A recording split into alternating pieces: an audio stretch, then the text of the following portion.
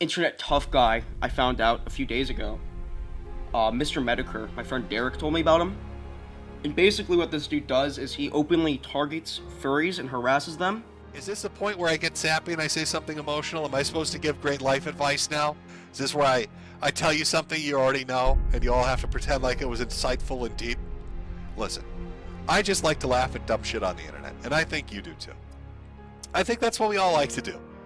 Life is hard enough. There's a lot of tragic shit out there. The world's a scary place. But it's nice to have the ability to laugh at goofy shit. When it feels like my country has just gone full-on retarded. And I don't know how else to put it. People talked about how they were sick of politics, how they were fucking tired of it. And if you think that's just a right-wing thing, it's not. You idiots have no idea what you've done. Again, that's a eponymous they, like the royal we. Who are we talking about? I think we know who we're talking about. I'm not trying to pin this on every Democrat or every person that's on the left. But there is a large portion that have been allowed to basically act in an uncontrolled manner for far too fucking long. We have allowed our country, our society, to sink to the lowest common denominator. We appease and appeal to the people that take the greatest advantage. And then we close our eyes and pretend it's not happening. We pretend that we just need to just get by to get on by. And that things will somehow magically work themselves out. They aren't. Things aren't magically working themselves out. Things are fucked. Things are really, really fucked. And there's a point where you have to say enough. Just enough. No more. I think we're at that point where you're shooting politicians that are running for president. It feels like the country's gone insane. It feels like lunatics are running the country. And I don't know what their end goal is. Don't know what these people want. Everybody dead and miserable and broke and poor? You know, you are going to eat the bugs and live in the pot. That's a funny joke. But there are people that push this idea of no ownership. You're not going to own a house. You're not going to own a car. You're not going to own a bank account. You're not going to have your own money. Everything's going to be on credit. You're going to be wholly devoted to and dependent upon the state. The state will take care of all your needs. I mean, is that the goal? Make everything so miserable, so fucking broken that you have no choice but to turn to the state? Make you sit in your house in fear because there are riots everywhere. Nobody gets prosecuted for anything. Cops can't arrest fucking people. You go to a grocery store and a fucking loaf of bread is under lockdown. Any politician that stands up to say otherwise gets shot in his head. Anybody that says something differently gets canceled on fucking social media. Can't make a living. No bank account for you. Can't have a job. Don't try to do this. Don't do that. Don't think this. Don't say that. Not allowed. I'm only matching tone from the other side. Conservatives don't want peace, or if they do, the definition of peace that we're using here is quite different. But when you say that they might not support that aspect of him, when you vote for a person, you vote for the package and all of the things that flow from that individual.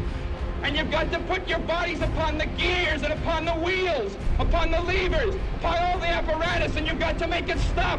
And you've got to indicate to the people who run it, to the people who own it, that unless you're free, the machine will be prevented from working at all. If you want to change that level playing field of competition to your advantage, basically you give me license to do that also when my opportunity comes around. Because you're the ones, you are the leaders of the community. You set the example. Through your actions, you show the community how things are supposed to be done. There's nothing you can do about it, he says. Well, I'm going to do something about it.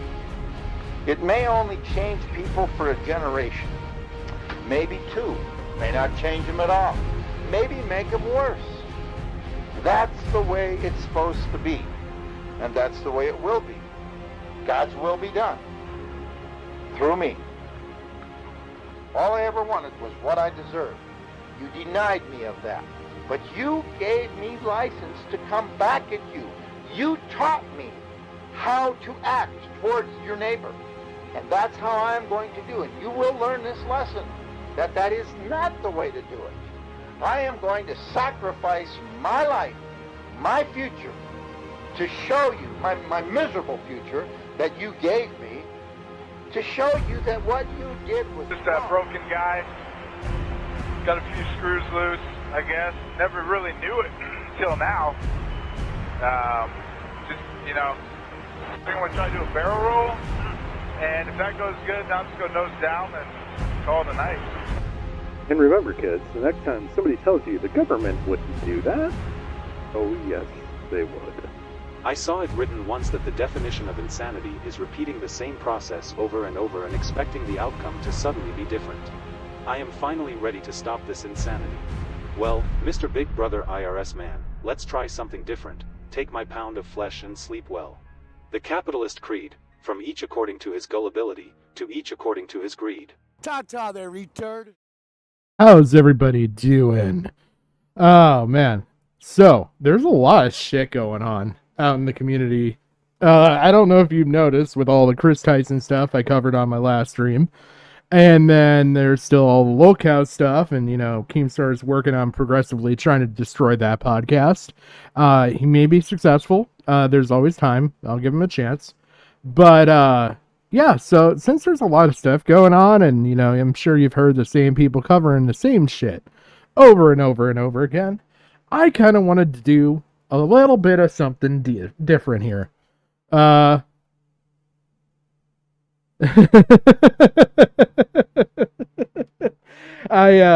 it going, Necro? I kind of wanted to do something different. I got a couple of games, things that I wanted to go over. A couple of them, maybe they're not the newest stories, but I think they're all good stories. A couple of them are, actual ongoing stories, and I just kind of found it interesting. So I figured, what the hell, we'll go over this stuff. And that way it gives you a little bit of a palate cleanser. Call me your glass of water between bites, okay? You can go and you can watch all the child molestation you want on another channel. Feel free to do that. I'm not gonna knock you for wanting to do that. I just want a fucking break from it. So, in that case, I'm going to cover 4 different, very, very different stories. So we're going to have The Day Before, which is fantastic. I'm going to go over some Ubisoft stuff. I'm going to go over this very unique hacker that I found with League of Legends. And then finally, we have The Completionist, which there was recently a video drop that's kind of slid under the wire, and I don't think anybody's really covered it, by June the King on The Completionist. And not only does he go over stuff and the data that I wanted to go over in the way I would have gone over it, he does it quicker. So, why the hell not? Why the hell not use somebody else's work and go over it that way? So, I know Jim will be stopping by shortly. GG may stop by. Tonight's just kind of a chill stream. And it's really just going to be going over this stuff. I asked Jim to stop by mainly because he's got he's a little bit more of the gamer guy, so he's got probably better input on this stuff than I do. But other than that, yeah, that's our plan for tonight. So I'm gonna try and keep moving quickly and start off because this is one of the 2 longer videos that we're gonna be going over. So I'm gonna start right off with the Day Before stuff, and I think Jim's actually in the audience. Yes, hello. Hey. So I was just, staying a little bit silent. You get your intro and all that stuff done. Yeah, no, I appreciate it. So, do you have any input on The Day Before? Like the game or anything like that? Did you play it? Were you one of the people anticipating this game?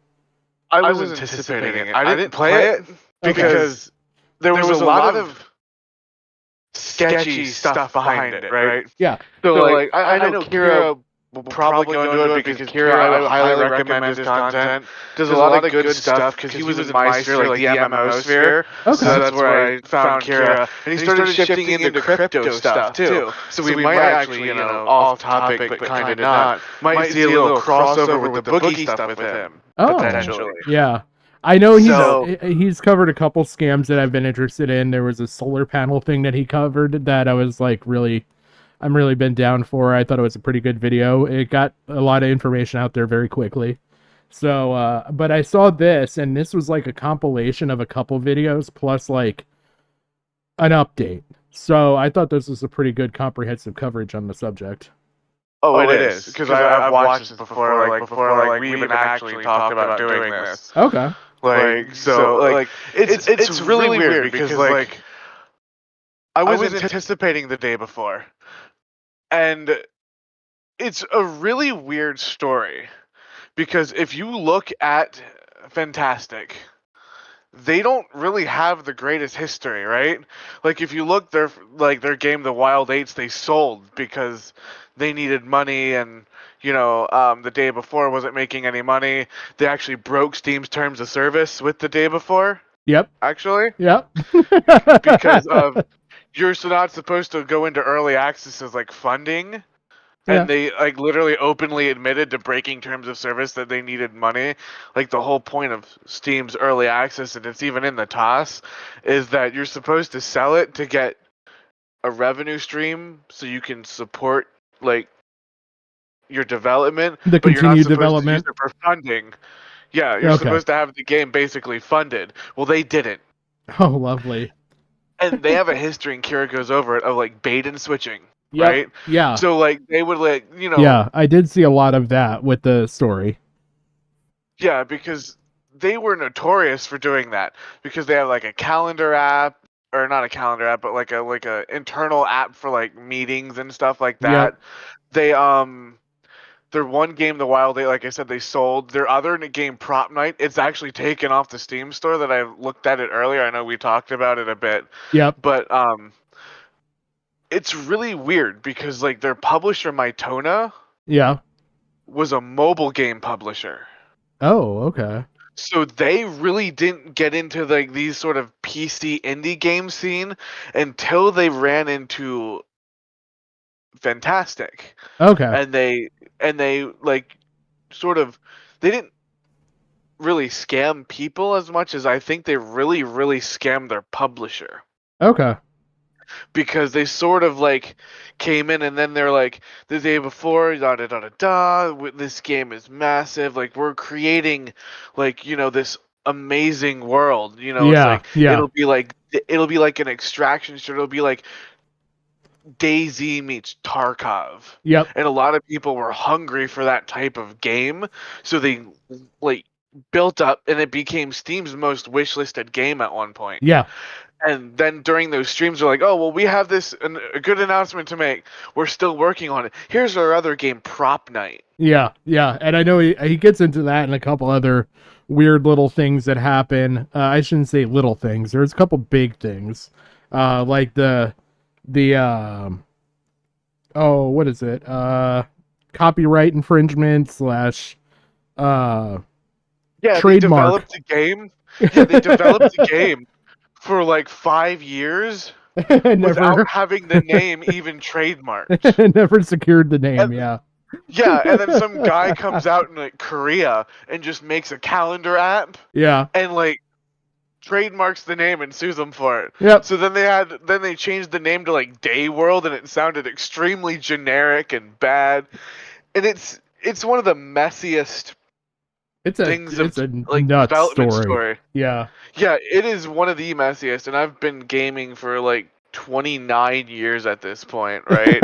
And I have never came across something like this, like just insane. Yeah. There's so many facets. That's going to be like a common theme going with all the stories that I have, because I know even though you're like a League of Legends gamer, you don't know the League of Legends story that I'm going to show you, because we kind of talked about that a little bit, but I didn't want to give it away. You do know the Ubisoft. I've played Assassin's Creed, so I actually got input on that stuff.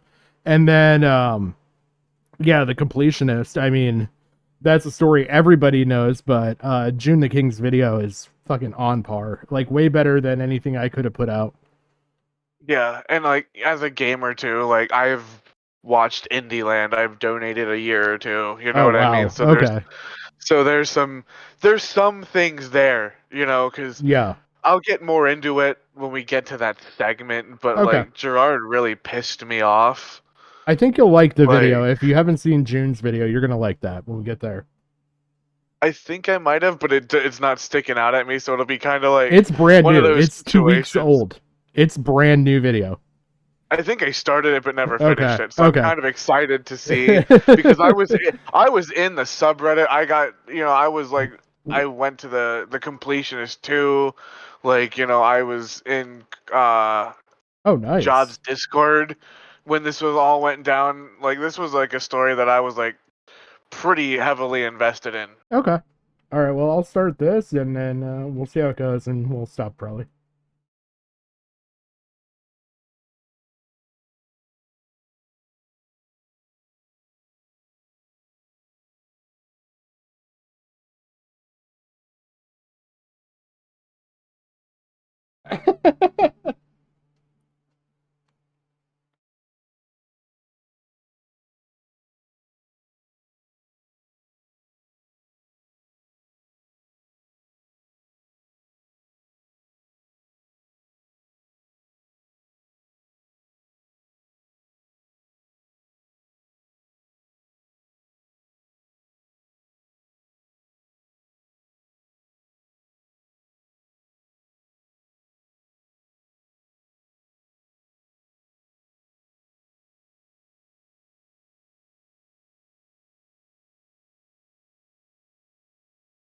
By the way, I kept seeing that clip when like it initially started playing, and I was like, "Oh my god!"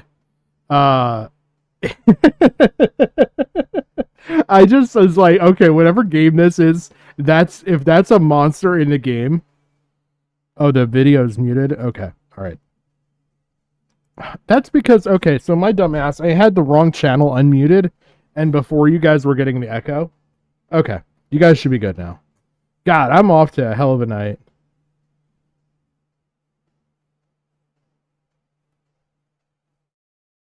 We should be good now, though. But yeah, I saw the whole fucking the beginning of the video, like where they're showing that fucking monster pop up. I'm like, that's actually genuinely a fucking monster in this game. No wonder they're fucked. Cause like that was the shoddiest shit I've ever seen. Yeah, no, like you can just tell like that they were completely out of their depth. Like that they've never made like a massive project like this before.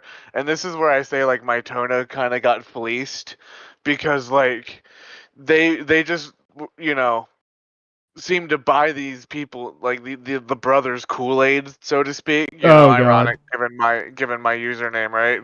Kool-Aid and Jim Jones, right? But like yeah. But yeah, like it's one of those things where like you can just see like from a design standpoint, like it was just like it's like they were trend chasing, like.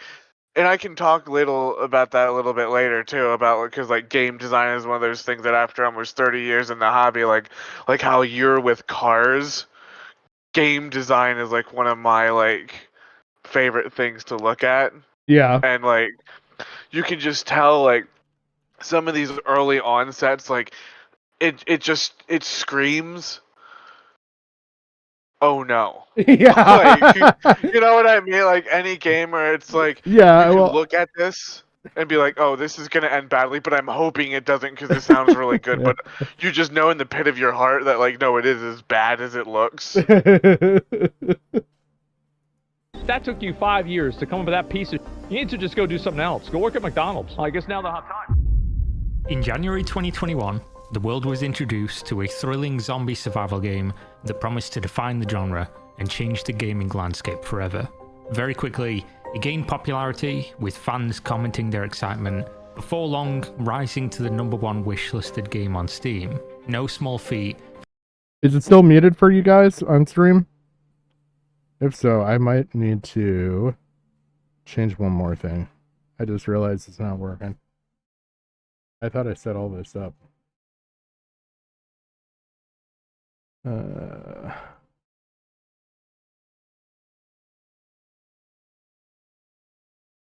There we go.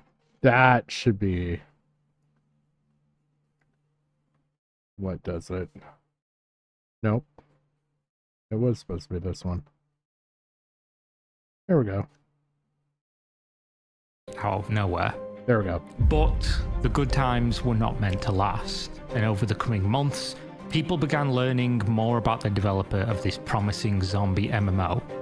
The end result is one of the most insane stories to ever exist in the games industry. So come with me on this feature-length journey, chronicling the entire life and death of Steam's most fake game, The Day Before. This was a very, very good-looking trailer. I mean, it looks amazing. This looks good, chat. This game is going to be pretty cool, I heard. All right, let's see it. The day before's initial trailer was full of promise, a pitch that was equally ambitious as it was unlikely. For this reason, even at the early stages of existence, people were incredibly skeptical about what was being shown. And after all, why wouldn't they be? The day before announcement had arrived at possibly the worst time for a promising, albeit far-fetched trailer. Just a month prior, on December 10th, 2020, another game had launched after a decade of promises and trailers, painting a compelling picture, but delivering something that did not meet expectations. Cyberpunk 2077. With this game came a renewed criticism of the games industry's ability to present deceptive game footage years prior to the release of a product that seemed a million miles away from that expectation. This was not a new concept. Cyberpunk was just the latest and perhaps largest renewal of the conversation, becoming the most recent example of how deceptive a trailer could really be. Cyberpunk reminded people of the very real downgrade of graphics and gameplay that they'd seen for years, how a trailer was nothing more than a marketing tool, usually being polished for months to display a concept of a video game that may not currently exist in any meaningful way. Designed to be presented on massive stages such as the now dead but previously annual trade event called E3, shouting to the world, this is what our game is, what we hope it will be, or sometimes just an outright lie. So, given that people were already just burned with one of the largest game launches in history, the day before came at an unfortunate time for selling hype and promises. But what exactly was it about the day before that was causing raised eyebrows and suspicious glances upon immediate arrival? Well, to start with, the trailer was so heavily scripted and lacking in how any real human would play a video game that it almost comes off as a parody. The game screamed fake right from the jump. Running out of fuel. Great, man. Yeah, I saw this initially. Like, this little bit here got me interested in the rest of this video. Because I was like, God, this is so fucking scripted. Like, oh yeah, so fucking scripted. It really harkens back to The Division. Yeah, if you've ever seen that trailer. Yeah, he actually brings that up at one point, I think. Yeah, overdone because it's like, oh, we got hostiles coming in. It's like, I talk with my friends like that when we're trying to LARP. Yeah. Not when we're just like being like serious like that, and he'll go, I don't know if he goes into it, but if you look at some of the trailers, they're recreations. Yeah. Like there's like one trailer that's a shot by shot recreation in their game of Black Ops 2. Yeah, there's a shot by shot there is. recreation Yep, he of The does Last touch of on Us. that. Yeah.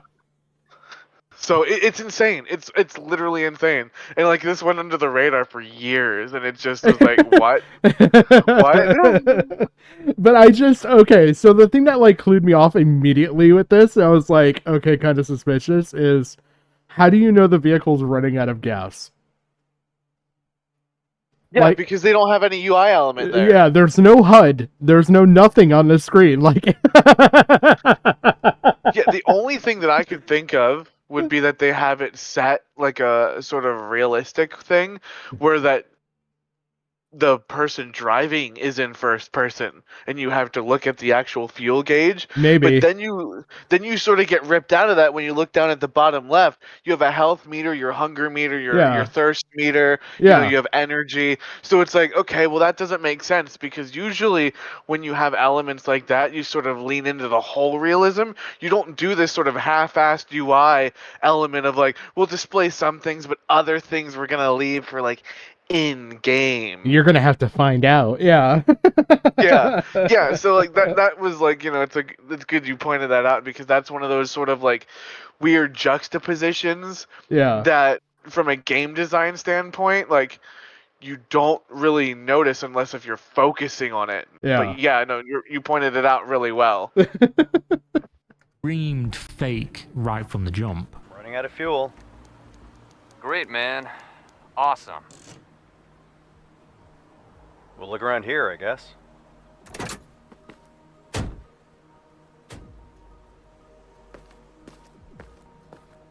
Shall we split up? Yep.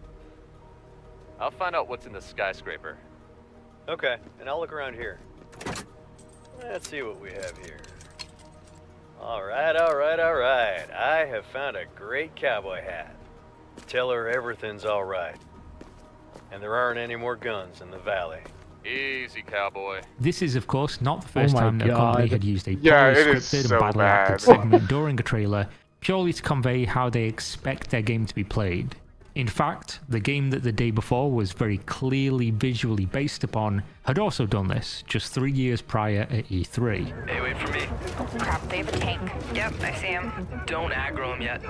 Let me adjust my build. Got my crossbow and chem launcher. Now keep that talk of similarities between the Division 2 and the day before clear in your mind, as we will come back to this later. The rest of the trailer displays very little in the way of actual gameplay, and absolutely zero if you consider that this isn't how people play games. If you treated the trailer like a proof of concept for how they expected people to play, as a trailer that existed to give you a feeling of the game world but admittedly not actual gameplay footage, it would make slightly more sense as a concept. But what people were seeing was scripted interactions, absurd scenarios, and something more intangible. Something about the trailer just didn't feel right. The protagonist takes on 3 heavily armed players alone, without taking damage, using just a sidearm, just scooting along within seconds, as if nothing had happened. And at just the right moment, a horde of zombies appears as if from nowhere, flooding the lobby of a building despite the streets outside being absurdly quiet.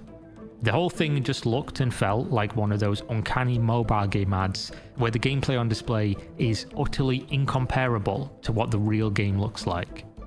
The movements, the decisions, everything just screamed fake. This was not a developer controlling a character within the world, interacting with systems that already existed.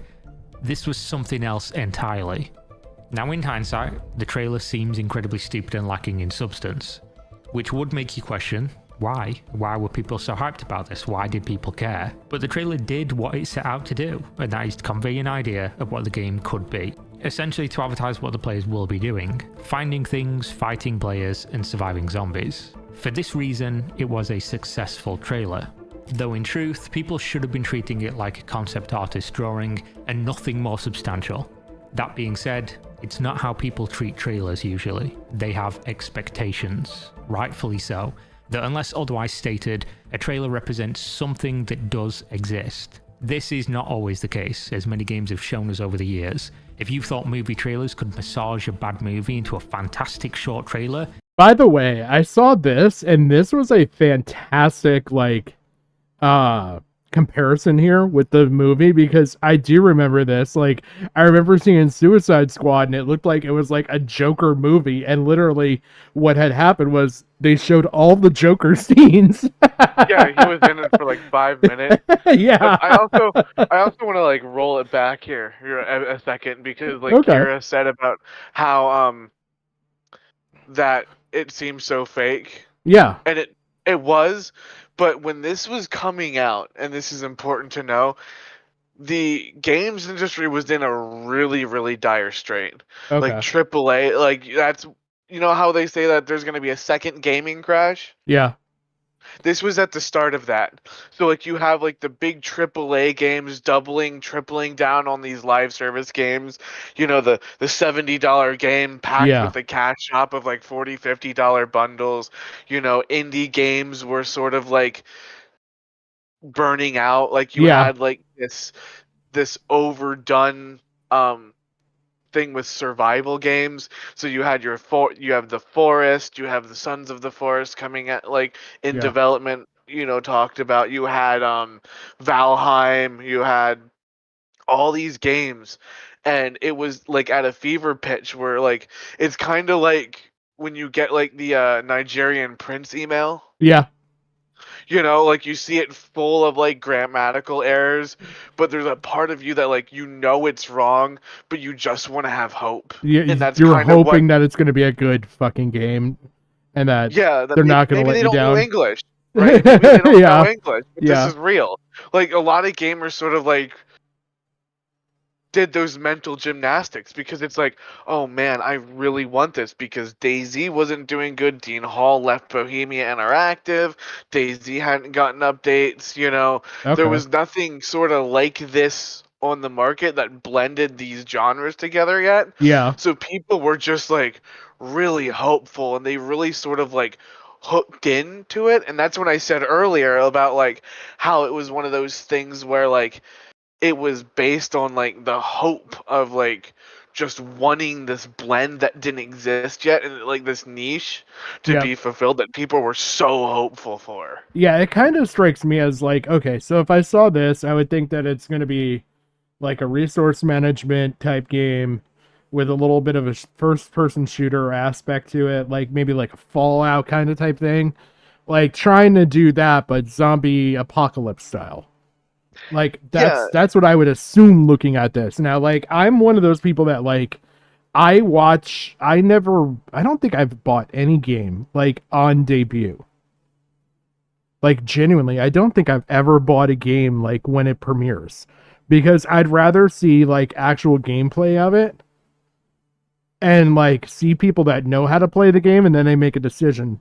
I think the closest game probably of anything would be Lies of P.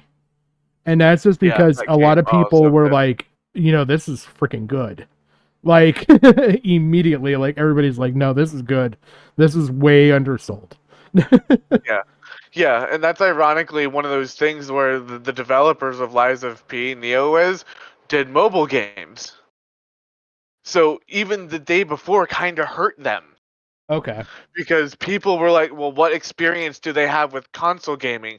We remember Fantastic. Okay. And they were like, holy shit. Like, no, they actually nailed it. Yeah. Like, these guys have talent. Yeah. We're like, that's one of those things that, like, really irritates me about Fantastic, because they legitimately damaged some of these developers from breaking out of these like, these little, like, sort of, like, mobile game things into the wider audience, right? Okay.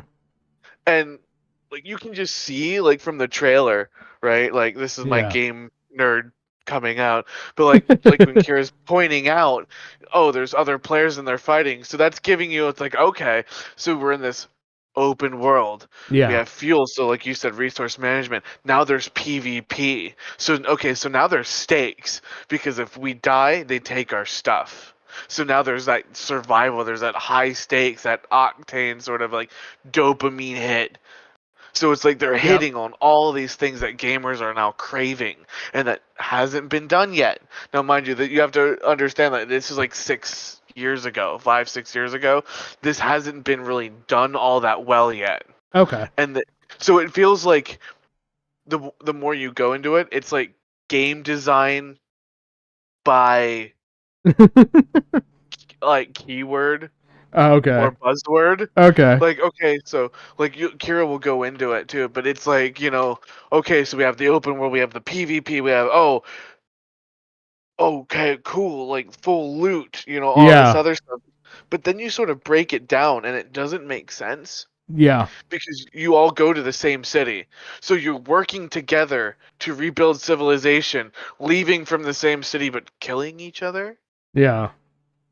Like, there's no factions. Like, this should be set up as, like, 2 cities vying for control. Yeah, or at least 2 halves of a city. Yeah, you know, like, you know, trying to, like, survive, right? Yeah, like how you've even seen it because you've played Fallout. Like, you've played Fallout 3, right? Yep. So it's like, you know, like the nuke quest. Yeah. Do you detonate it or not? You know, like something like where you have that moral choice of like these cities sort of vying for this influence. Yep.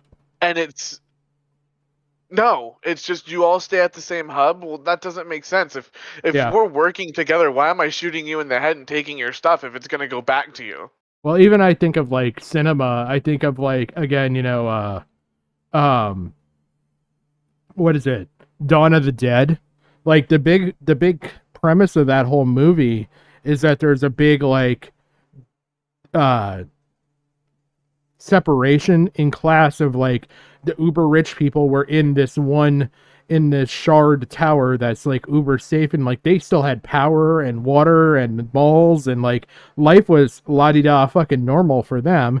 And then there's people on the outside that are like trying to fight to survive, and then there's the zombie horde. Like you could literally have taken that thought process and applied it here. Yeah, and like The Walking Dead's another good example where you have like Yeah. Negan and the Saviors and like the Yeah, Governor, yeah. like all these different factions. Like it was built for that, but they didn't do that. That's where like when you start looking at it from that point, where the lore doesn't match the game design, and there's a lot of like Separation. yeah. If you play games, you'll know what I'm talking about. Where it's like it feels like AI or like designed by like Disjointed, industry detached kind of thing. Yeah, it feels like an EA game where it's like, what are the kids into? Extraction shooters. We gonna make this game like the Yeah. Battlefield extraction shooter, like Firestorm, or like when they did the other one for Battlefield 2042. Where it just was like, this is clearly like your attempt to cash grab. Maybe even conveying a story that doesn't exist. Well, the games industry laughs about such restrictions. Instead of massaging footage and adding nothing extra, they can instead spend weeks or months creating a pixel-perfect fabrication without a single element existing in the real world. There is no constraints to this other than how much time, money and experience you have to put the trailer together. So aside from the trailer feeling and looking fake in terms of how it was portrayed, simple concepts do exist when judging games from a surface level perspective, and the Day Before was failing here. So what I'm talking about is that if a game is from an indie, small or unknown studio, you expect less in terms of graphical fidelity. This is due to high quality art and animations being a massive bottleneck for development, one that is only overcome with many talented artists working tirelessly for long periods of time, which of course means lots and lots of money. As a result, the Day Before trailer presented an immediate red flag with just how fantastic it looked. If you didn't know any better, this would look clearly like a very well-funded team with a large number of employees and experience. Either that, or it was a lie. Those are the most common explanations when you come face to face with this situation. So going back a little bit to talk about the Division comparison, people noticed that the forced cringe audio of the trailer was not the only thing similar between the Day Before and that game. The graphical style and world also looked strikingly familiar. So much so that the very first controversy surrounding the Day Before sprouted up from this similarity. Before any substantial information about the game existed, people took one look at the trailer, another look at where the developers were from, and decided that there was only one conclusion: theft. This almost entirely came from the fact that Fantastic, the developer of the Day Before, was based in Russia.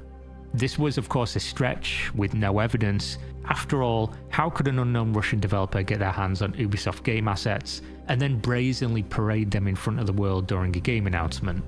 Still, the accusation quickly gained traction and even merit. And if there's one thing that is for sure, when people are suspicious about a video game, they will begin to analyze everything until they find what they're looking for, and so they did. Within the first few days of knowing the game existed, people noticed that the visual similarities between the games was simply smoke, but they had also found the fire. The Day Before logo, front and center on all promotional material, was almost an exact replica of the Last of Us logo. In fact, when making videos about the Day Before, to make my thumbnails look as similar to the game's font as possible, I literally used a tutorial on how to recreate the Last of Us logo, and it looked almost identical. So at the bare minimum, the Day Before was being liberal with their usage of other people's work in their game. While they hadn't stolen anything per se, they were copying homework word for word, just in their own handwriting. So while there was no real theft of game assets, people had this feeling, and that feeling had led them to very real evidence of something being off with the game. Which just goes to show how easy it was from the initial trailer to tell something was going on here.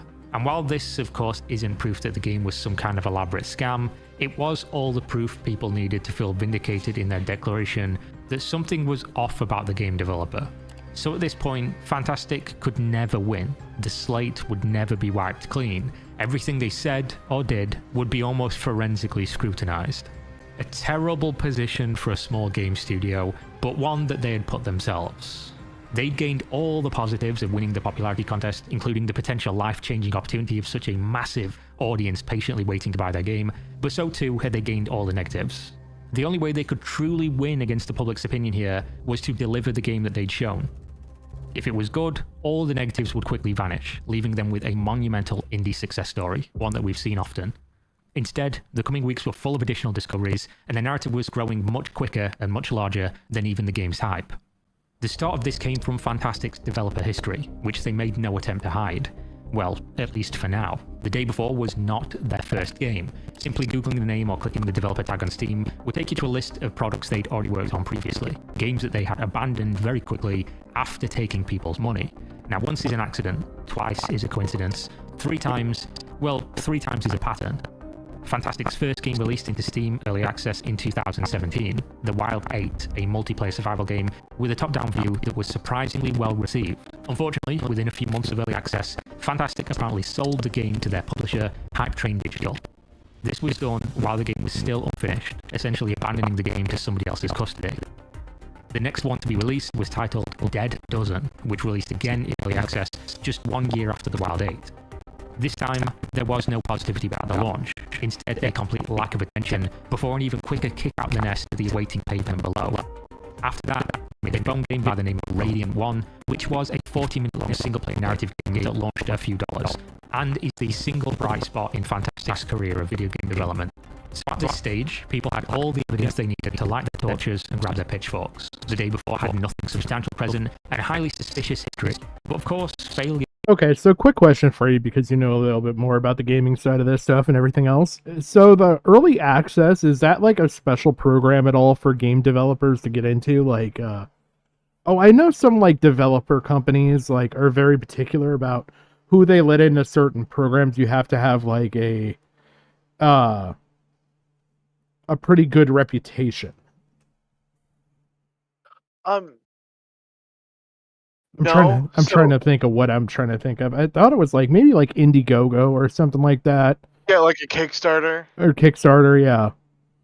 Yeah, so no, but Valve will scrutinize you. Okay. So like I was saying how they broke Steam's toss. Yep. So early access is designed for you to sell your game while it's still in active development pre 1.0. Okay. So you're supposed to launch with a functional product that you believe you can finish. Okay. Now that doesn't mean that like it has to finish, because there's tons of time where it's like we ran out of budget, we're sorry, we have to shut it down. You know, but Valve states, and this is important why this got yanked, you're not supposed to sell it to fund your development. Okay. It's not a Kickstarter. Well, you're supposed to sell it and use the feedback you get from your early access to develop it further, and it's supposed to be sort of more of like a financial contract of like you get money, but it's not supposed to fund the development. And this is where they break terms of service, where they said we can't finish it because we didn't sell enough to fund our development. Okay, so the reason why I asked is like when I was watching this, I noticed of the 4 games that they talk about here, well, technically 3 games plus there's a DLC. Mobile game. Yeah. So like 2 of them were early access, but then the 3rd game wasn't. So I didn't know if they were like kicked off the program and like they weren't allowed to come on until they finished something, and that's what happened here. So it very well could be. Okay.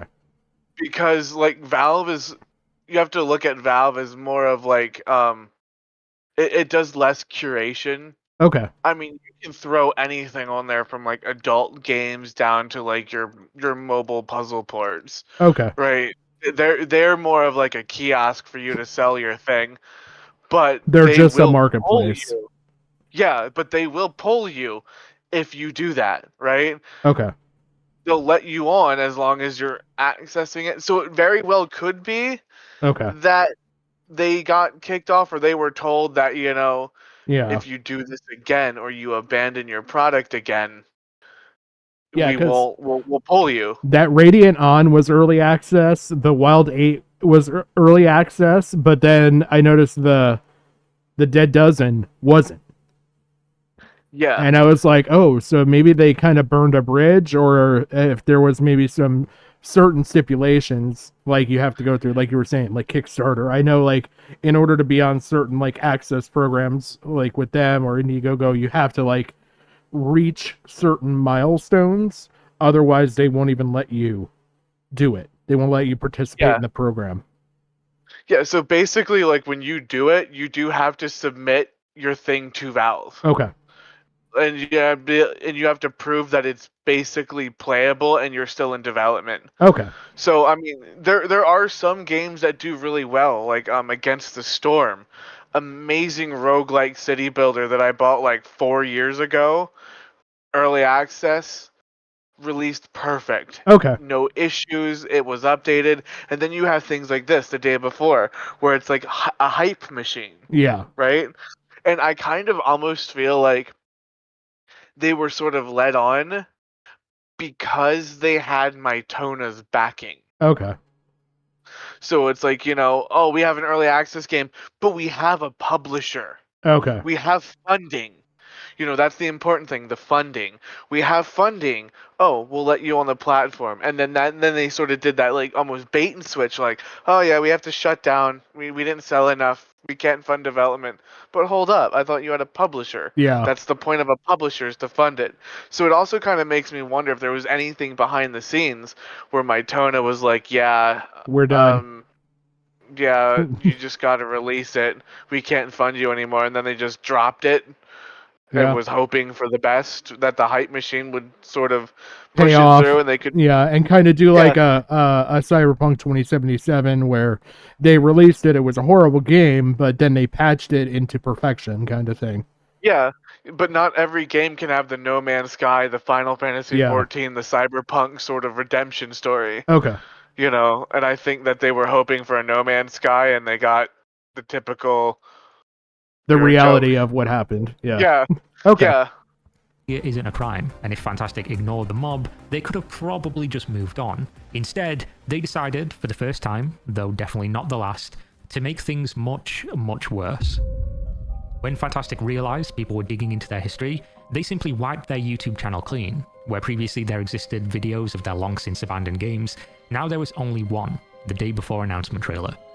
Years of the YouTube channel remaining unchanged, but suddenly now is when they decide to delete the things that people had just discovered.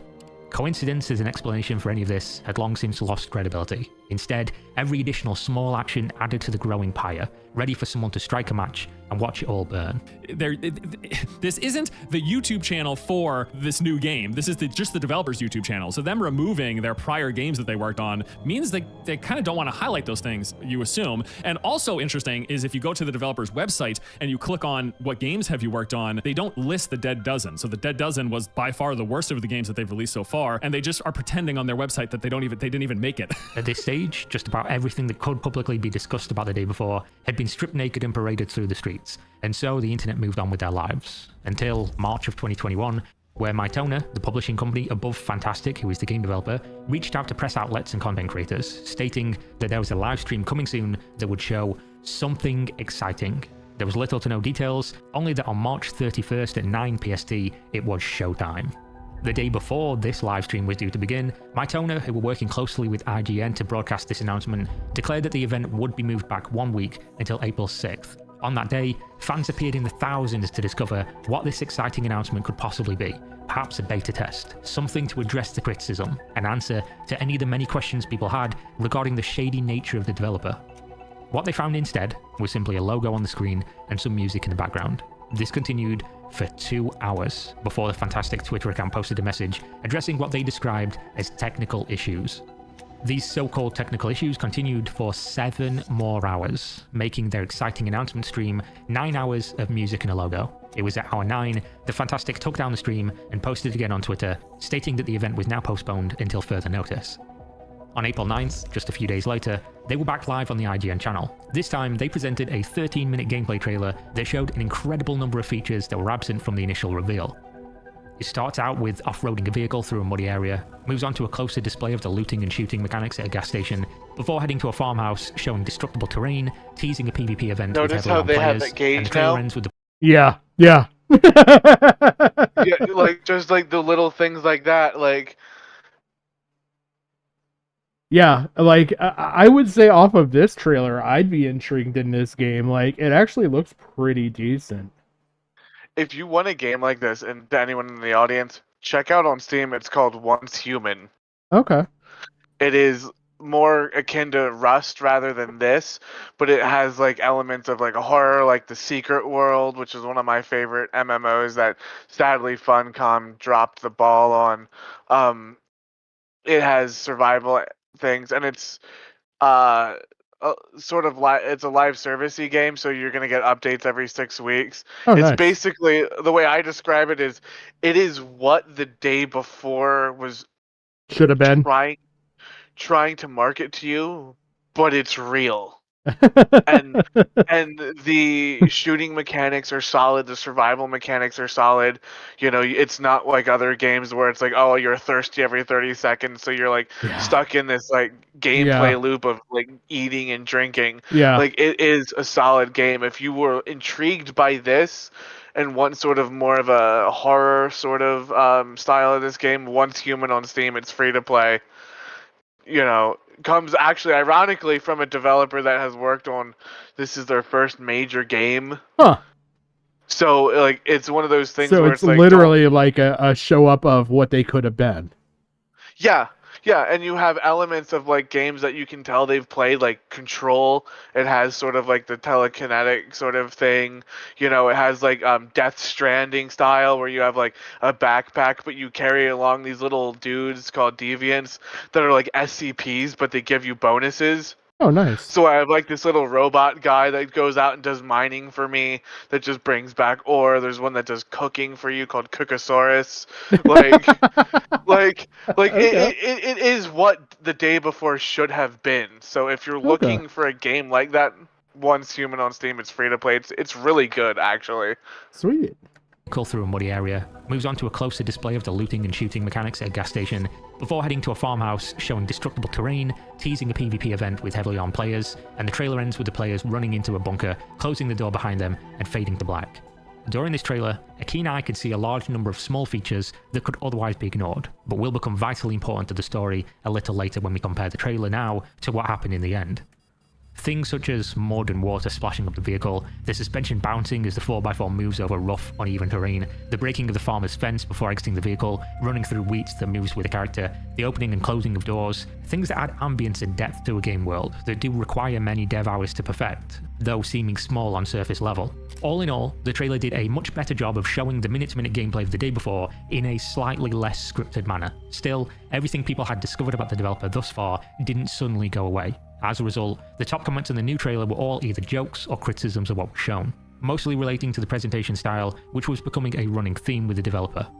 They'd put someone in charge of controlling the main protagonist who had terrible aim, moved incredibly slowly, and with a stiff, almost robotic action, but most importantly, the trailer still just felt off. All in all, it did nothing to convince those who were now of the opinion the game was a scam, but it did drive a massive number of eyeballs and a growing interest in the day before, whether for the actual game or just for the drama. The biggest and likely most overlooked issue with trailer's release is the way that it was delivered. Now that people knew it was a simple 13-minute video to be shown during the initial date of March 31st, it was worrying to say the least. The delay to the release date could be forgiven, as sometimes a few finishing touches or last-minute issues could cause a brief delay. But when the new date arrived on April 6th and fans were left watching a logo for 9 hours, that was simply a head-scratcher. After all, showing a video on a live stream is something that an actual child could operate, and this was being presented by IGN, one of the largest video game outlets on the planet, with a simple task that they had extensive experience doing. The only real explanation here was that Fantastic had somehow messed up the most basic of tasks. Now this simple mishap seems tiny, but it showed that even the very basic handling of the day before's public perception was simply a bridge too far for Fantastic. They were taking the once-in-a-lifetime opportunity of having access to a small studio's dream, a massive audience with interest in their game, and fumbling it every step of the way. While this is, in the grand scheme, small details, it signaled to everyone paying attention that the road to release was going to be bumpier than the trailer's off-roading experience. So before we continue, it's important to take a temperature check of where the community was at with the day before, as I've so far only presented the overwhelmingly negative and critical side. There was, in truth, two sides to this story the whole time. One group was that of the skeptics, combing through every frame of every trailer, breaking down every detail imaginable, and labeling the game as fake, the developers as scammers, and the whole situation as ridiculous. On the other hand, there was a group of people that ranged from the wait-and-see gamers who refused to join in the witch hunt, as well as people on the other end of the spectrum who took it upon themselves to defend it against the overwhelming criticism and what they labelled as hate from a mainstream bandwagon of angry gamers. Basically, this could be summarised as the old haters versus fanboys argument, though really, most people fell closer to the middle of this spectrum. One very interesting question was being asked by the people defending the day before, which needs to be discussed in this video in order to progress the story. This question was twofold. Firstly, how could the game be fake if there were multiple trailers showing gameplay? Secondly, and most importantly, Fantastic and the day before hadn't taken a single cent from the public, so what was in it for them? Effectively, why and how could this be a scam as so many people adamantly believe? If nothing was gained, what would be the point of it all? Now, in response to the first point regarding gameplay on display, this could be answered very easily. It is commonly known that it's possible to build what is referred to as a vertical slice of a game and show features that work only in a very specific way, in a very specific area, without handling any of the difficult parts of development, giving off an incredibly polished and substantial view of a game that doesn't really exist beyond that small example. Add in things like post-processing, interface elements after the fact, and the nature of pre-recorded footage being easy to orchestrate, and that gives you the answer. This is why hype trailers can be considered a waste of real development resources and serve only as marketing material to drive potential future sales, because much of what is built in a trailer is work that might never be usable in the real game environment. Of course, this is not a rule of thumb. Gameplay trailers do exist, and teaser trailers are usually labelled as such, but it is possible. And in terms of the money question, well, they were right. They were absolutely correct on that one. No one had lost money from the day before, not a penny had changed hands. There were no pre-orders, no crowdfunding, nothing. So what could Fantastic possibly be gaining by lying about or misrepresenting its existence or substance? At the time, people speculated that the answer to this could be the scam happening to investors and partners like Nvidia and not the public, which is plausible. It was never ruled out. But the real answer came with Fantastic's next move. Just a few months later, in October 2021, all became increasingly clear. Prepare to stream something amazing after the event. What does that mean? Is something coming today, guys? You've just seen some new videos from the day before, and you know the release date. We're looking forward to delivering the day before for you. And now we have something more. Our second inner team at Fantastic has been working on something super fun over the year.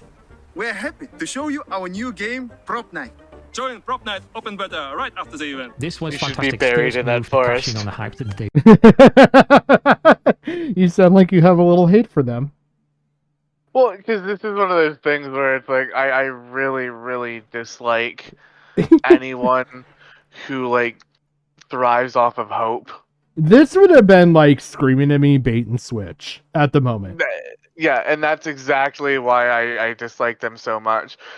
You know, as simple, as silly as it sounds, like, you know, gaming has gotten me through some of the worst shit in my life. Yeah. And like, knowing that someone out there is going through something difficult, knowing that, oh, I can't wait for this game, I'm so excited. You could escape, yeah. Yeah, and then, oh, by the way, here's our other shitty 1v4. Like, we're following the trend of Dead by Daylight now. Yeah, yeah. Like, because we can't shove it into this game, so we made another game to shove it into. Here's something that stood out to me, like, and that was nuts to me watching this for a game that came out looking as unfinished as it did, was watching this Not part a rule of here. thumb. Gameplay trailers do exist. Like, the vehicle's Teaser trailer, actually making which are usually tracks labeled as in the such. mud. But And, like, just the... I get, like, what he was saying about some of, like, the polishing and stuff you could do post-production and all that. But, like, this actually looked pretty good right here. Like, even if it's just, like, an environmental horror kind of thing, like, they kind of, like, this looks insane. This looks pretty on par with a lot of, like, driving sims that I've seen. Yeah, and see, that is one of those things that really raised a red flag to me. Because, like Kira said earlier, it takes a lot of finance and talent to do that. So, you really have to know programmers that know their shit to program that. Yeah. To make it work. And I was sitting there thinking, this doesn't feel right. Because if you look at a lot of successful indie games, like Stardew Valley, Signalis is another good one. They will use, like, pixel art or lower poly art. Yeah. Because financially it's beneficial. It's not difficult, but also resource-wise. It doesn't tax systems as hard. Okay. So, like, if you look at Stardew Valley, and this is a theory that I know some people, like, disagree with me on, but the reason it was so successful was because it was so low requirements. You could put it on everything. The Switch, the Xbox, the PlayStation, PC. Even Portability you're, of it. like, 8 years ago, like, if you have a PC from a decade ago, you more than likely can run Stardew Valley. It opens up to this wide customer base. Yeah. And it is stylized, it's good, it's effective, it doesn't put a financial strain on you. The amount of finance you need for that ray tracing with the light, for that mud, for those tracks, to program the physics. Financially, that is a massive undertaking, and I'm supposed to buy these two brothers in this random forest somewhere in the middle of Russia, Yeah. have the budget For that. after we've seen quote unquote gameplay. Well, there's going to be another subject that's going to come up that when we get to it, I'm going to ask you about it, and I think it relates to some of this, and so, but I want to ask, so once we get there.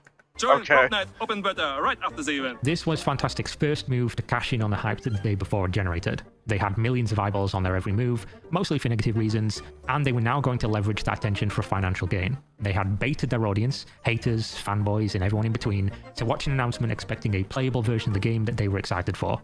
This was orchestrated carefully and done in a way that does not happen by accident. Admittedly, it was a smart move, but one that again, in retrospect, showed that Fantastic were behaving incredibly suspect. After all, everything they'd shown was difficult to believe, lacking new substance, and delayed. Not only that, but communication was insufficient, they'd already failed to address any of the questions or concerns of the public, and they'd now baited their whole community, as well as journalists, content creators, and all to push out a product no one had asked for and wasn't even related to what people were interested in seeing.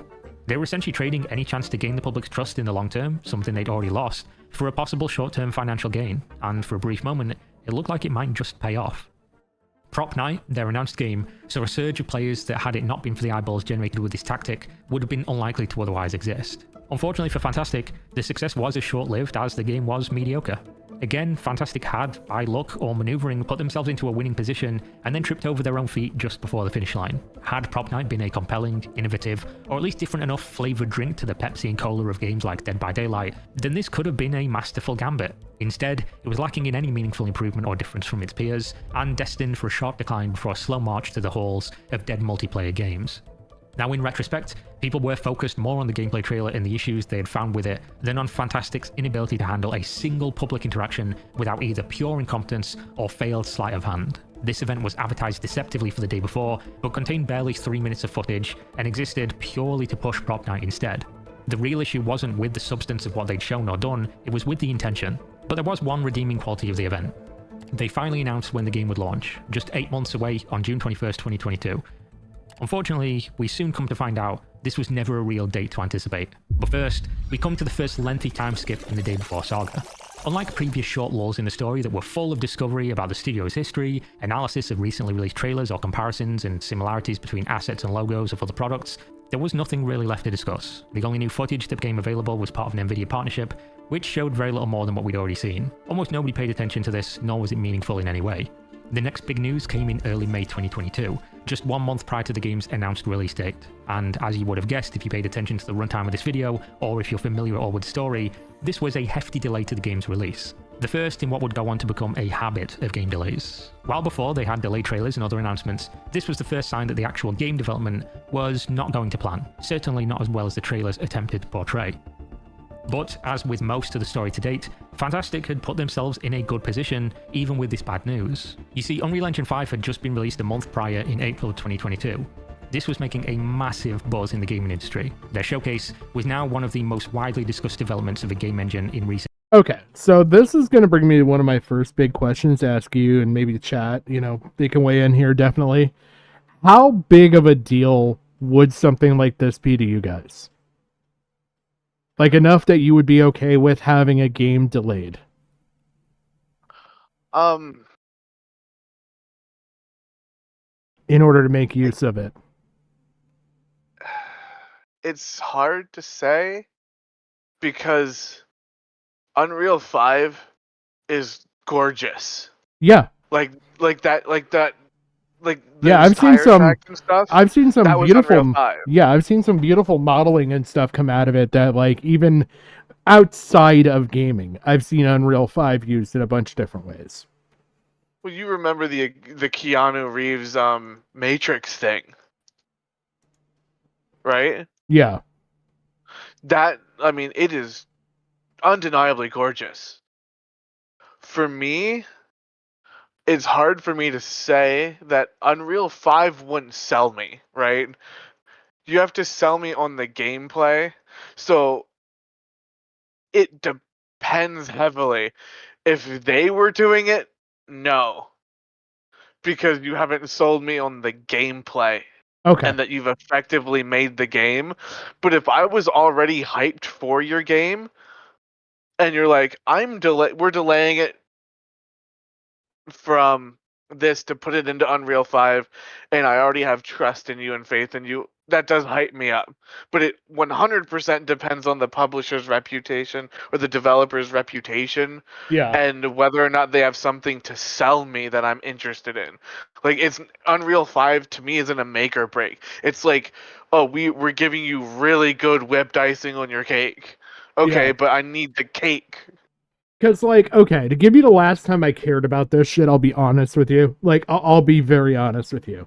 And so it wouldn't be like the Unreal Engine. It would be like, okay, I was a big Battlefield 3 player. And so, like, with the Frostbite engines and stuff like that, and the destructive terrain and things like that, that was really, like, a big deal. It was kind of like a big leap forward in gaming.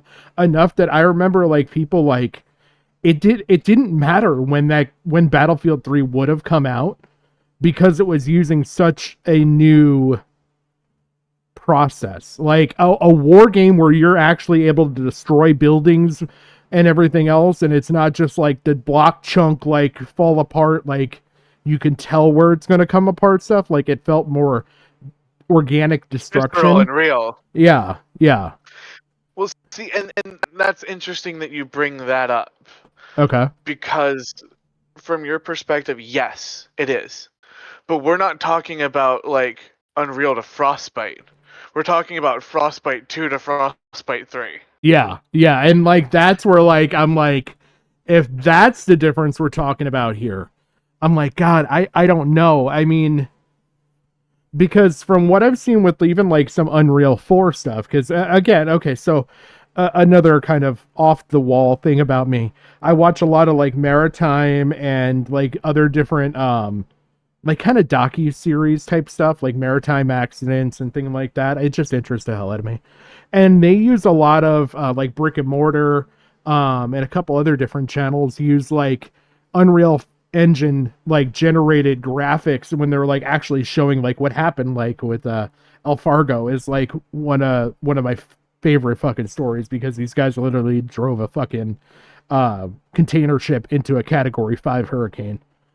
And you might have to send me that offline because that sounds insane. Oh, it was unfortunately 36 souls were lost, but it's like one of the most insane things you could ever think of. Like these guys literally missed like a Cat 2 hurricane early in the sea, like literally weeks before, and then drove their ship into a Category 4 hurricane and were never seen from again.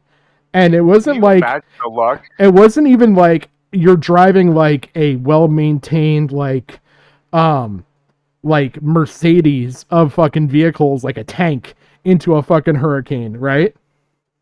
Yeah. This was like a rusted bucket that oh god, it was a glorified dinghy that had no chance. And these guys, like, it's insane. There's a lot of backstory on it and everything else. Like, the actual company that ran the El Fargo actually ended up suing the people that were crewmates, the families, because of like maritime law and stuff. It gets really insane. Definitely send that to me because that seems like something that's like so insane. That's right up my alley. Yeah, if you guys want to see like what I'm talking about here, I'll show you. It's called Brick and Mortar. And there's another one that's more maritime disasters.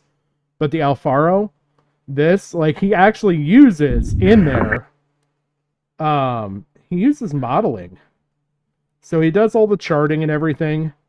But like when it gets into activities, like here, you can kind of see he's actually using Unreal Engine modeling for showing what's going on and showing like what's happening externally on the ship, because like all of this is obviously stuff that like you couldn't get now because the one ship is gone. But it's pretty cool stuff to watch. Like here, We've made agreeing, quote, this was every day in Alaska. I thought it was one of the points like where it showed like he'll actually show like how they break apart, how they sink, like what likely happened. Like this gets into like some real technical shit, but I love it. But yeah, he actually does use quite a bit of like Unreal Engine and stuff. The other one that was insane, that was really funny to watch was, or not funny, but sad, it's a tragic thing, is, what is it? Like 2 years ago, was the sinking of the Bounty. Okay, so if you guys have ever heard of the Disney movie, The Mutiny on the Bounty, it's done in the 50s. Okay? Like, this is old, genuine Disney stuff. So, of the Bounty. So, like, this, it's a legit, like, sailing ship. Like, it was a tall rig. And so, like, this ship is the only ship that 3 times it has met its fate. Okay, so there's the original Bounty and what happened with the original Bounty and her crew and everything back in, like, the 1700s, right? So Disney creates this ship. And for this ship, like, they do almost 100% accurate recreation of the ship. And something happens with it. At one point, it sinks. And then the last time they bring it back, they refloat the ship. It gets restored and everything. And then just a couple years ago, it sinks again in Hurricane Sandy. So this ship, this namesake ship, the mutiny, there's the original Bounty story, and then the ship from the movie ship has sank twice. So it's basically cursed. Yeah. Is what I'm hearing. Like, it's basically cursed. Yeah, but like Ocean Liner Designs is another one that used a lot of Unreal Engine stuff. But a lot of these channels, they actually do use a lot of this stuff, which is kind of funny. So like, this is how I know. There you go. Like, you can kind of see there, like some of the Unreal Engine and everything else, like they actually replicate it. Yeah. And so and it's I don't know if I would like, I don't know if I, as like a casual gamer, could really tell you the difference between Unreal 4 and Unreal 5. Yeah, I mean, the ray tracing, the lighting, I'm sure that they were probably more ecstatic because, like, the tools, from what I understand from a design standpoint, are better. Okay. And since it's the latest version, it's going to get obviously more updates, Okay. right? So I can see them being excited for it, but like as a consumer, if you don't have, I'm not gonna buy a game because it's on Unreal 5. Okay. Like, there's nothing there. There's nothing there. Like, So it's not like a Frostbite. driving factor like Frostbite was. No, because like Unreal 5, it's pretty. It could probably handle physics really a lot better and more in like computational wise because of the way the tools work and stuff. But I there's not something in me that says like I really want this over Unreal 4. Now the if it other was thing Unreal 3, that- Unreal 3 had a lot of issues, but The other thing that I'll say is I'm also a console gamer, moved to PC recently, like within the past couple years. So like I couldn't tell you a lot of niche things. Was like, did you have to have a lot more upgraded technology to run like Unreal 5? Like, would you have to have like an RTX gen card and stuff like that? yeah, because not because of the engine, but because of what it will allow people to do with it. It's sort of like it's hard for me to describe it. Okay. But like, No, that's fair. the way That's that fair. the way that it opens up things, like with ray tracing, like the it makes ray efficiency tracing of it a lot- and stuff like Yeah. that. Okay. Yeah, so you'll need it not because of Unreal, but because it is more easy to get like things like ray tracing. You're gonna need it because now people are gonna start putting ray tracing in as like a common feature, whereas Okay. it used to be like when Cyberpunk came out, like this was- is like the bougie Yeah. sort of like if you're rich you can do it. But now like my 4060 that I paid like $290 for Yep. on sale has ray tracing. So now it's just a basic feature. So it's sort of one of those sort of like leaps in sort of generational tech that you are gonna have to upgrade. But Okay. it's not like this massive like it won't sell you. If you like what you have and You'll be you just want fine. it to look Okay. yeah, if you want it to look better, Unreal 5 will excite you, but it's not a selling point. Okay. That makes sense. In history. Fantastic's video game had little to no footage shown for a while, had a massive question mark hanging over its head, was clearly not ready to launch, but luckily for them, they'd just been saved from an optic nightmare by the fortunate release of this game engine update. Unreal Engine 5 had arrived just in time to give them the perfect excuse to push back their game. Not only would it give them time to work on things that clearly wasn't ready, but most people were immediately on their side. Where they would usually have heavily criticised such a lengthy delay, people were apparently happy to wait, so long as the result was exactly what they wanted, a next-generation, revolutionary open-world zombie survival MMO. And people were so excited about Unreal Engine 5, how could you not want this game to have that? So the wait began, as the delay took the game into 2023, March 1st specifically, just over 2 years after the game was first announced. For the next few months, the Day Before saga should have been quiet. There was no footage to speak of, no news, nothing related to the game at all. But in true Fantastic fashion, there was a discovery that sparked a new inferno of criticism that had previously died down to embers. Fantastic had released a video, as well as a section of their website which described what they referred to as volunteers, specifically how they used volunteers and how you too could become a volunteer. The description was a real head-scratcher. Fantastic's culture is based on volunteering. Every single member of the company is in fact a volunteer. Which makes no sense, since a volunteer is, by the very definition of the word, someone who freely gives their time or labour, and therefore paid employees of the company could not be a volunteer. This led to common sense interpretation that Fantastic were using the idea of even full-time employees being volunteers as a way to obfuscate the fact they had a substantial reliance on unpaid labour within their business. Perhaps even as a way Basically to shield an from army of criticism interns. and muddy the waters Okay. of just who is a volunteer and what are they doing in regards to the game development. When people discovered this, it became another avenue of attack for critics, who were rightfully discussing the issues with using unpaid labour for things that clearly should be paid. Just another arrow in the quiver of doubt, which was now packed tied to them Fantastic's staff budget. In response, Fantastic tried to style it out, stating volunteers only worked on things such as localization, a job that would be expected to be compensated financially, as if this would change the public backlash that was clearly not based on this single topic, but the culmination of events thus far. Not just that, but community moderation was also left up to these so-called volunteers, a decision which very soon would come back to bite them, but not before Fantastic gave another answer as to an earlier question. What were they gaining from lying about a game that didn't really exist? Where was the scam? Well, fast forward to January 2023, YouTuber Big Fry posted a video discussing yet another incredibly suspicious aspect of Fantastic. On January 3rd, 2023, a video titled Life at Fantastic appeared on their YouTube channel. It has since been deleted, like much of Fantastic's history, but they did initially advertise it on their Twitter as a, quote, huge premiere.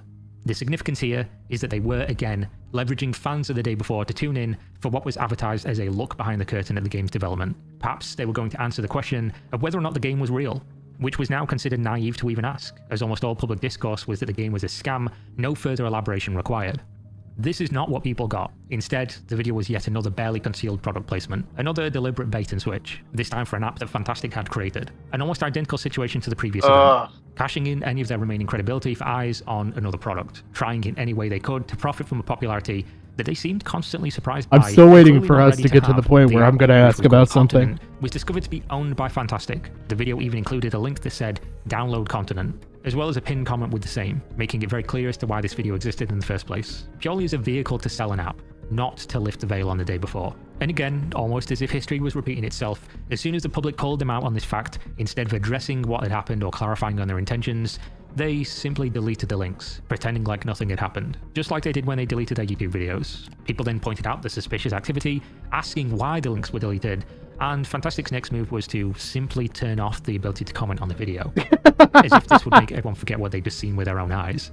Now, if you thought this story was a wild ride so far, buckle up, Because the rest of 2023 is the most ridiculous thrill ride of gaming incompetence, lies, and stupidity that you will likely ever see. When the day before promised that the game would be unique, they didn't lie. No game in the history of Steam has ever achieved.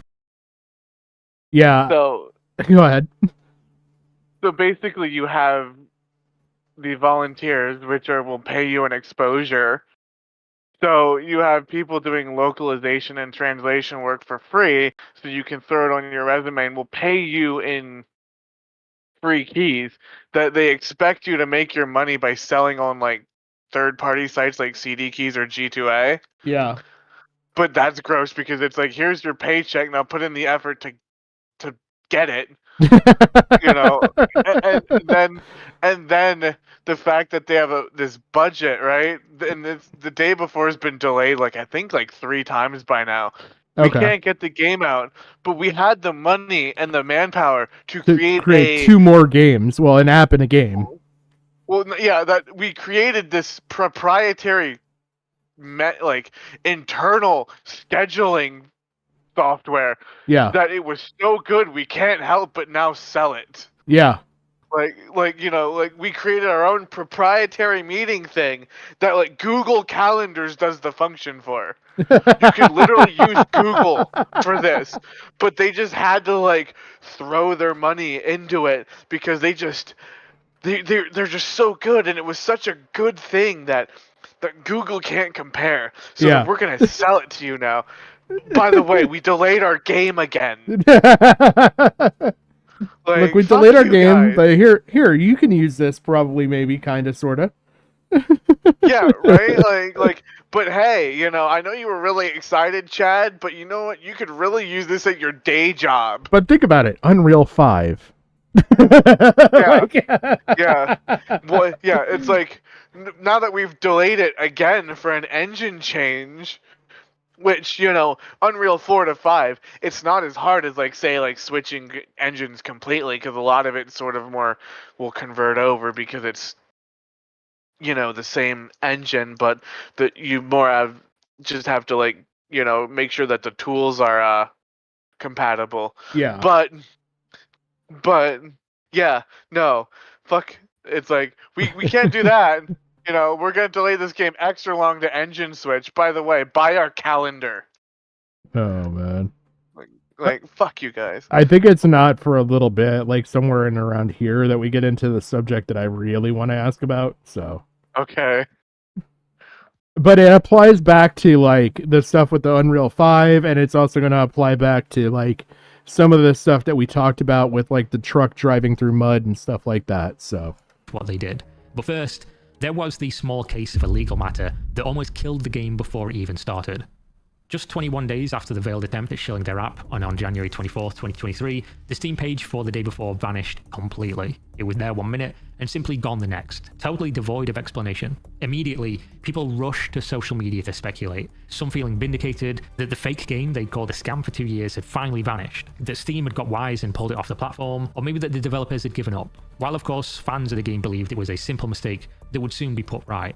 Both of them were wrong. The situation got increasingly muddy when one of the previously discussed volunteers for Fantastic, a community moderator by the name of Wolf, took it upon himself to publish a statement on the official Day Before Discord, stating in essence that this was a simple mistake on Valve's end, that the Steam page had minor technical difficulties, and all would be resolved once the Steam maintenance concluded.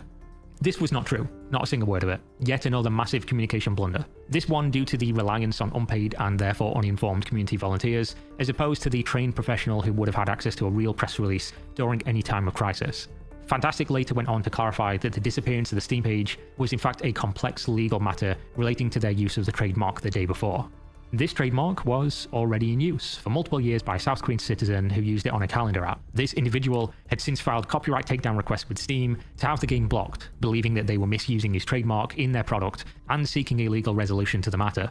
Fantastic declared in their communication that they were only made aware of the situation on January 19th, days prior to Valve's compliance with the takedown requests. But upon inspection of publicly available legal records and documents, this was at best an oversight, perhaps a misrepresentation, or at worst an outright lie. This information was brought to light by Force Gaming, who discovered the trademark record showed at the time of publishing the Day Before trailer in January of 2021, Fantastic had not even applied for the trademark. In fact, they never filed official paperwork until January of 2022, a whole year later.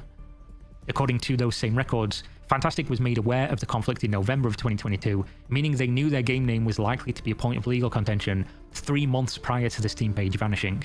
Not just that, but anyone who has dealt with legal matters will no doubt know there is almost always a letter of intent or notice before any legal process is declared, making it unrealistic to assume Fantastic had only found out about the takedown notices being a threat merely days before they were actually sent to Valve and the Steam page removed.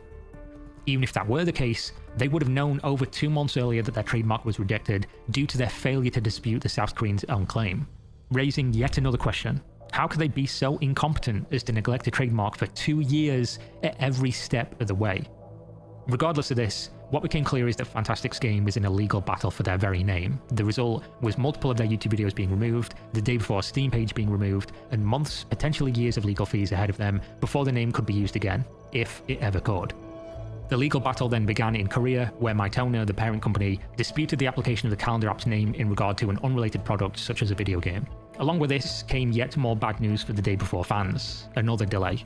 This time moving the date from March 1st, 2023 to an even less certain date of November 2023. After all, no one can put a time frame on a civil legal matter, especially when it spans multiple continents, and 8 months seemed overly optimistic. All in all, The Day Before seemed to now be going to the stages of parody, stranger than fiction and impossible to make up. Every step of the way, if it could go wrong, it would. Not due to unfortunate circumstance, but of their own making. Essentially snatching defeat from the jaws of victory, managing to always place themselves in the right place at the right time, but being completely incapable of capitalizing on their chances. At this time, people were so jaded by The Day Before, expecting that everything they said or did was a lie, that this legal matter was even considered as a conspiracy. Some believed the copyright issue was simply a fabrication. When pointed out that there was real legal action being taken that would cost tens, hundreds of thousands of dollars, the narrative shifted. A simple agreement between parties, expend money for a real legal battle, but both parties be in on it from the start. Which raises the question, why did people think this was the case? And some truly believed it was to give Fantastic another perfect excuse to delay the game, one that no one could argue with as it was simply out of their hands as a matter of law. Possibly to even cancel the game and avoid launching and potentially being sued for real by the customers. Of course, conspiracies are usually sexy, reality is often boring. This situation could simply be explained by Hanlon's razor, never attribute to malice, that which is adequately explained by stupidity, and Fantastic was to date defined by exactly that, stupidity. This situation alone would have been crippling news for any company and their fans, but for Fantastic it was just another day, and also the beginning of much bigger issues. They released a new gameplay trailer on February 3rd, and this was seen as yet more vindication for those who accused The Day Before and Fantastic of theft. This time, it had real merit, unlike the previous accusations with the Division's art assets and more like the Last of Us logo. They had shot for shot copied the trailer from Call of Duty Black Ops Cold War Zombies. You can look at them side by side here, and you will see that this is an identical recreation. They wasn't simply using the trailer of somebody else, they were just recreating it with their own assets. Which again is why people started to immediately take everything they'd done before and started to compare that to other games too, which showed that yes, this was really happening with a frequency that was impossible to ignore. And again, to be clear, it wasn't that they were literally taking assets from other companies, they were simply creating an exact replica, for seemingly no reason at all, besides being devoid of their own creativity. A situation that was inexplicable. After all, how could you know the internet is calling you a thief for stealing a logo for 2 years at this stage, and yet brazenly shot-for-shot copy another incredibly popular game's trailer? They had to know. So to this day it remains beyond comprehension as to why they would do this. Were they purposefully creating controversy just to remain relevant? Maybe that's the answer, but what we do know is that they did it and never addressed why. Instead, they fought back against the critics, releasing a statement that still exists on their Twitter feed. We all live in a time of disinformation and lack of fact-checking. Anyone can say anything for views, and everyone will believe it. Disinformation needs to be dealt with, as it can harm not only us, but also other indie and small/medium studios. It also has a mental impact on the members of such teams. After the release of The Day Before, we'll think about how to help novice developers deal with fakes and allocate resources for this. Destroying is easy, creating is difficult. A very powerful statement to be sure, one that clearly addresses YouTubers such as myself, who to this point had only really given opinions on what had happened and speculating as to why it had happened. This statement could have aged very well if everyone had been wrong about The Day Before. The game could have released, and then they could have revisited their words here, pointing out how quickly the so-called hate mob jumped on their small studio, trying to destroy their beloved game. But you should return to this statement later to read it with the retrospect of what really happened instead. Until then, things continued to get worse. As Fantastic addressed disinformation from people they said would do anything for views, the next part of the story came from a place they would struggle to argue against: their own employees. On February 13th, a Russian publication posted an interview with insider sources at Fantastic. This interview discussed in detail the internal struggle of the studio, as well as the state of their flagship game the day before. And if you thought things were bad from the public perspective, well, things inside Fantastic were much, much worse. The source describes an incredibly toxic working environment, including mandatory crunch, referring to long work hours to try and meet deadlines, which led to a high turnover rate of staff, with people opting to simply leave the studio rather than continue in such a toxic environment. The article goes on to state the conspiracy theory about the trademark issue was incorrect. There was no agreement. It was a real legal dispute. They also clarified it was just another sign of what they called incompetence of the top of Fantastic in all aspects. Which makes total sense. People were assuming that the higher-ups of Fantastic were some kind of evil masterminds coming up with grand strategies, when the truth was they were just really bad at managing their business, which is, admittedly, much less sexy of a storyline. The article goes on to say that the brothers who oversaw the studio and often displayed in the videos of the day before were everything that is wrong with the development, that they are terrible to work with, shouting, screaming, cursing at employees, changing development decisions direction on a whim almost daily. The studio was rotten at the very core, and these men were the ones responsible. They also go on to describe what many had speculated regarding early trailers of the day before, that they were simply vertical slices, and that most, if not all of the features on display, simply did not function in any real game. Just a hype trailer created in a small area designed to market the product. The interview ended, echoing the same sentiment that many of us had been sharing now for 2 years. I strongly do not recommend buying this. Now this is where my previous video on the day before ended. It was a deep dive on the whole saga, with months still left to launch, and with many questions that needed answers. Many of you will be aware of much of the story to this stage, but there has so much happened since then, and the story is so compelling, that I believe it needed to be available all in one place, with as much detail as possible. I truly believe this is one of the strangest video game development stories ever, and wanted to do it justice as such. And if you thought the ride until now was bumpy, well, buckle up, and I hope you didn't pick a window seat, because this is where it really goes off the rails. So some of the questions that were still being asked, even though everyone should have known better: will the game ever release? Was any of it real? Did they really do all of this for a kickstart on another game in a silly app? Are the investors really being scammed? And what's going to happen next? Well, very little, actually, at least for a few months. There were a few teaser images posted, nothing of substance. There was one video, which was their attempt to prove to the world everything was legit, that all the criticism and haters were wrong.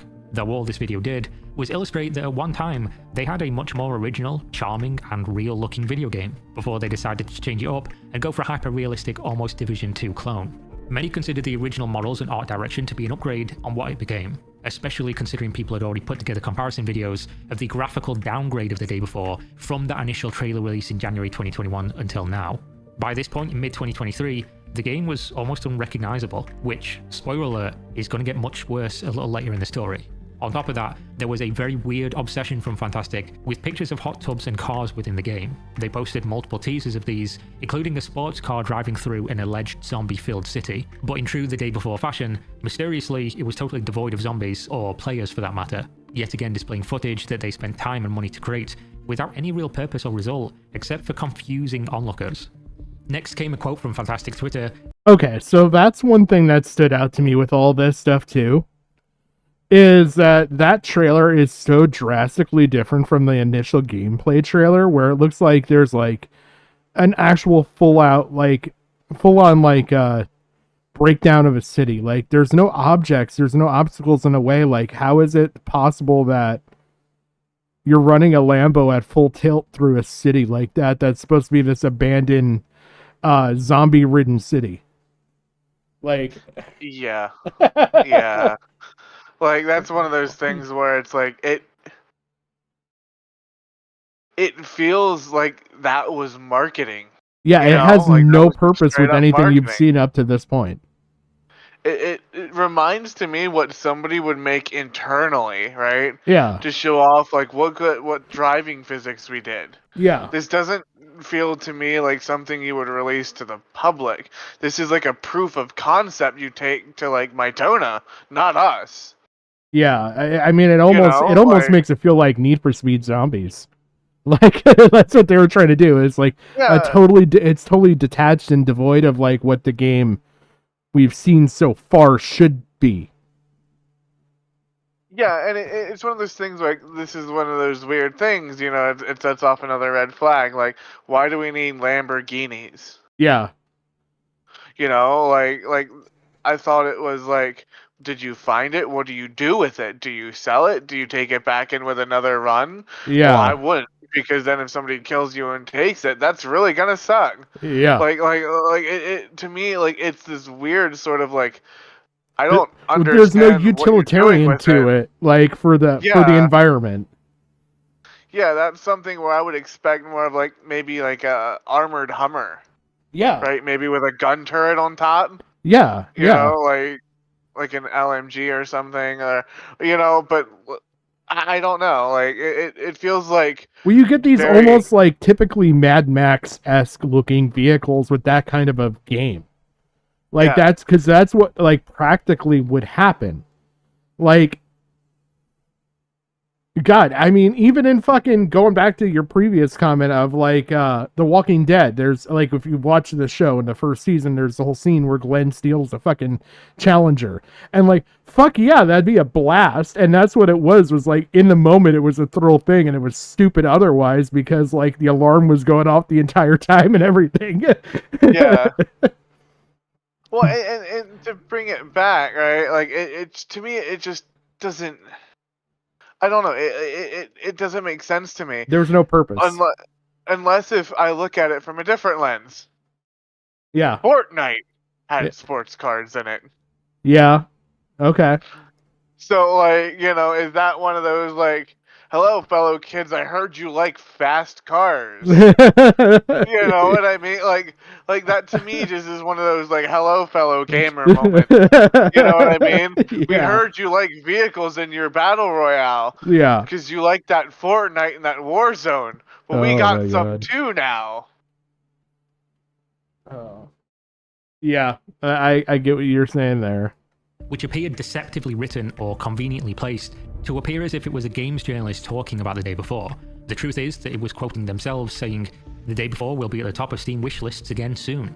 So to take the temperature again, the day before was at this time considered by almost everyone to be a scam for one reason or another. There was nowhere you could go and see a mention of this game without that being the prevailing sentiment. You've heard and seen why people were feeling this way throughout, but as a reminder, one of the biggest criticisms was that no one had ever played the game or seen anyone really playing it. There was only incredibly curated trailers that felt totally off. This situation could very easily have been remedied by the developers if they cared. And to be clear, Fantastic owed the public nothing. No explanation, no apology, no gameplay, no access, and no game at the end of it all. After all, nobody had paid a cent.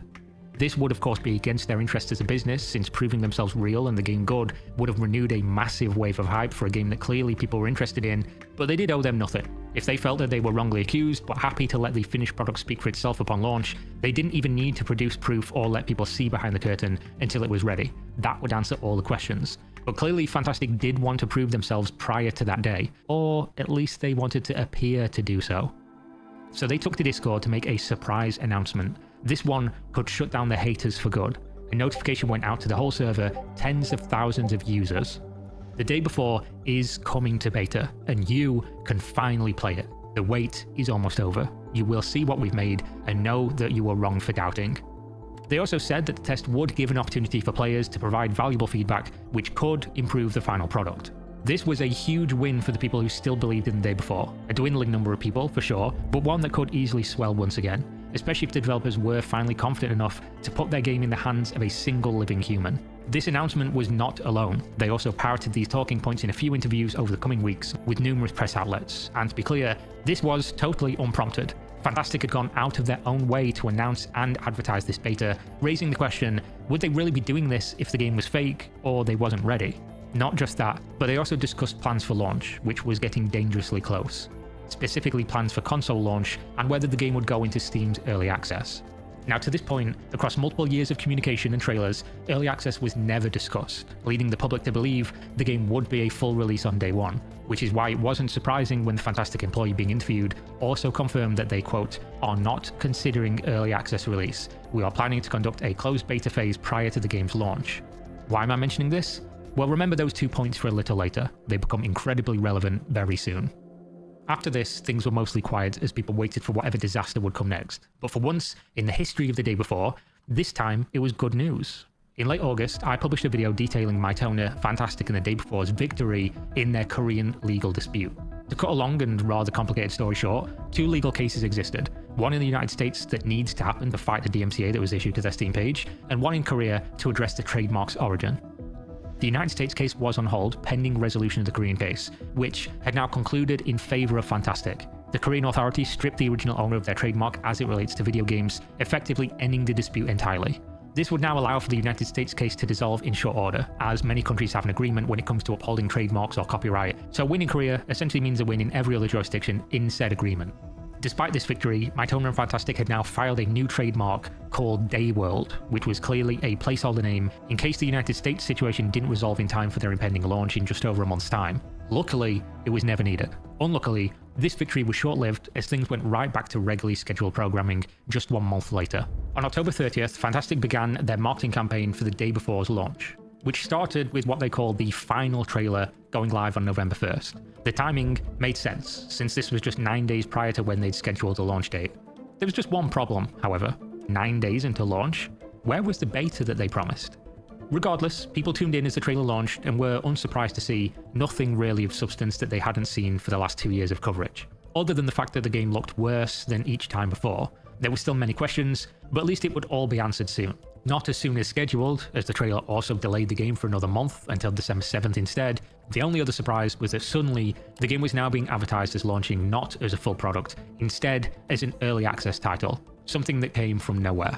After all, if you follow the timeline, they believed this game was ready to launch 8 months ago, and the trademark dispute was the only reason they delayed. But somehow, with 9 months more development, it wasn't ready to launch without what is essentially an alpha tag and discounted price? Just another question that would go unanswered. Except for the obvious, the game was never ready, and early access could shield them from some criticism if things were not perfect. So this left another question to be asked. With the game now being a month away and having a perfect opportunity for a beta test, were they going to have one? But there was simply no mention of this. IGN fortunately was paying attention, and with a direct line to Fantastic, they asked the question, where was the beta? Fantastic's response would have been much better had they simply ignored the question entirely. Instead, they said that the beta was still happening, but that it was only for Fantastic volunteers. If you remember back, volunteers are what they call not only their full-time employees, but also the people who do their unpaid work such as moderation. So this was clearly a ridiculous thing to do and say, especially after they'd gone out of their way, without prompt, to quiet public criticism by promising this beta. They made no further attempt to clarify the situation, not with IGN, and not publicly to their audience, who they told directly to expect the ability to play the beta, but also that they wanted them to play it to give them feedback and improve the game prior to launch. What this essentially means, reading between the lines, is that they valued secrecy of their game's state more than they did any chance to make improvements to the product. That they were scared to show what they had, and that they were happy to pretend they never mentioned a beta to their fans, instead saying the only people who could play in this beta were people who already had access to the game, or were, according to my own experience, under non-disclosure agreements preventing them from sharing their experience. To be clear here, if nothing else had happened, if this video was 1 minute long, there was no additional context, this one decision from Fantastic would have given you everything you needed to suspect that this game launch was going to be a disaster, to declare that the development studio was rotten and that they were not to be trusted under any circumstance, that this launch was going to be fireworks for all the wrong reasons. And that was true. Fast forward to December 4th, just 3 days before the big finale, and Fantastic again took to Twitter to reveal their truth. This letter was well received, much more than anything they had posted previously, and essentially just says they love their game, their community, and that they were here to update the game for the long future. In this letter, there are contradictions, such as them addressing people who criticize them, saying that they accept it, which goes against what they said in a previous release earlier in the video that describes said criticism as disinformation and that people were not fact-checking. The message goes on to say some things that were interesting about the public perception, things that again become important later in the story. First, they asked people to not accuse them of scamming as they'd not taken a penny, which, as I said earlier, was absolutely true. How could this game be a scam if they hadn't taken money? Except for the leverage used to promote their other products, of course. But that isn't taking money for the day before from customers, so many would say that they were right. Second, they asked people to not call them an asset flip, which, to my knowledge, no one was really doing, at least yet. There had been accusations of stealing art from games like The Division and stealing style from other games as well as their logo and trailer shots, but not of being an asset flip, which refers to buying pre-made assets off a store, making nothing yourself, and essentially just shoveling out a garbage product. This was a very weird inclusion for the game's pre-launch message, which... Okay, so this gets to my question. So, like you've got this accusation of asset flipping. Is it really as bad as they're making it out and as Kira's making it out with this video? Like, is that like a game killer for you guys? Like, Chad and Jim, like, I don't know. I wouldn't think that, like, for especially for a small developer, like buying assets would be that big of a deal. It depends. Okay. In this case, yes. Okay. Because we saw how much. It's one of those things where it's like another nail in the coffin.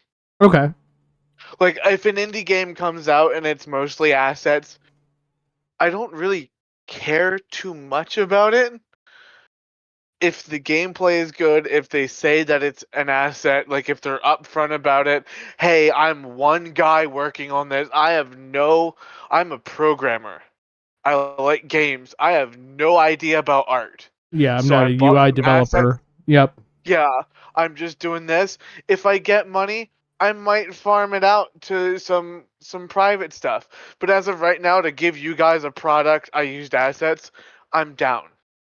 Okay. But if you're kind of hand waving it and being scummy and like the game isn't good and it doesn't look like you put a lot of effort into it and the design is bad and there's glitches and you have assets, yes, it's like one of those things where it's like a symptom of the disease. Okay. Assets themselves aren't deal breakers for me. It's what is surrounding it, right? Okay. Like, you have this game now that is published by Mytona, which is a fairly reasonably sized mobile game studio. You say you have all this money. You've shown, these driving physics and all this other stuff, and you have Lamborghinis flying through the city, so you show me all of this, and then you tell me that you didn't even make your own art assets. Okay. And you have a big team. That, to me, it's like one of those like red flags. If a guy that does a team of 2 or 3 people in their basements, like making fun stuff. Using the pre-purchase assets is not like a thing. I'm using that verbiage because Necro said in chat, and I was like, okay, that makes sense. That buying assets isn't the same as an asset flip. An asset flip is specifically just like you're literally doing the flipping of assets. Yeah, like so you're like taking an asset, assets and bringing them another place and then selling them again. yeah, if an asset flip, like the best way to look at an asset flip is go onto Steam and look at games from like 0 to 20, and you'll see games like Hentai Girl Kills Hitler. Okay. Right? And it's like, some bikini anime girl shooting Nazis. Okay. That's like an asset flip, right? It's like a low quality game where you buy assets, you shove it in, and you put it on the storefront. Okay. So it's kind of like almost this, like what's the RPG Maker kind of stuff too? Would you follow that, or would you qualify that under a kind of like the asset thing? Because it's like you're basically taking a full game development that's kind of like a plug and play. Like you're literally picking and choosing what you want out of a predetermined list of assets and things like that. I wouldn't, because I view RPG Maker as like sort of a game dev kit. Okay. Like a toolkit, because like, and maybe I'm biased because some of my favorite games like Symphony of War was made through a maker thing. Another game called that I've been playing, it's a roguelike turn-based, so imagine like early Final Fantasies mixed in with a roguelike called like Time. Let me actually look it up quickly. Time Break Chronicles. Okay. That uses like RPG Maker. I'm not concerned with RPG Maker games because there's a lot of in fact, I'm the total opposite. I love it because it allows people that have ideas in game design but maybe don't know like have the technical Unreal ability. Engine. really wants to learn C#, but they have a damn good idea, it enables them to do it. Okay. So I'm more on the fence of like, in fact, RPG Maker I would say swings to the opposite, where I would say that it's way more beneficial Okay. for people without the tech know-how, and it lets people get their ideas out and their creativity out, and I want to see this, and I don't know anything about like game design, I don't want to learn programming, but I got this really good idea. Ooh, I can use this, and it can teach me along the way, and it's simplified. It makes game design more accessible. Okay. So that's my opinion. I'm sure other people might think Might of have it differently, but okay. But some of the best games I've played were from things like that, like Symphony of War, Time Break Chronicles, because it's people that have like a really good idea and it enables them. Okay. Whereas like the day before, like, you're telling me that you have this amazing game, and mind you, this is their words, will be revolutionary, but you can't even make it a tree. You can't even, you know what I mean? You can't even make a car. That to me is like the red flag. Okay. Where you're touting this like legendary, revolutionary, you're going to change the genre, and you can't even make your own assets. You can't even make your own trailers. Yeah. It's just like another red flag. I guess the other question I would have is like, is it typical for like a game of this caliber, this quality, to have a lot of pre-purchased assets? And I guess that kind of feeds into a little bit to what you were just saying. Yeah, it's hard, right? Because you can like even say like Call of Duty has assets. They use assets from their game, like proprietary assets that they flip internally, right? So it's hard to like say, because it's just like it's to me, like I said, it's like the symptom of the disease, right? Yeah. Like it's like you're touting this revolutionary thing, but you can't make a tree. That to me is like what bothers me. Okay. Right? So does that kind of answer the question? Yeah, no, it's not so much like, it's not so much this is like a killer for any game. It's not so much a like the waiting for Unreal Engine. That wasn't a killer for the game. The asset reutilization or purchasing of assets, like that's not a killer of the game. It's kind of more the totality of everything for you guys. Yeah, and maybe it's a killer of this game because they're saying about the scale of it. But if it's like you and me, we decide to make a game, and we use assets, to me that's not bad, because neither of us have art experience and stuff like that. And a lot of the time too, in early access, it's very common in early access to use placeholder assets like that to get your product out, and that's one of those things where early access benefits you, because you're still technically following the line. Think of it as like early access. This is a good way to describe it, as like Kira had spurned this idea, paid beta. Okay. So like, you have a the game proof that's of functional, concept is there, just maybe not the polished product. Yeah, like I have enough money to finish the game, but 1,000 people bought my game.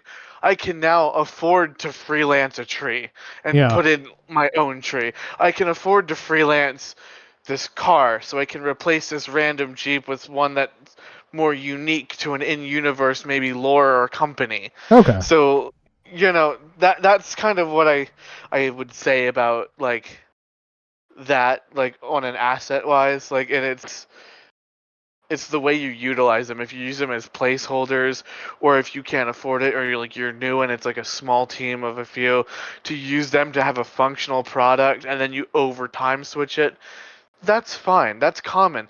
Hell, even AAA does that, where they'll use like assets they've already made, maybe from like other games that Just don't previous fit the lore. Okay.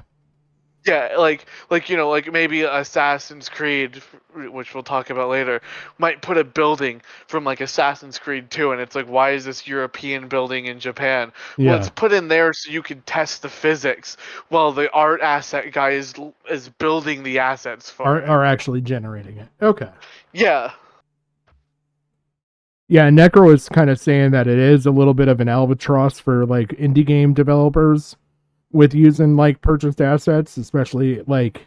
So Necro said, no, it's not common for games from small studios, even on this level, to use store-bought assets to the level that it becomes an issue.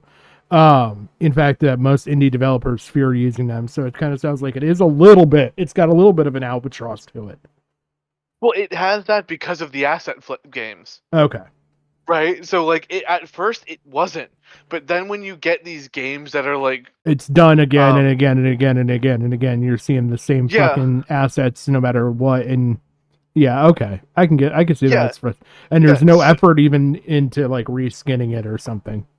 Yeah, because it ruined the intent and the spirit of it. Because now if somebody sees an asset, you immediately think that's an asset flip. So it's sort of like... damage the reputation of using assets, and that's why a lot of indie games are more afraid now to use it. But the initial point was like to like enable indie creators to like get their product out, switch it out, do stuff like that. But because so many people have used assets, like kind of get you through day one, and then from there on you can patch it. Yeah, like Big Fry goes over a lot of it. Big Fry TV, he's been mentioned in the video and stuff too, right? Yep. Like he covers a lot of things. Like Tanner Rasenkovic, I think his name is. Okay. Did like a lot of like social RP games. Okay. That based off of like GTA RP. That a lot of indie games came out with that. Okay. And those are like asset flips where you like. Tanner just grabbed a bunch of assets, shoved it in a world with poor physics, poor programming. I mean, like, you could walk through walls. There was no map boundaries, so you could literally run off the map, stuff like that. That's an asset flip. Okay. And that's sort of what damaged the reputation from, like, a legitimate indie studio, maybe using it as a placeholder like it was intended. Okay. Overall read in a very strange way. Almost as if they were doing preemptive damage control, preparing for a storm that was I'm going to step away for just a second. I got a bossy dachshund on the horizon, closing the windows and heading down into the basement to wait it out. The message ended and left people with mixed feelings. Many people's minds remained unchanged, expecting the game to be a complete disaster, with a small hope to be surprised. But since the game was about to launch, they were going to get a surprise, and discover just how wrong they were. The day before was not a disaster. No, it was something much, much worse. Its map is lifeless, its enemies are idiotic. I can't emphasize enough how bad the shooting feels in this game. And if you're going to charge $40 for a game that plays this bad and has these kind of bugs and these kind of issues and this kind of server instability. Its PvP is an exploitable mess, its story is pointless, and its progression is downright infuriating. Fuck the day before. It's bad. It's just outright bad. Oh yeah, that is the scam before. Close to 3 years of waiting, watching, and speculating had brought us all to this moment. Every single detail about this company was heavily documented. Every single aspect of the day before's development was heavily scrutinized. And yet, nothing could have prepared people for this launch. It almost defies belief that 10,000 words of this video script led up to the launch, and somehow, someway, the game was still worse than anyone expected. It wasn't just that the game was bad either. That would have been too easy. It was that Fantastic had clearly lied about what the game was, heavily misrepresenting what to expect from day one until the very moment you paid $30 and opened the game. Originally, and for every trailer, article, interview, description, or mention, the day before was an open-world zombie survival MMO. But what was delivered was an extraction-based shooter game, just like Escape from Tarkov. A single, small map with a hub-based city, with small server sizes of a few dozen players. On top of this, almost every visually presented asset in the game was discovered to be assets purchased from the Unreal Engine marketplace, which on its own is not an indicator of anything, but in Okay. Sorry. Alright, so explain to me, if somebody could, chat or Jim, what the fuck is an extraction-based shooter? Because I don't think I've ever played one in my life. Extraction-based shooters like Escape from Tarkov, Hunt and Showdown, you go into a large map, you get resources, and then you try to leave. Oh, okay. With those resources. Okay. And there's like a meta progression, like with Tarkov, like you have your traders and stuff like that. With Hunt, you get hunting dollars, which you can buy better guns to take in to hunt, Okay. Okay. So it's basically like, big open world map. You go in, you get stuff, and you try to leave with it. And that's where, like, I was saying about, like, remember earlier when I was mentioning, like, the full loot PvP? Okay. Yep. That's the hallmark of the extraction shooter. You try to get stuff out, and then other people try to kill you and take your stuff while getting their own stuff while they scavenge themselves. So think of it like kind of like a capture the flag kind of situation. Or like a Hunger Games. Okay. Okay. You go in, you try to get as much shit as you can, and then you try to get out before somebody kills you and takes it. Okay. Conjunction with the game's performance, design, and gameplay is often referred to as an asset flip. A game that exists purely to try and make money from bashing together pre-purchased assets with little to no effort going in otherwise. And if we remember, just before release, they asked people not to accuse them of asset flipping, which nobody ever did. But now this is when the accusations began. And we'll not dwell on this too much, as this video is not a place to do a review of the game. I'll just say this. Even if the developers had not misrepresented what it was supposed to be, even if we all went in with full knowledge that this was an extraction shooter and not an open world MMO, it would have changed very little about the public reaction. It would have still received massive backlash for just how broken, unfun, and lacking in activities it was. There was next to no redeeming qualities at all, and the reviews reflected that, making it one of the worst rated games in Steam history. Not just because they lied or misrepresented, but because it was a bad game, full stop, no matter what the game was supposed to be. After all, if it released as an extraction game and it was good, it would have received criticism for what they did, but it would have still been played and lauded as a good game. But that wasn't the case. The game was just bad. Now, I do want to give some speculation as to why the game was so different to what they advertised it as originally. The games industry is not immune to the idea of writing checks that you can't cash. It is incredibly prevalent for game developers to overpromise right up until they come face to face with the reality that they cannot deliver what they originally said. There are people and studios famous for this very concept, such as Peter Molyneux and the Fable series. There needs to be no malevolence in this as a concept, because trying to do something and failing is not inherently a bad or evil thing to do. So I say that to say this. Perhaps Fantastic aimed to be what they advertised, but at some point, they realized they could not deliver. So instead, they stripped down on features and focused on a smaller version of an easier-to-create game, taking the open-world MMO concept and turning it instead to a simple map extraction shooter with smaller player capacity lobbies. This in and of itself would not have been a problem, nor would it have been reasonably considered bad if it had been communicated prior to release. After all, nobody had paid anything, nobody was owed anything. All they had to do was tell people what was going on. However, where this transforms from a perfectly reasonable, albeit disappointing circumstance and reality of game development, is when they decided to never mention this fact. Where it becomes what people refer to as a bait and switch, or would colloquially call a scam, is when they wait until they have your money before you find out that the game is not what they said it was, not even the same game genre. But if you thought that was the end, or that things could not get any more ridiculous, you'd be very, very wrong. What happened next was Fantastic saw the criticism, and they responded the exact same way they had previously. If you remember back to when they were called out for promoting an app that they created during a video they presented as an insight to the day before's creation, they simply scrubbed the evidence away and pretended it never happened. When they removed the YouTube videos when people started to look up their shady history of abandoning games, they simply removed them. Remember, once is an accident, twice is a coincidence, 3 times is a pattern. This was the 3rd time that they tried to simply erase the fact that they'd been caught doing something and called out publicly. Luckily, SteamDB.com shows updates to the Steam page, and they were caught red-handed removing tags that they'd lied about existing, such as massively multiplayer. And this wasn't the end of the 3s, as another pattern was about to emerge just around the corner. So let's recap as things move very quickly from here. December 7th and 8th, the game launches. Within hours, reviews were some of the worst Steam had ever seen, with only review-bombed games like Overwatch 2 beating them out. And just to be clear, was this the worst game ever made? No, of course not. There's plenty of bad games, but most bad games usually never get to the front page of Steam, they never go all over YouTube, and they're never discussed by mainstream game publications. Usually bad games release, almost nobody plays them, and then they fade into obscurity, so it's rare to see such a large number of negative reviews on a game that is front and center, just like the day before. And also, to address the idea of review bombing, because some people, fans of the game, did believe that this was the case, that the day before was still good, and it was just a victim of yet more hate for no reason, you only have to look at the player numbers to prove that this wasn't the case. Player population was dropping like a rock, showing that people were trying it out and deciding that it was not worth sticking around.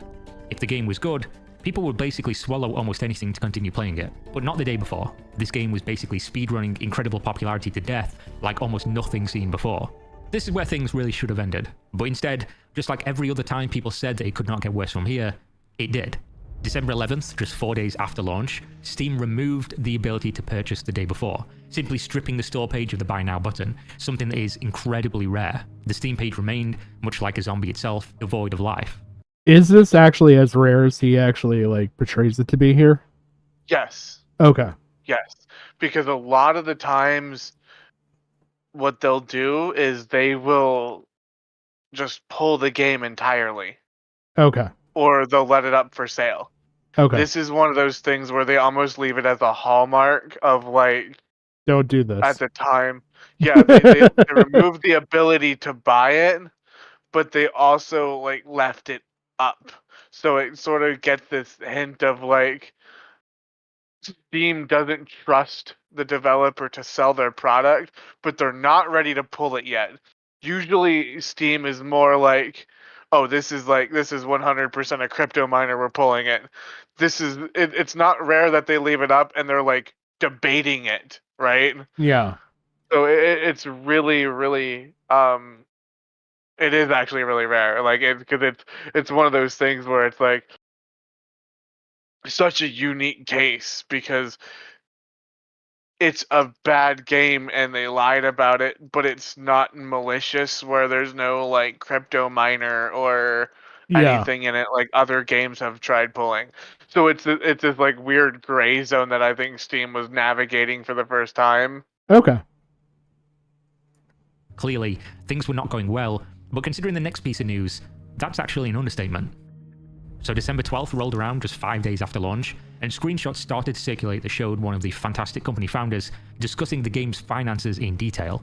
This showed an absurd, most likely an unprecedented refund rate for a game launched on the Steam platform, perhaps a game launched on any platform. The day before had sold an impressive day one 201,000 copies, with almost all of those units being on that launch evening within the first few hours. Proof that their strategy had worked until now, at least temporarily. Restricting access to any form of beta test had shrouded the project in enough mystery to sell $6 million in copies of the game within a few hours. Something that would never have happened if a single YouTube video showing real gameplay footage had existed on the internet in the days prior to launch. On top of that, refunds as of December 10th, when this screenshot was created, were up to 91,694, a roughly 45% refund rate, which also misses data from the 11th and 12th, which undoubtedly would have included more refunds and little to no additional sales. This leaked screenshot also discusses the terrible review score, which was only propped up with 19% positive, as some people were using those positive reviews to post memes and stand out from the sea of red. It also discusses how much of a financial failure the game had become, while also declaring Prop Night, the game that they previously used the day before popularity to promote, was also a financial failure. These leaks made it very clear that the day before was one of the worst games ever released on Steam, period. At least one that people noticed. And more people than ever were hopping on social media to declare that this game was an outright scam. After all, the original defense was that they had not taken any money, and therefore couldn't be a scam. But now, after launch, after the misrepresentation for multiple years, after now having taken people's money, what other defense could there be? Of course, there was one small detail that people were overlooking at this time, and that was that Fantastic, as of this moment, did not have a single penny of customer funds. Not a cent, not a ruble. Steam do not pay out developers immediately, so it was Valve that had the customer funds, and this was about to become a key factor in the day before saga. This is funny. Steam's refund policy is rather strict, stating you cannot refund a game beyond 2 hours of playtime, meaning there were potentially tens of thousands of users who were stuck with a broken game which was not even as advertised. After all, the game's server issues at launch were making it almost impossible to log on and play.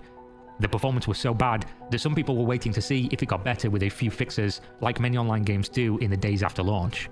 This would lead to many people being out of their 2-hour refund window, perhaps without even getting into the game to play in the first place.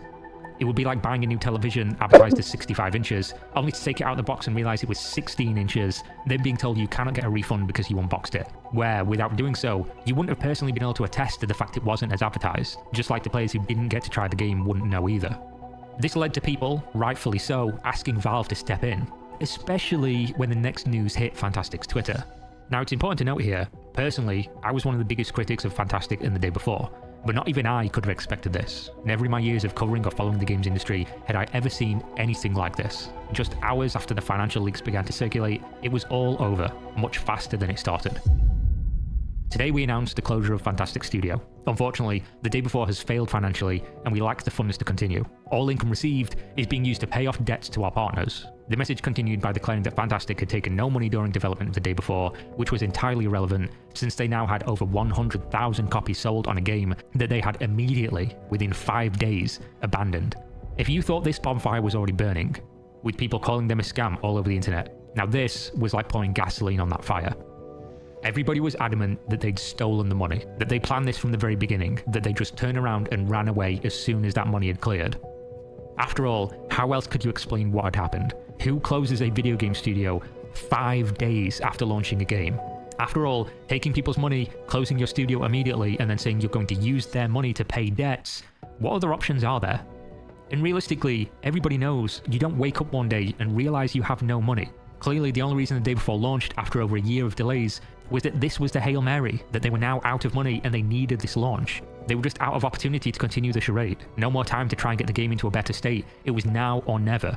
They knew this, and yet days before the release they were saying, we're here for the long term, we're going to keep updating. A way to try and placate, to try and convince people to stick around, even if it was rough at the beginning. What other reason does this exist other than to try and make money? Clearly, if they didn't launch now, they would have gone bankrupt without ever launching. So instead of calling it quits, admitting the product was not fit for purpose, an actual disgrace to try and sell this to their fans, they just launched it for $30 per copy. And the charitable interpretation is to speculate that they were hoping they were wrong, that their own game was fun enough for some people to play and enjoy. But having done so myself, subjected myself to playing the day before, can't imagine who delusionally the company thought they would have anything beyond a tiny initial bump out of curiosity, followed by an immediate nosedive with refunds and accusations. After all, they had 3 years to prepare them for what the public was already saying, things that they knew the public thought about them in the game. Add in that they knew behind the scenes the final jigsaw piece was this, that left no doubt that this game was going to be a spectacular failure. So when faced with the decision, abandon and get nothing or release and ride off into the sunset with something, they decided that they were going to cash in. A decision that almost certainly would have resulted in legal action had this ended here. But this story isn't quite over. 12 minutes after the studio closure announcement, quote, "This was our first big experience. Shit happens." So let's oh my real god, quick what they mean when they say shit happens. Yeah, no, they're kind the of game was misrepresented for over 3 years, repeatedly moved the goalposts of launch, multiple times said they'd let people play the game and then never did, launched into early access for a high box price for a product that was not only utterly broken, but devoid of content or fun, and were now hand-waving it away as if this is just something that happens to you, and not a long list of very intentional decisions that were made, leading us to this very moment. They were then even community noted during this Twitter thread when they claimed that the game was entirely their work. This note pointed to a Reddit thread that dissected just how much of the day before was pre-made, store-bought assets. Which now brought this whole situation to a close. The only thing remaining was for the day before to make good on their promise to be a revolutionary game, to do things that no other game had done before. This came on December 12th, when Steam decided to remove the restrictions for refunds from the day before, essentially opening the ability to get a full refund no matter the circumstance. But it didn't even end there, as people continued to make very valid points that some users would not see these announcements, would not post even more refund requests if they were denied before, instead leaving Fantastic to escape with some of the customer funds, pointing out that even a single penny would be more than they deserved for what they had done with the day before. Luckily, Steam saw this and agreed. They then took a measure that could be the first in their history, proactively refunding every single purchase of the game, even if it was not requested. Okay, so this is like, we're getting into like, this is actual uncharted territory here kind of thing. But Steam has never done this, where they have been like, you know what? We're issuing the refunds now. Oh. It's always been sort of like a consumer choice of like, you know, you didn't like it, or even if a game is bad, if you go over the 2 hours, By your own risk kind of thing. Yeah. Yeah, caveat emptor. This is the first time Steam has been like, No, this is unacceptable. we are actually refunding the money because they broke the terms of service, and that put Steam in a very, very bad spot that if they didn't do anything. Well, wouldn't that also move like legal burden to Steam, because then Steam could actually go after them. Yeah, and it would also it's especially with them in their terms of service, right? With Steam's terms of service, where like you're not supposed to be using early access to fund, and then you have this company saying that we were using just that. People would have been able to go after Steam then. Yeah. Because it's like you're not following your own agreed upon contract that I have with you in your early access program. So that was like one of those things that was like I thought it was wild because it's like this has never been done before, and because you couldn't shut your mouth for 29 more days. Wow. You know, at least like, fake it till you make it, or like fake it like for a bit. Yeah. Like they could have faked this and like none of this would have happened. Like done we're working on patches and shit like that. Yeah, yeah, we just had to let go of our staff. Oopsie doodle. And do like the slow oh god, what game recently came out that was kind of like that? There was one around the time of like Helldivers that was like a big like, oh, like this failed bad. And like the studio went there was I remember that was like a more recent one, like the studio went bankrupt, like it was maybe a year ago that this shit happened. And I was like, wow. Like, and they just kind of slowly phased everything out. They kept saying, oh no, we're going to fix it. We're going to fix it. We're going to fix it. We're not going to be able to fix it. Yeah. It's hard for me because being in like the Steam ecosystem for as long and being in early access, you say that and like I'm just reminded of like 80% of early access. Oh man. You know what I mean? Like I've fallen prey to some of it, you know what I mean? And it's one of the reasons I'm so hesitant on early access now. I really think kind of if you want my like commentary on this, that Steam needs to really look at the early access program and sort of like maybe make like the developers prove like this is how much we have in our bank account, this is our financials. I know it's going to be a lot of work, but I think stuff like the day before on the scale it's never happened, but it does happen a lot with like, you know, oh, we can't finish the game, oh oopsie, our budget is done. Like there was a CRPG that I was really hyped for that this happened for, that it was in early access. I think it was like the Witchstone Chronicles. That was like really, really like interesting. It was a CRPG. You have these two major cities that were in a war, and like as the player character, you sort of leave to go to this unexplored land, and you create your own nation. And the entire concept was like, what do you do? Do you play arbiter? Do you conquer them? And the entire thing is every single player, every single NPC was recruitable to be a party character. So you could like get like the random homeless man and you know the trained soldier and have them in a party together. Like everything was playable, and I thought that was interesting, like all these characters having their own backstory, and it was just one of those like overly ambitious, like they couldn't do it. So this is not uncommon, but to this degree it's wow.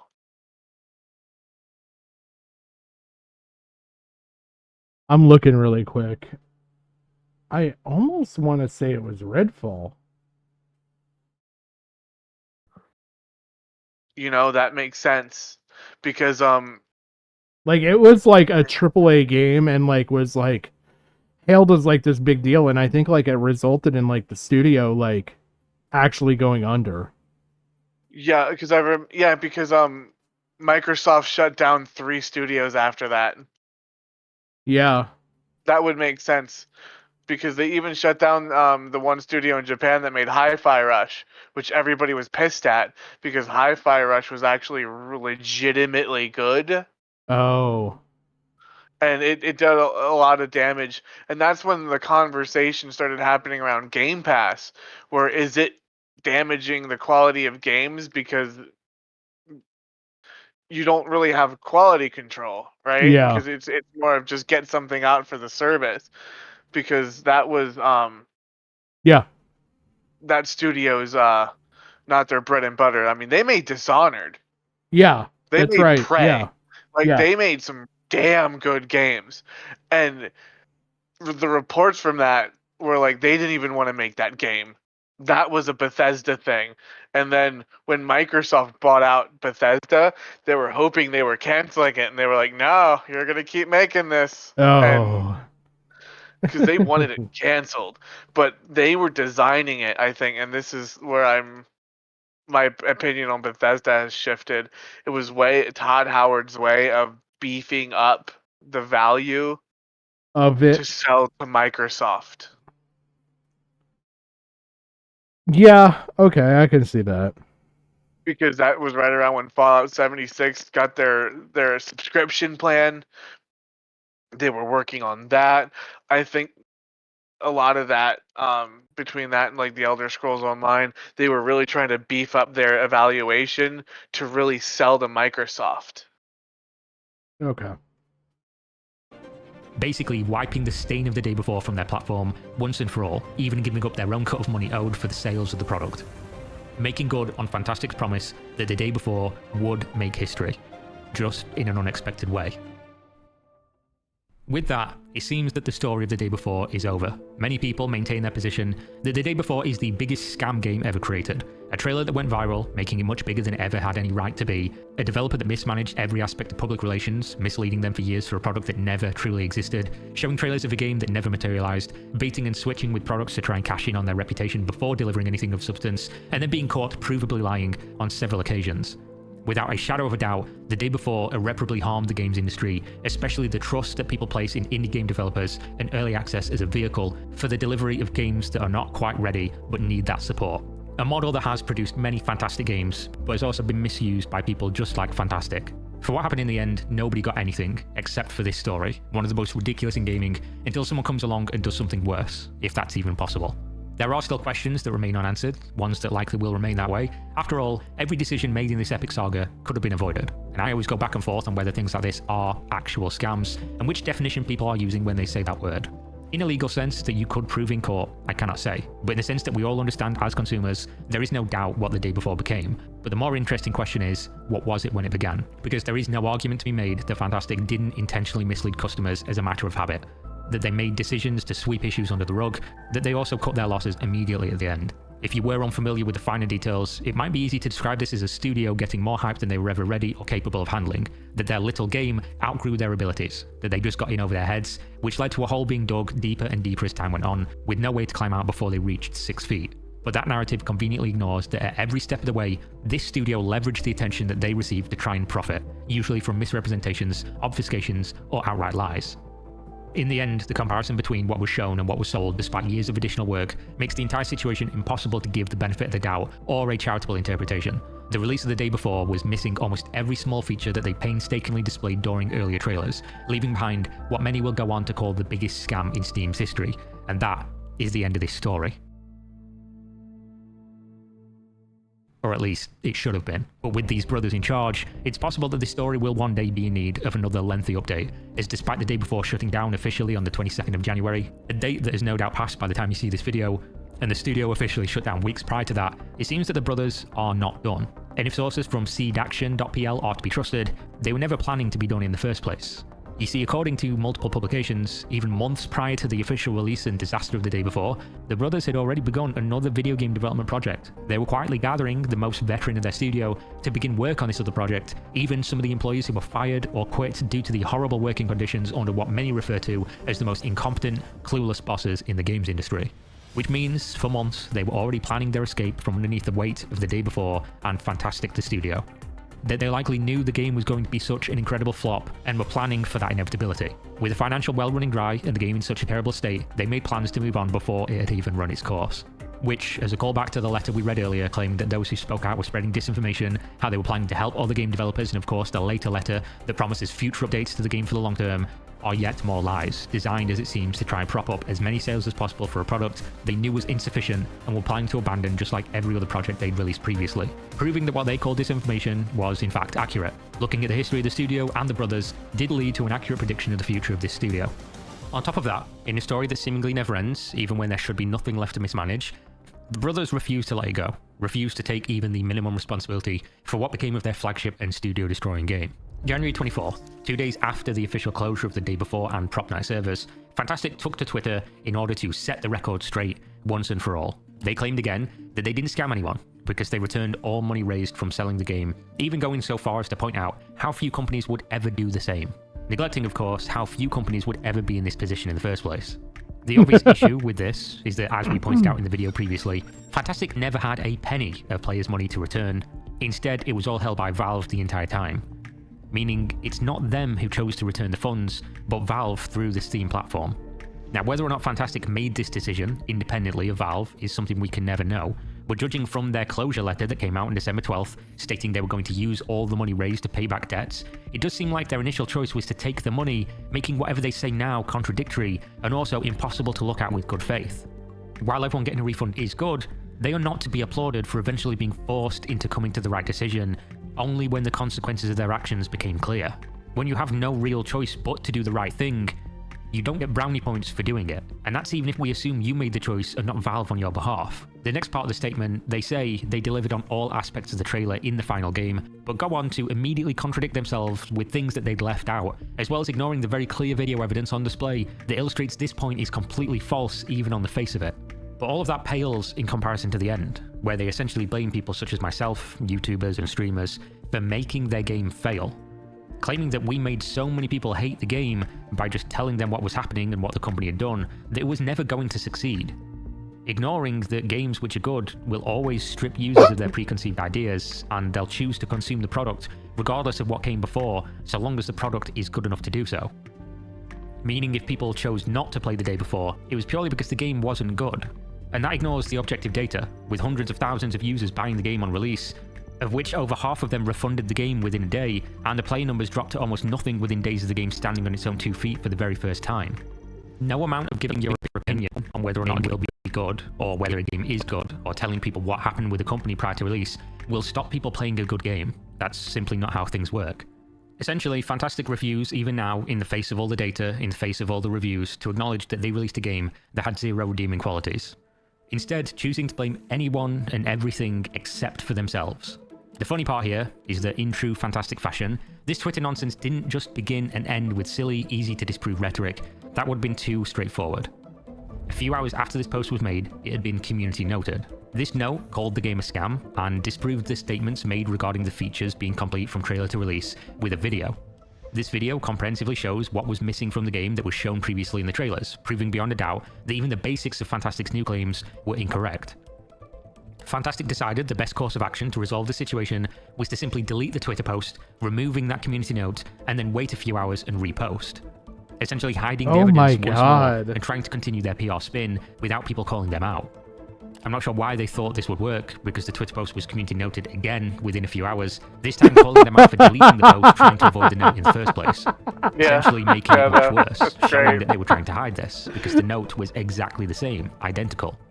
Now clearly this wasn't going the way Fantastic wanted, and they didn't like the idea of public consensus and evidence being present with their public statements, so they deleted the post again, then changed their Twitter bio to a bunch of red arrows pointing to a link, which sent you to their repurposed website. This website now hosts their statements in its entirety, only now devoid of the ability to be challenged by facts or public opinion.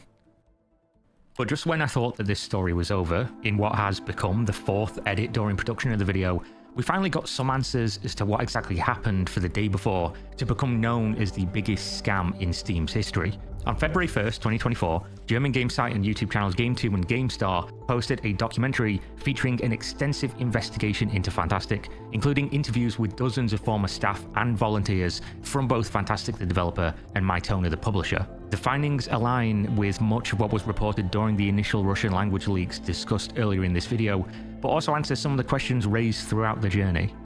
PC Gamer also did a write-up in English based on this video. Both will be linked in the video description. To begin with, all of the blame for what the day before became is firmly at the feet of the brothers. Game 2 sources point out that they were taken by whatever idea or trend they discovered on any given day or week, changing the direction of, design, or implementation of almost every aspect of the day before on a whim. This wasn't even limited to just small areas or decisions, but entire art styles and systems. The examples given were the character creator, which was overhauled every time the brothers played a new game, first with it needing to keep up with the GTA Online character creator, then Hogwarts Legacy, then Baldur's Gate 3. Whatever was trending, the brothers wanted their small game, their small team, to make it like that, or better. Next came the city that the players would be exploring. First, it was supposed to fit the genre, a gritty, dark, realistic to the setting place, and then later to a brighter, almost cheery vibe like that of Spider-Man 2. And you can see this shift from earlier trailers to the final release. Of course, we all know the entire game changed because internally when they began developing the day before, it was supposed to be a small co-op game. Which is important context when you hear this next piece of information. The most insane and ridiculous part of this entire investigation was that it revealed the day before audience was not the only people shocked by the scope and scale of the game from an unknown developer. In fact, the developers themselves were more shocked than we were. According to this report, the day before developers, as in the people working for the brothers and making the video game, only learned that the game was supposed to be an MMO at the same time we did. As in, they were making the game, working with the brothers on a daily basis toward that goal, then the trailer released saying the game was an MMO, and the developers looked at each other like, wait, it's supposed to be an MMO? Which does answer the question, is it any wonder the game couldn't deliver on its promises when those promises weren't even discussed with the people making it? Next, the report moves on to another area the Russian article discussed prior to the game's release, and that is the treatment of employees. The details here are shockingly even worse. First, the brothers, who were based originally in Russia, hired almost exclusively young and inexperienced developers from former USSR countries. This might not seem like a big deal, since that's where they were located, but hold that thought. They then worked these people to the bone, forced crunch, unpaid, calling it voluntary work, which, as we know, they like to use the term volunteer repeatedly, and this is potentially why. They were working people 16 hours a day, working weekends, no time off, no holidays, no free time. Then, at the drop of a hat, immediate and spontaneous terminations of employees for any reason, and maybe worst of all, they also had, allegedly, a policy of fining employees for their mistakes, meaning not only were they gobbling up young people at the start of their professional career, hooked in by their dream of a job in the industry, getting their foot in the door with what looked like a great opportunity, but they were exploiting these people in every possible way, most of which are illegal almost everywhere on the planet. So they knew they had the only carrot in town, that these young and aspiring employees had nowhere else to turn if they wanted to make their way into the industry, and so they had an infinite source of employees to exploit, and exploit they allegedly did. The example given in the investigation from Game 2 was employees forcibly fined $1,930 for poor quality voice recordings. So these people were inexperienced, underpaid, overworked, and fined by bosses who sabotaged their own product with their delusions and flights of fancy, with the employees being the ones to pay the price, literally. Not only this, but Game 2 in their interviews with dozens of former employees discuss what other publications have alleged during their own investigations. The brothers are not finished. Just before the game went live, they vanished, likely because they knew what was going to happen to the game. They only actually resurfaced on Microsoft Teams to close the studio and of course write nonsense on social media weeks or months after. The closure of the studio was so abrupt, and of course them appearing out of nowhere after being missing for days, led many former employees to believe. So one thing I had thought of in all of this, and I kind of wanted to see your opinion on this and chat's opinion on this too, is do you think one of the brothers did this because they felt guilty? Like they couldn't just walk away. They felt at least some guilt to where they had to defend their product and at least let people know, like, hey, no, it's closed. Stop showing up for work. No, I just think they're just disgusting labor farmers. Okay. I think this is, they wanted a bag, and like you could tell, I would have maybe agreed with you if the totality of everything. Okay. But the constant delaying, the baiting, switching, prop night, this game, that game getting abandoned, like yeah, maybe I would have believed it initially, but like every single action going back to the abandonment of poor performing products, the fact that they've taken advantage of basically labor farmed their entire thing and then wanted to walk away. I just think they were stupid and arrogant enough that they got away with it with their past things, that they upped the scale with the day before, and they like spoke too soon, and Steam said, hell no. Okay. That's my opinion, at least, though. Believed that the closure was probably planned. And of course, many rumors that Game 2 have also heard that behind the scenes, these brothers are allegedly working at a new studio on new games. They are going to return, most likely pulling the same tricks and stunts as documented in this video. Which brings us to, hopefully, the end. But here's the conclusion. What did we learn? Was the day before a scam? That's going to depend on who you ask and what definition you use. Was it a financial fraud from the beginning designed to make money from nothing? No.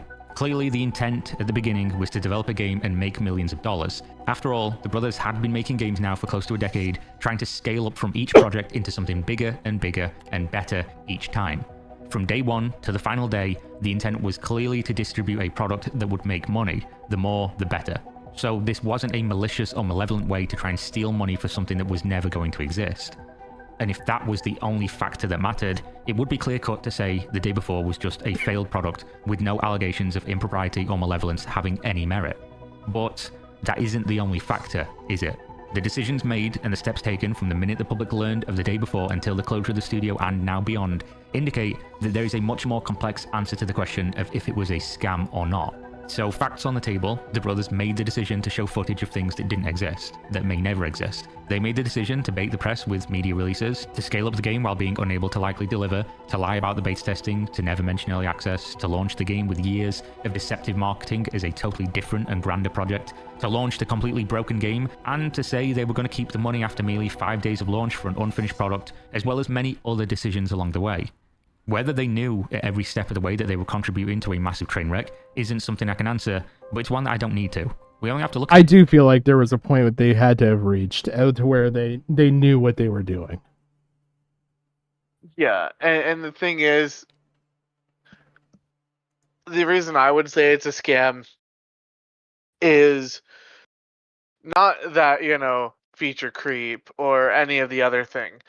I think it's the way they've handled their past software with the abandonment. And then you have the Ken Levine, I got a new idea, but without having the talent of Ken Levine, and stuff like that. And especially then taking money from your excited player base. Yeah. I think there's a point of like where you cross the Rubicon. I think when that moment was when they went into early access. I think that they were incredibly scummy at first, especially given their past actions of flipping.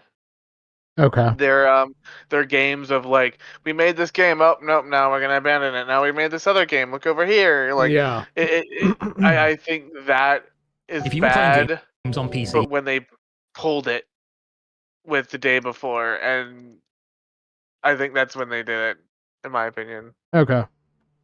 I wasn't originally gonna do this back to back, but just for some levity because that ends so dark. I didn't want to like go into like, oh, here's more dark shit. So I'm going to break it up. We'll watch this really quick. This is the one that I wanted you to like see. Like this is like holy shit. Okay, so this story is pretty fucking great. It involves autism, legit autism. All right. Hackers, financial crime, Riot Games, League of Legends, and streamers. So you said about a lot of things I like in there, all wrapped together.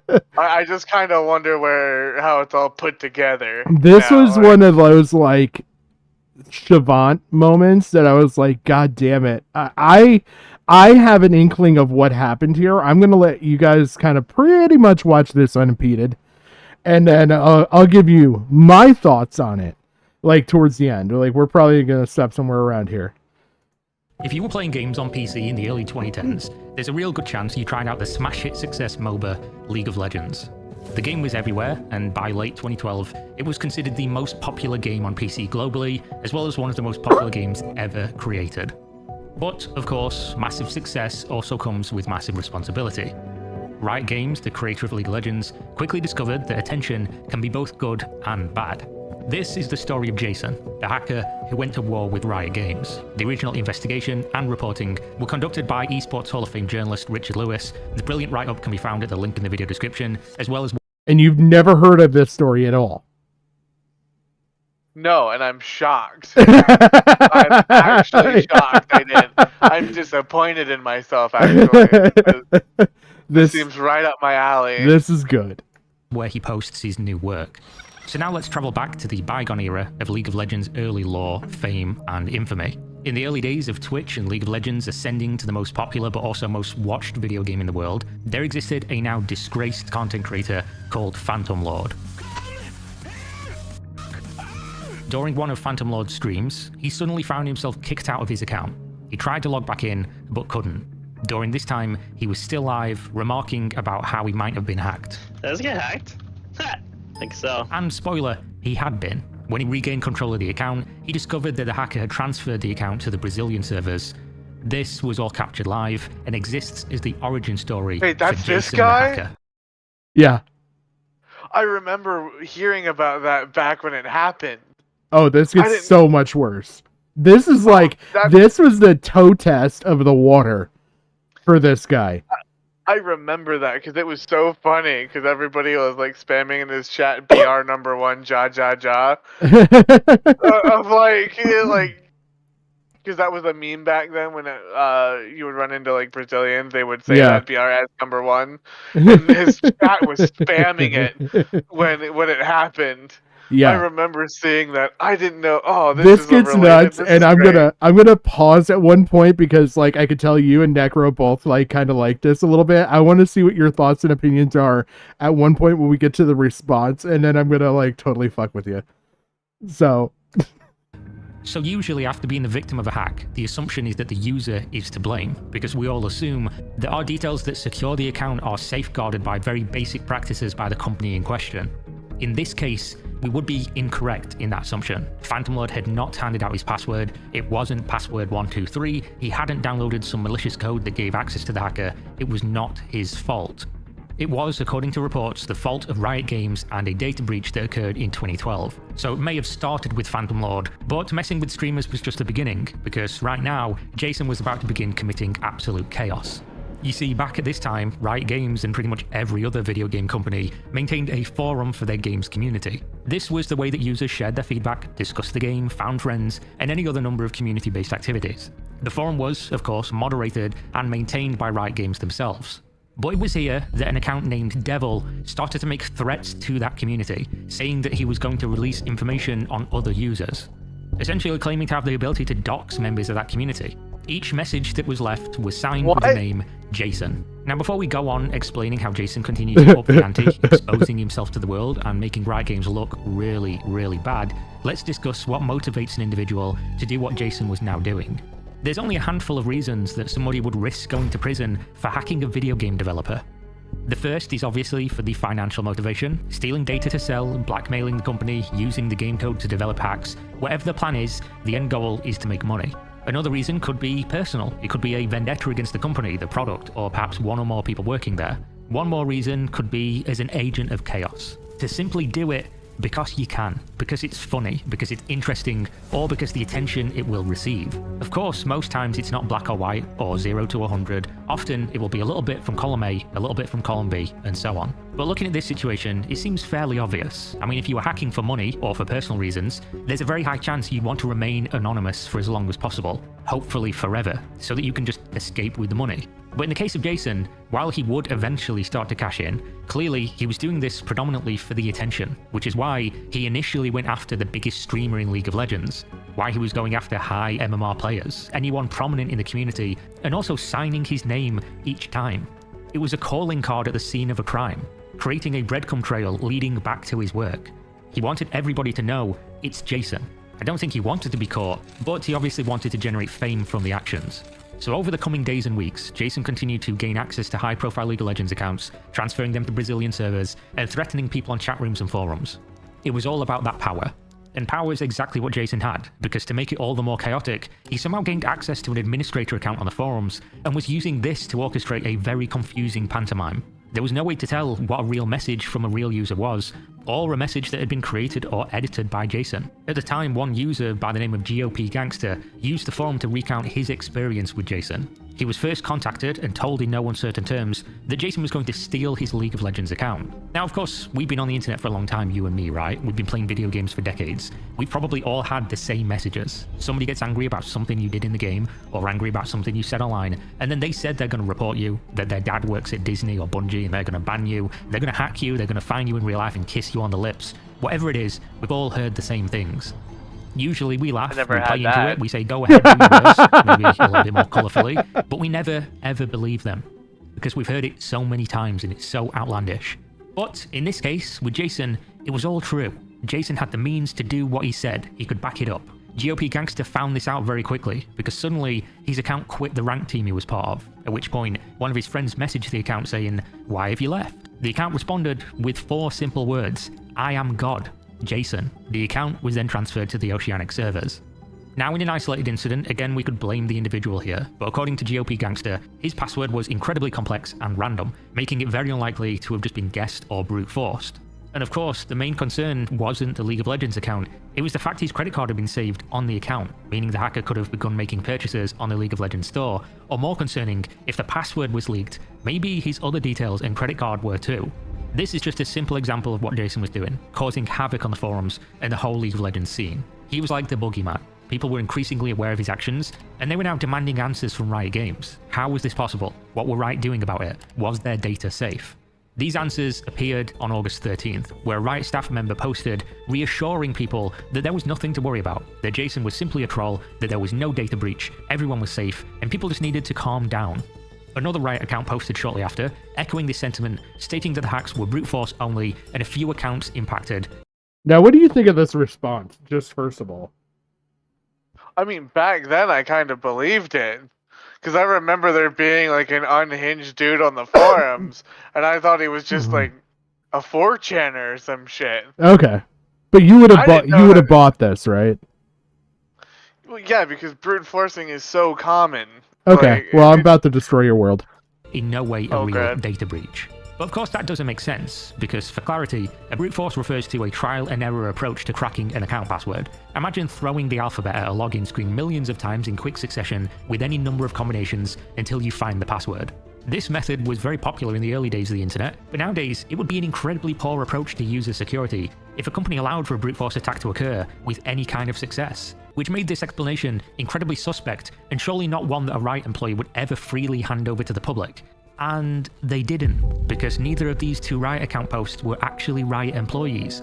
Both accounts were hacked, and it was Jason himself. Fucking days. Oh my god, that is like one of the best fucking covers. Holy shit, I respect it so hard. I feel like Billy Mays, but wait, there's more. Like, this will get, like, a level upon a level upon a level. Like, very quickly. Like, this story is fucking nuts.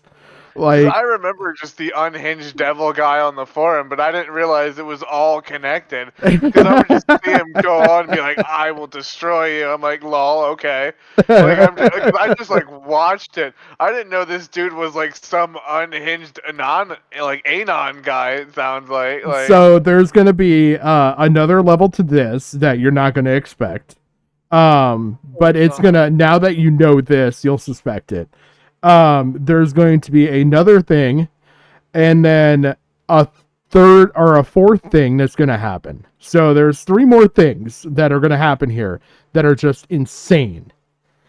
This is almost like this is on unhinged on the level of like Mod Jed, which when we do a sequel, if we do a sequel stream, that's something I want to send you is all the Jagex shit from RuneScape. Oh, there's man. a lot of history there. But yeah, this is insane on so many, like, there's an insanity here, genuine insanity, and I am like, holy shit, this fucking person's a wild card. He's literally E-Joker. Because like when he was going on about it, I was just in my head, that meme, like, I'm the Joker, baby. Like, that's what was playing in my head.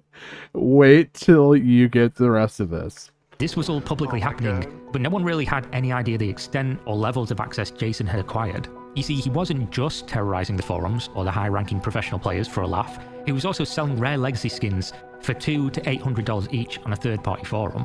As a result of the chaos, Riot forced users to change their passwords, which is a common response when dealing with a severe data breach. They also promised to overhaul security, but at no point did they go on in detail about what had exactly happened, who was at risk, or what level of security breach had occurred. According to Richard Lewis's report, Jason claimed to have access to the details of over 24.5 million accounts. That's insane.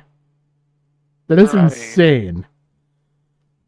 And so, like, you would think with, like, the forced password change, that would take care of it. Yeah. Though, of course, this would be trusting in the word of an individual who called himself God, which is inherently untrustworthy. During the discussion with Jason himself, he planned to sell the data on the black market for millions of dollars, but this is, in my opinion, inconsistent with Jason's actions.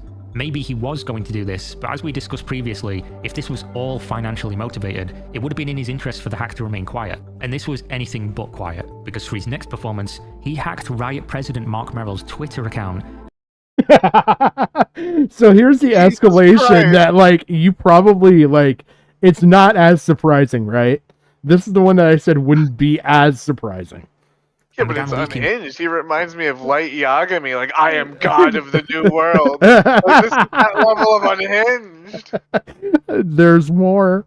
Because for his next performance, he hacked Riot President Mark Merrill's Twitter account and began leaking unreleased Riot video game concepts and images, as well as talking about Jason's earlier hacks, again just underlining what he'd been doing.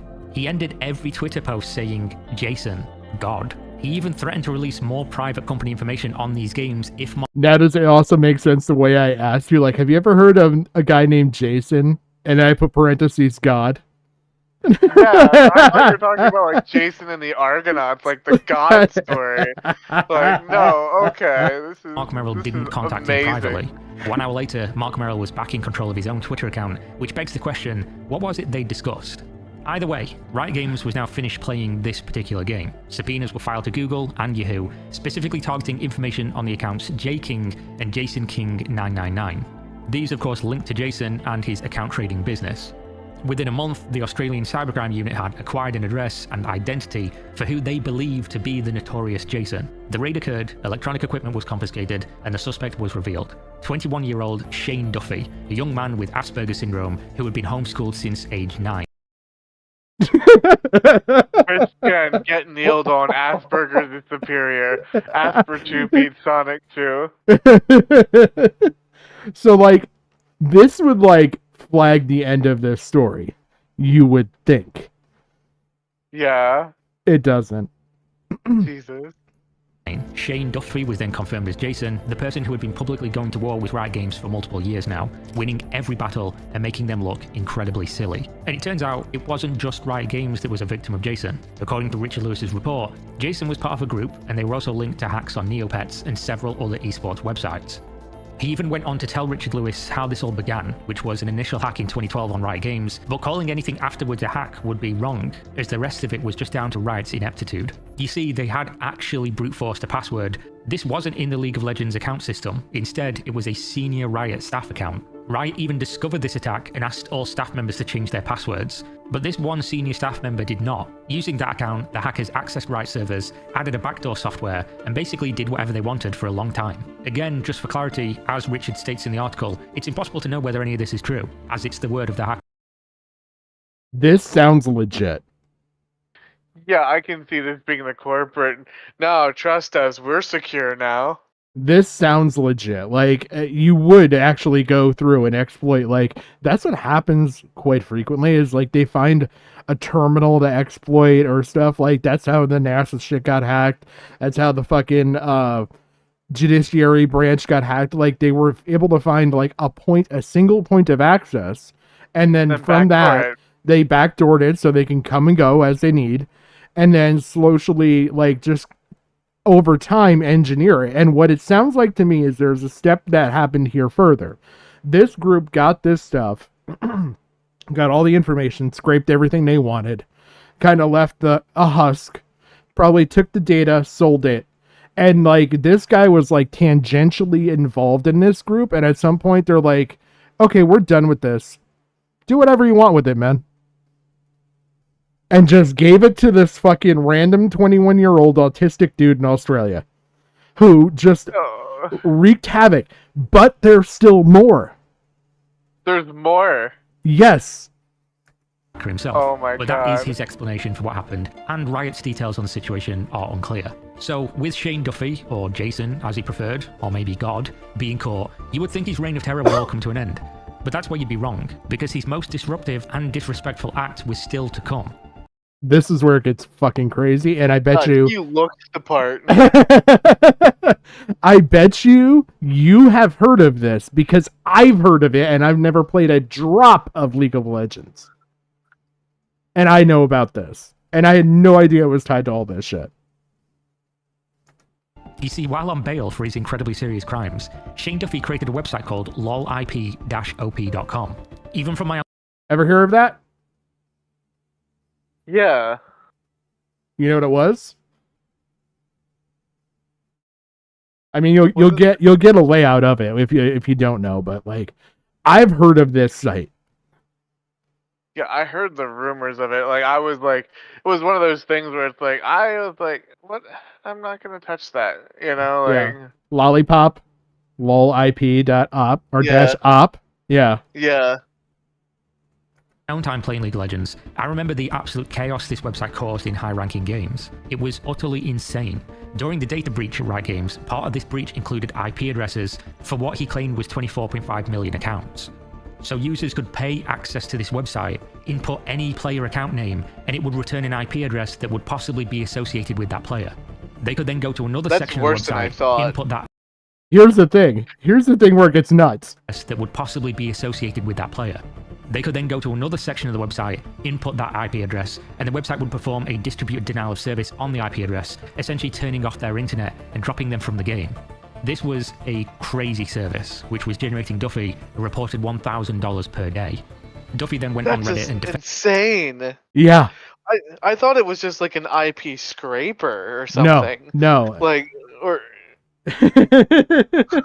like you could use it. You could pay for just the service and like use it and like just be like, oh hey, I know where you are.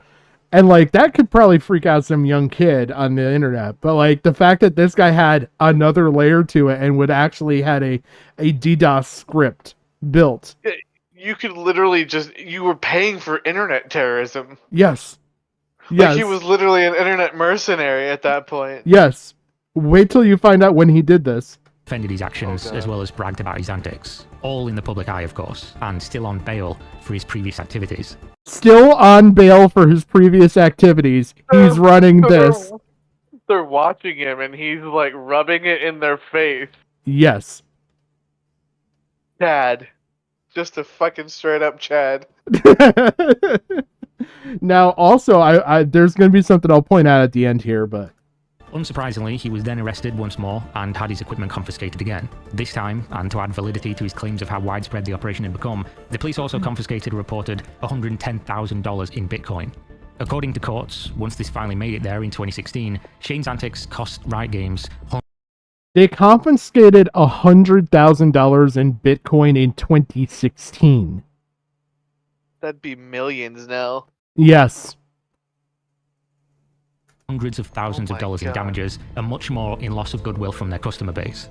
Duffy, of course, pled guilty to 9 charges, which included fraud and hacking. He was sentenced to 2.5 years in prison, with immediate parole, and given an 18-month suspended jail term. What do you think of the sentence? That's like... like, you're literally like... That is so light compared to, like, leaking IP addresses, which would have, like, personal, like, identifiable location data. Yeah. Like, not like, you know, IPs aren't like, you live here at this house on Main Street, but it gives you the city. You know what I mean? Like, it gives you a close enough, like, you know what I mean? Like, Jesus. I like Necro's fucking term here, the WAOMD, weaponized autism of mass destruction. That's exactly what it is. This is like Super autism. Hello, Gigi. So, which one of you is Jason? Nah, no, I'm not rich enough. I wish I had this level I can't of believe you autism. actually found this video, Pat, because I watched this like a month ago or something like that. Leave it to me. I literally look, and when I say I watch everything on YouTube, I literally watch everything on YouTube. I have UFO drama for a rainy day. I can't wait for that one. It's just as autistic as it sounds, too. Like, meaning he did not go to prison for his actions, in large part due to his Asperger's syndrome, which was given as an example of his inability to understand the consequences of his actions. This was the very first time that Riot Games faced off with a hacker who may or may not have been the mastermind. He was autistic enough to only get like 2 months probation immediately after like a 2-year sentence. Yeah. And they're using the autism as an excuse. Yeah. Because he couldn't understand the, consequences of his actions. Yep. Welcome but to he Austria did it just land. to fuck with people. Yeah. He knew what he was doing. Like literally, he was LARPing around as fucking Kira. That's exactly what I said earlier. I said he's like Light Yagami, like I am God of the New World. I don't know if you heard me say that, but the fact that you came to the same conclusion fills me with so much joy. Well, no, I didn't hear you say it. Like I was tuning in and out because I was going between you and Kino Casino. Yeah. Apparently, fucking DSP dropped a huge fucking bomb on Rich. Oh damn! Like literally tore him to pieces.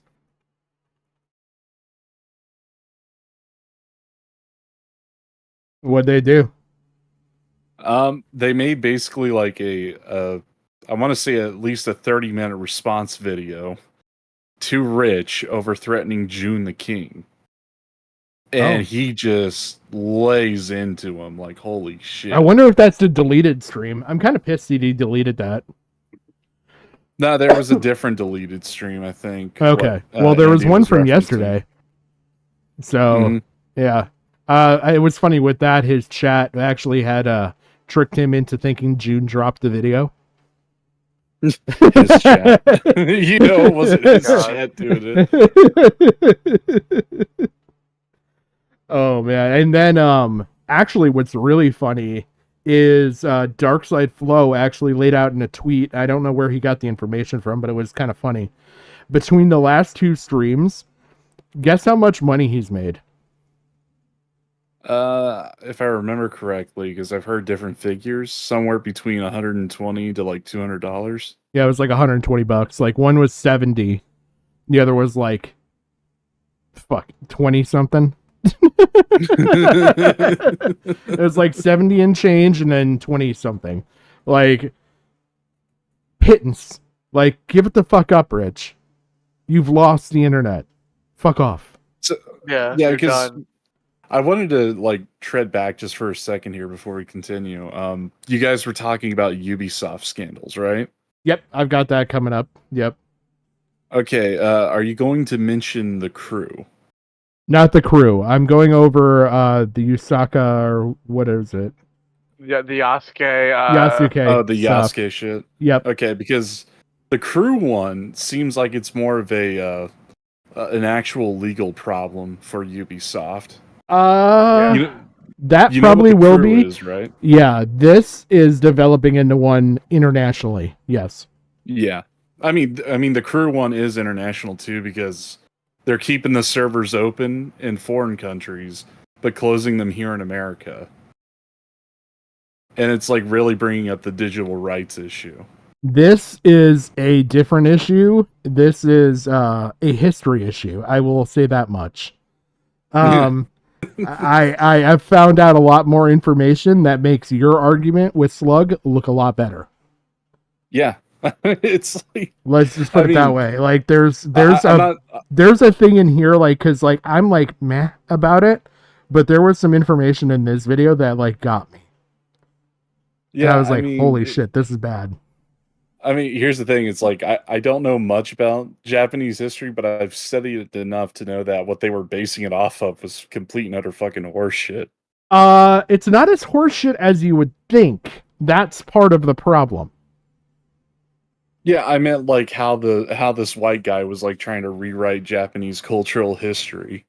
Yeah, and then That's not even the problem. This video actually laid it out as there's kind of a bigger, different problem. Well, I mean, the argument all of between that me and feeds Slug. all of that feeds into it. Basically, I don't want to give it away until we get into it. But I'm just saying, like, yeah, when One Piece was doing the whole Wano arc, that's when I looked into like anything named Oda. Uh-huh. That's how I found out about this shit. In a certain. I could just jump into that and then we'll just end with the completionist stuff. You want to know something funny? What's that? What? How you mentioned One Piece? Mm-hmm. Do you know Yasuke's sword in that game is literally Zoro's? Yeah, the Kaitetsu. Yeah. Yeah. At first I thought it was the Wado. uplifted. Yeah, I thought it was the Wado Ichimonji, but it's the red Kaitetsu sword. Yeah, it's like literally like a talk about stolen assets. Like that right there. Like, Asset flipping. I can't believe it. They were literally stealing shit from Amazon sale pages. You know what? Fuck it. I'll play this. We'll get into this because it's short, and then we'll end with the completionist stuff. So that way, if it runs a little bit long, I'm okay. I've got a set time I kind of would like to be done by. Yeah, screw the autistic god emperor. But yeah, this is nuts.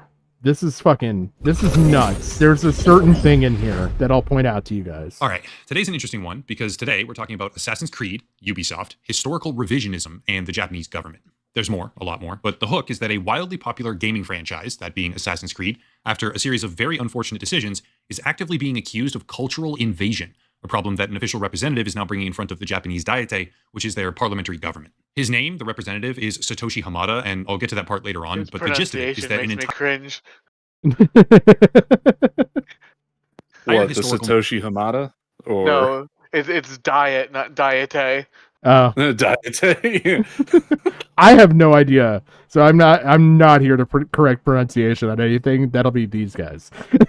Here's the funny thing. Someone who was covering this I watched recently said that instead of daimyo, it was domino. Jesus. Oh man. Don't betray your domino. But yeah, I'll point it out when we get to it. Narrative was crafted over the span of about 9 years, only to now be heavily disputed at the expense of a multi-billion-dollar franchise which attempted to build its latest entry almost exclusively off the back of a highly suspect body of work. In essence, Ubisoft has made their next entry in the Assassin's Creed franchise the focal point of a brewing international scandal. Great job. This is where I have to go through a sort of narrative arc, so to speak, and give the underlying context of the situation before expanding on how it all exactly fell apart. Assassin's Creed is one of the top grossing video game franchises of all. I was gonna say they could have the era that they're featuring this game in, or were going to feature this game in, wouldn't have been the best one. Wouldn't have been the best one for the overarching narrative of Assassin's Creed. Okay. The best era would have been the one where the Japanese were like basically expelling Christians. Oh, okay. All right. Yeah, actually, that would have been more interesting. Yeah, because the Templars are basically like the army of the Holy Roman Catholic Church, and the Templars in the Assassin's Creed game are kind of like basically a Machiavellian schemer-esque branch of that. So you're talking about like Last Samurai type era. Yeah, with basically the explanation of Christianity and all that. Yeah. Yeah, I'm thinking it was in the Edo period, if I'm remembering correctly. I don't know Asian history well enough to tell you. I'll be honest. Because it happened in the early, I want to say 1800s, like not 1800s, like 17 something, but like 1805 or something like that. Yeah, that would fit because that would also be in and around like Shanghaiism and all that. Mm-hmm.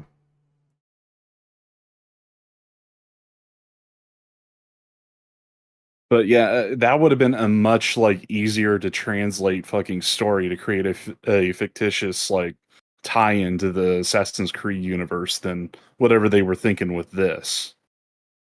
If they wanted to go with the Templars versus Assassins thing. No, it's not The Last Samurai that I'm thinking of. What the fuck was the movie? Wait. No, it's not that one. It's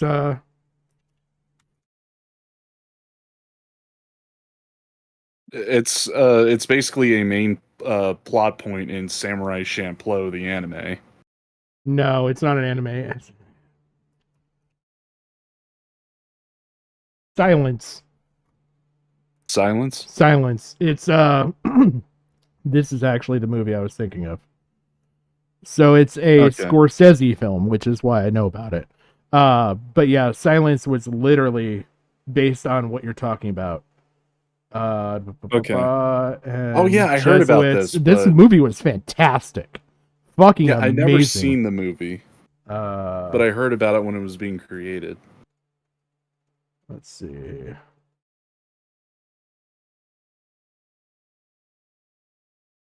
Okay, 1643 is when this is taking place. Because that would have fallen right around the time that they usually place their fucking Templar or Assassins Wars and everything.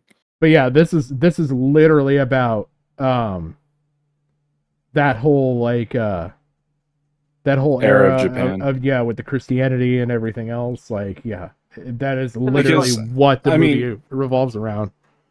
Yeah, because it isn't like the first time Ubisoft would have done a pro Templar story. Because they right here. Assassin's Creed. Yeah, Portuguese. Yeah. Yeah, Portuguese Jesuit priest is forced to watch as Japan converts Christianity or Christians are tortured to death and stuff. For not where they go into hiding and stuff. It's a fantastic story. And it's I attribute that to the director. Scorsese has won me over. He's one of my favorites. Yeah, because in Samurai Champloo, they kind of have a floating timeline for certain things of technological advancement, but it is generally set. The story of one of the main characters is set to the tune of this entire era, where she's trying to find her father, and she has 2 thugs as bodyguards traveling with her. Okay. But yeah, this all I really can't wait to point out that section because it's an argument that I hadn't heard with and didn't know about with this. And maybe I'm not intimately involved, but all time. It's on the top 3 or the top 5, mind you, and it pales in comparison to franchises like Pokemon or Mario. But having surpassed 200 million copies sold with $4.6 billion total revenue, it's one of the most successful entertainment properties on Earth with no signs of slowing down. Just to highlight that point, Assassin's Creed Valhalla, the latest entry before Shadows, which is the one we're talking about today, sold over 20 million separate copies, making it the highest grossing entry in the series, period. As a franchise, like it or not, personally being a diehard fan of the original trilogy with main character Ezio, Assassin's Creed is more successful now than ever before, making it a focal point in the video game landscape as Ubisoft progressively increases their marketing and development budgets year after year after year, with notable success while doing so. Sure, they have their failures at times, but Assassin's Creed isn't one of them, and barring any sort of unexpected consequences, this latest entry, that being Shadows, would seem very likely to continue that trend. Maybe. For anyone who isn't already aware, Assassin's Creed Shadows is set in feudal Japan, which really isn't surprising at all after a game called Ghost of Tsushima basically copied the formula and sold almost 10 million copies over 4 years as a PlayStation exclusive. People have been asking for a game about feudal Japan. Ubisoft have progressively expanded their repertoire of locations for the franchise, and all things considered, it seems like a perfect time for the franchise to make that jump. However, if you're going to make a Japanese-themed game, you probably shouldn't piss off Japanese people, and that's where Ubisoft epically dropped the ball. In May of 2024, Ubisoft unveiled the official trailer for the game, and pretty much immediately afterward, things started to get a little bit weird. The story was set to feature 2 main protagonists, one male, one female, like before, but the male protagonist was determined to be Yasuke, who is, quote, the first black samurai and referred to elsewhere as the first foreign-born samurai as well. This is where the controversy starts, because according to an interview with... The first black samurai was Samuel L. Jackson. Afro Samurai. There's so many layers of frustration I have here. So many layers. I'll show you. Like I said, I'll point out like what I can of the one point, but I just kind of want to see your guys' commentary on some of this. Director Charles Benoit conducted in Xbox GameWire, quote, "We're at the end of Sengoku era, in a turning point of Japan history. Assassin's Creed is well known for its depiction of the history and accurate recreation of the world, and it's what players can expect with Assassin's Creed Shadows. We're showing real historical figures, such as Oda Nobunaga and a lot of events that happened during that time, so you're not only playing in feudal Japan, but learning about this fantastic time period. Also, we're giving the opportunity to the players to live not just one, but the two best fantasies of Japan, the samurai and the shinobi," end quote. On its face, that's pretty good. Because I think However, a black opinions dude. rapidly took a turn. like it really frustrates me because it's like, if you look at history, like there's no corroborating evidence that he was ever granted samurai class, because he was just, yeah, Nobunaga treated him as a friend, right? But like he was still like at best a retainer. Your point gets addressed in here. Oh, I know. I'm seething already. I'm seething when already. the true atmosphere of the game started taking shape, with examples like this cropping up from the gameplay trailer and getting plastered all over online messaging boards and social media. Not while I have breath in my lungs and a blade in my head. I said kill him. I'll wash away his failure with your blood. For anyone who didn't, this stood out to me right away because I've not watched anything. I don't typically take games on like debut. I've not watched much for gameplay shit from this game. That fucking music stood out to me. And I know he's going to talk about it right here, but like never, like I don't know. It just seems like it's appealing to a different yeah, it's appealing to a different kind of Assassin's Creed player now. Well, like seriously, like they had this in Afro Samurai, like the hip hop, like string guitar beat. Yeah, I forget what's the instrument called? The lay down guitar thing. That's what I call it. It's the official name, isn't it?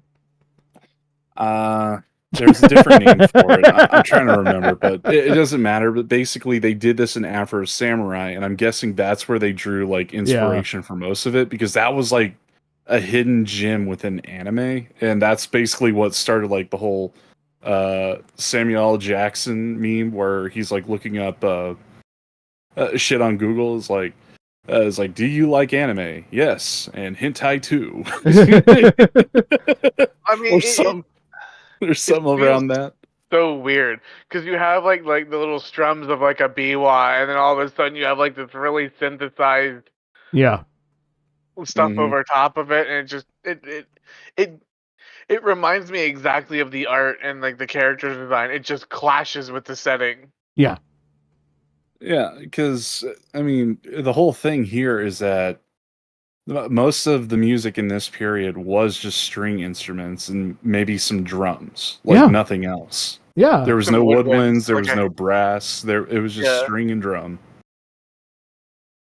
Notice there, the background track is basically hip-hop infused Asian battle music, which absolutely does not match the time period, the atmosphere, or the subject matter, except for one particular way. I'll skip over the smaller stuff here and get right to the main issues, but the general consensus around this game began to rapidly sour, especially in mainland Japan. See, Yasuke, the main protagonist and the, quote, first African samurai, has rapidly ascended the rungs of popularity and recognition in the West, but not so much elsewhere in the world. Yasuke is the subject of a Netflix animated series now. He has multiple media mentions. There's a Broadway show about him even, slated for 2026. Whoa, and he also shows up there's in a other... Netflix series? Yeah.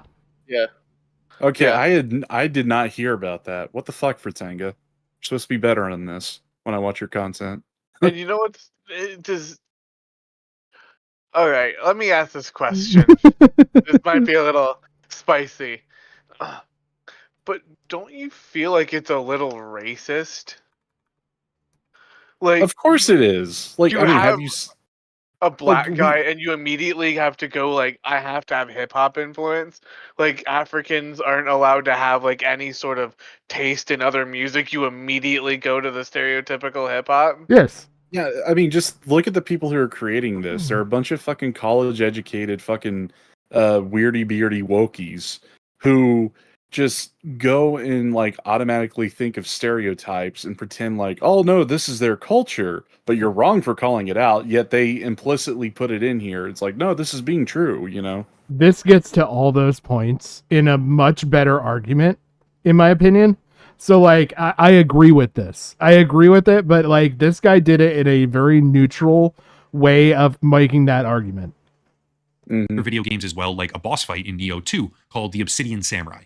But pretty much all of that recognition stems from a particular historian, a historian named Thomas Lockley. This is where things get strange. Pretty much. So this is all of what you're corroborating so far, GG. Like, so it's all stemming from one focal point. So all this history is coming from one person. And he's British, by the way. So that's Null is right about the Brits. That's not what gets shady and gets really fucky here. And that was like that's part of the fucky, but it's it's really fucky. He rewrites the entire Wikipedia article on Yasuke. That's part of it. With his shit. That's part of it.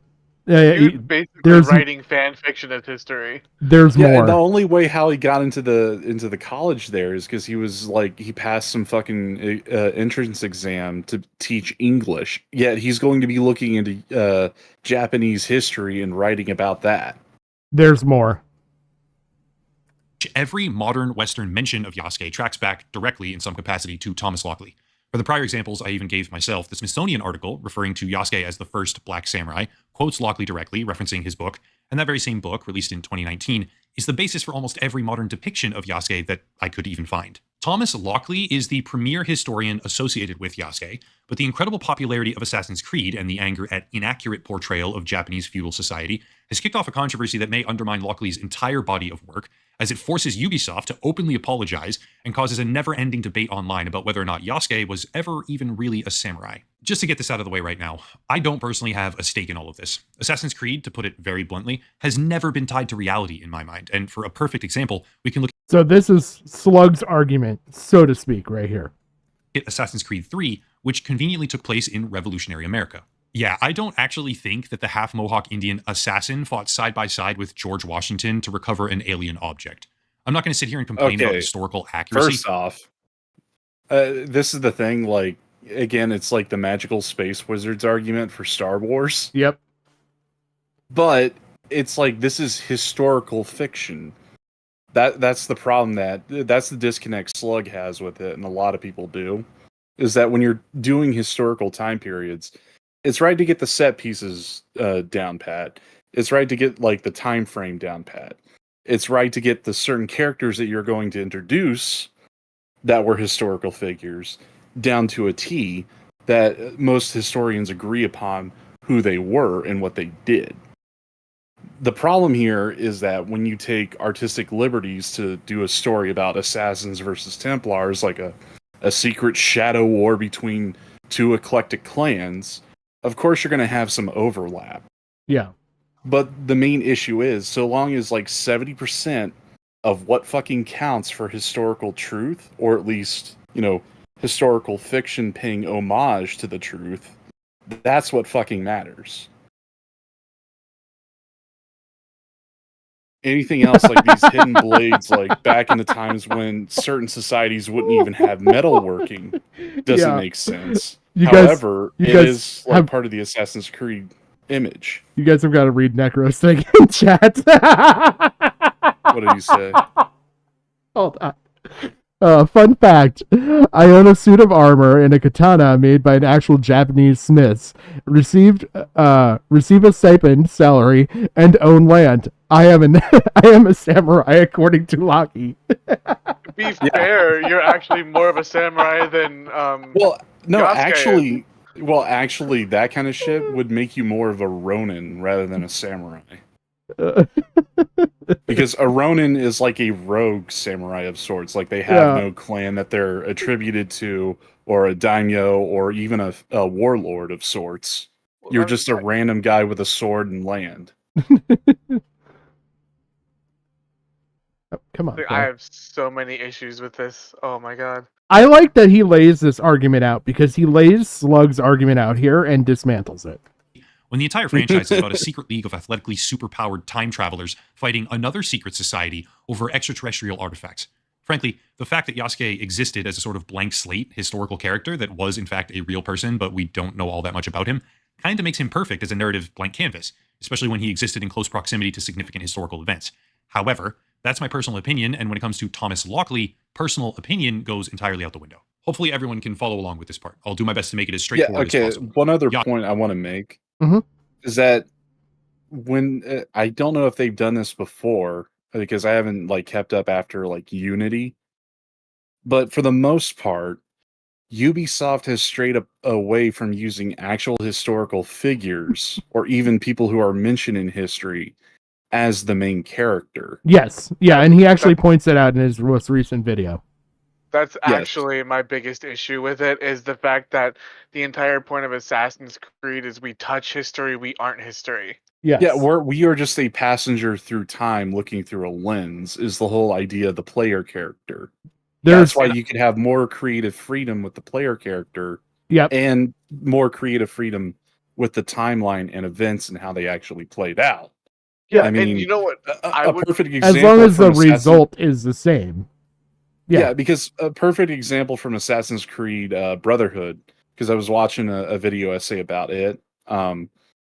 They point out that the Bonfire of the Vanities is kind of out of order in the timeline of events to Assassin's Creed 2. And some of the characters in it are purposely rewritten, but are trying to pay homage to what they actually said or what they would have done. Like there's a scene during a siege on a fort where this woman was basically holding it down and threatening, is like, you can kill my sons, but I will never allow you to have like what's in here and whatnot, if I remember correctly. And she's an actual historical figure who said something similar to that. It's paying homage to what she embodied. Yeah, and sometimes However, they also take the elective of like summarizing groups of people in an individual too. I just want to say that much. Like groups of people may have actually done these actions, but they're attributing it to one player. Yeah, because in Assassin's Creed 2, they had fucking Machiavelli, Niccolo Machiavelli, as an assassin when he would have been more likely to be a Templar. Yep. If you've like looked at anything regarding his history. And his philosophies, yeah. Yeah, so like that's kind of like messing around with shit, but you could also like argue that a Machiavellian schemer would play both sides against each other, so of course he could be a toss-up. Yes. You know so what? they're taking like the psychological reading of a Machiavellian schemer and applying it to Machiavelli the person. So it's representing both sides. The historical version and what we see in modern day when we call someone a Machiavellian schemer. Yep. I think it'd be more interesting to have him as an NPC. Well, he is an NPC. No, I mean like Yasuke. Because let me rewrite this. Let me rewrite this for you. He actually addresses that too. Yeah, because here's my idea. So imagine Masamune Date betrays Nobunaga. Mm-hmm. And the entire plan was that Jesuit priest that gave him to Nobunaga, Yasuke would have been a Templar. And now imagine that Date was working with the assassins to take out Nobunaga, and you fight Yasuke, and the reason he runs isn't because he was afraid, because you beat him and you stopped him from assassinating Nobunaga. Yeah. Wouldn't that have been more interesting than just making him a playable character? Yeah, because tying him in with the story like that? Yeah, because I mean the whole thing is like, this is in Japan, you should be playing as a Japanese player or a Japanese character. The point that they bring up and that I agree with more is now that you're doing this with this character, now you're going to potentially attribute things like we've already outlined, actions that groups of people and other individuals that sometimes get wrapped up in the coil of history are now going to in this game be played out by somebody who would have never done those actions. Yeah.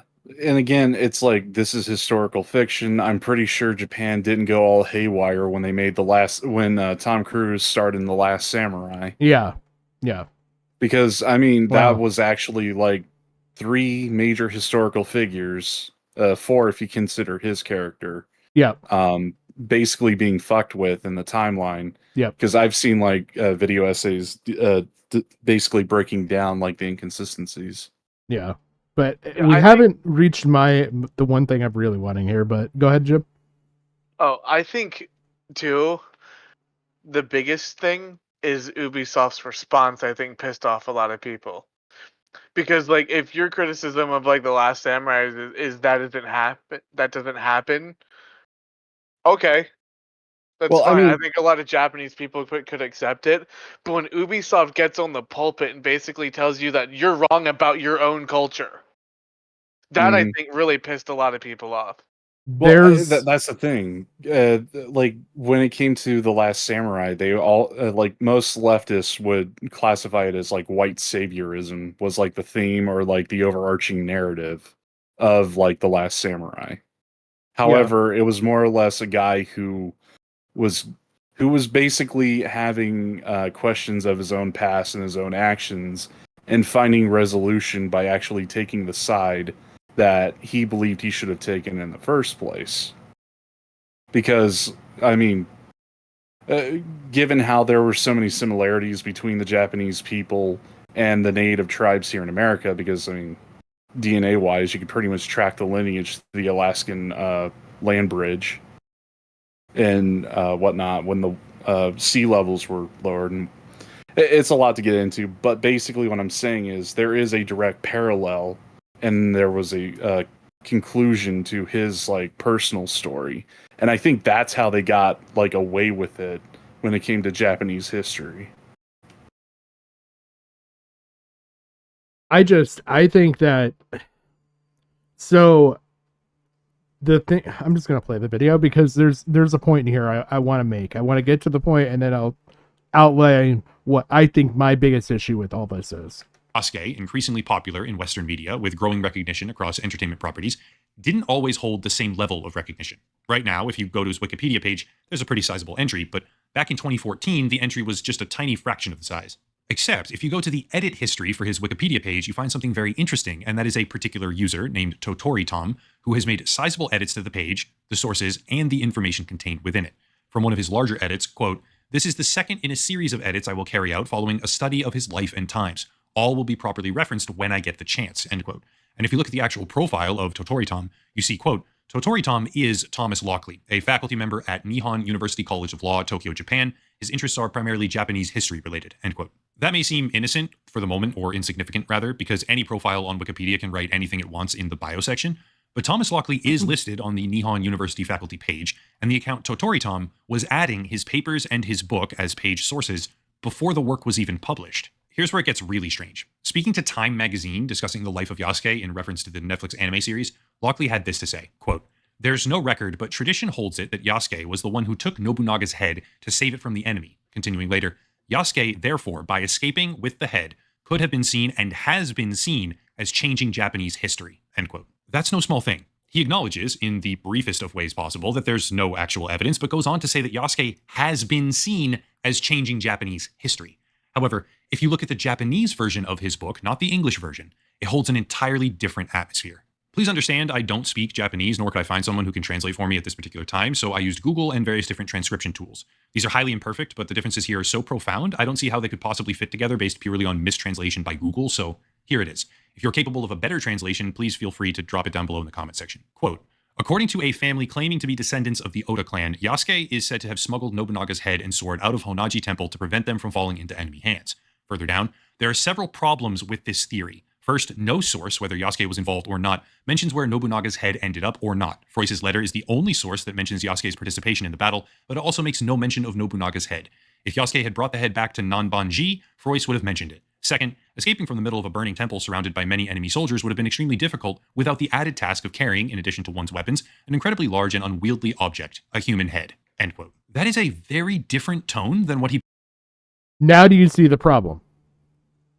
Yes, I see the problem. And, you know, here's the funny thing. He's saying one thing to the Japanese people and saying, this is the history that you guys okayed. And then saying another thing to the Western world, which Ubisoft based their entire response off of.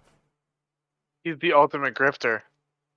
Yeah, I mean, some people were even arguing that this is like historical revisionism in another sense, but yeah. In the animated movie Afro Samurai, the kid that Samuel L. Jackson plays when he's growing up. Yep. Is trying to protect the head of his dead father, and people were saying that, oh, Afro Samurai was loosely based off of Yasuke's life. And I'm like, the fuck? But like, yeah, all because he was protecting a head.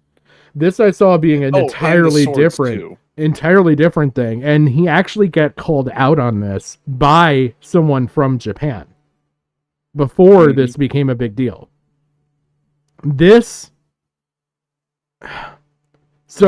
So what you guys stated originally was that you thought it was bad that sit there and have Ubisoft say, no, this is your actual history. The problem is that Ubisoft does not realize that they're being lied to about the history that they're thinking is true. That's the same history that's being told and authorized by the Japanese people in their version of the book. And if you didn't have somebody at Ubisoft that doesn't know Japanese enough to look at this section and know this translation, they would have no idea that they're lying. Yeah. I mean, quite literally, this is like the woke white dude giving credence to the "we was samurai" and shit meme. Yeah. Yeah. Yeah.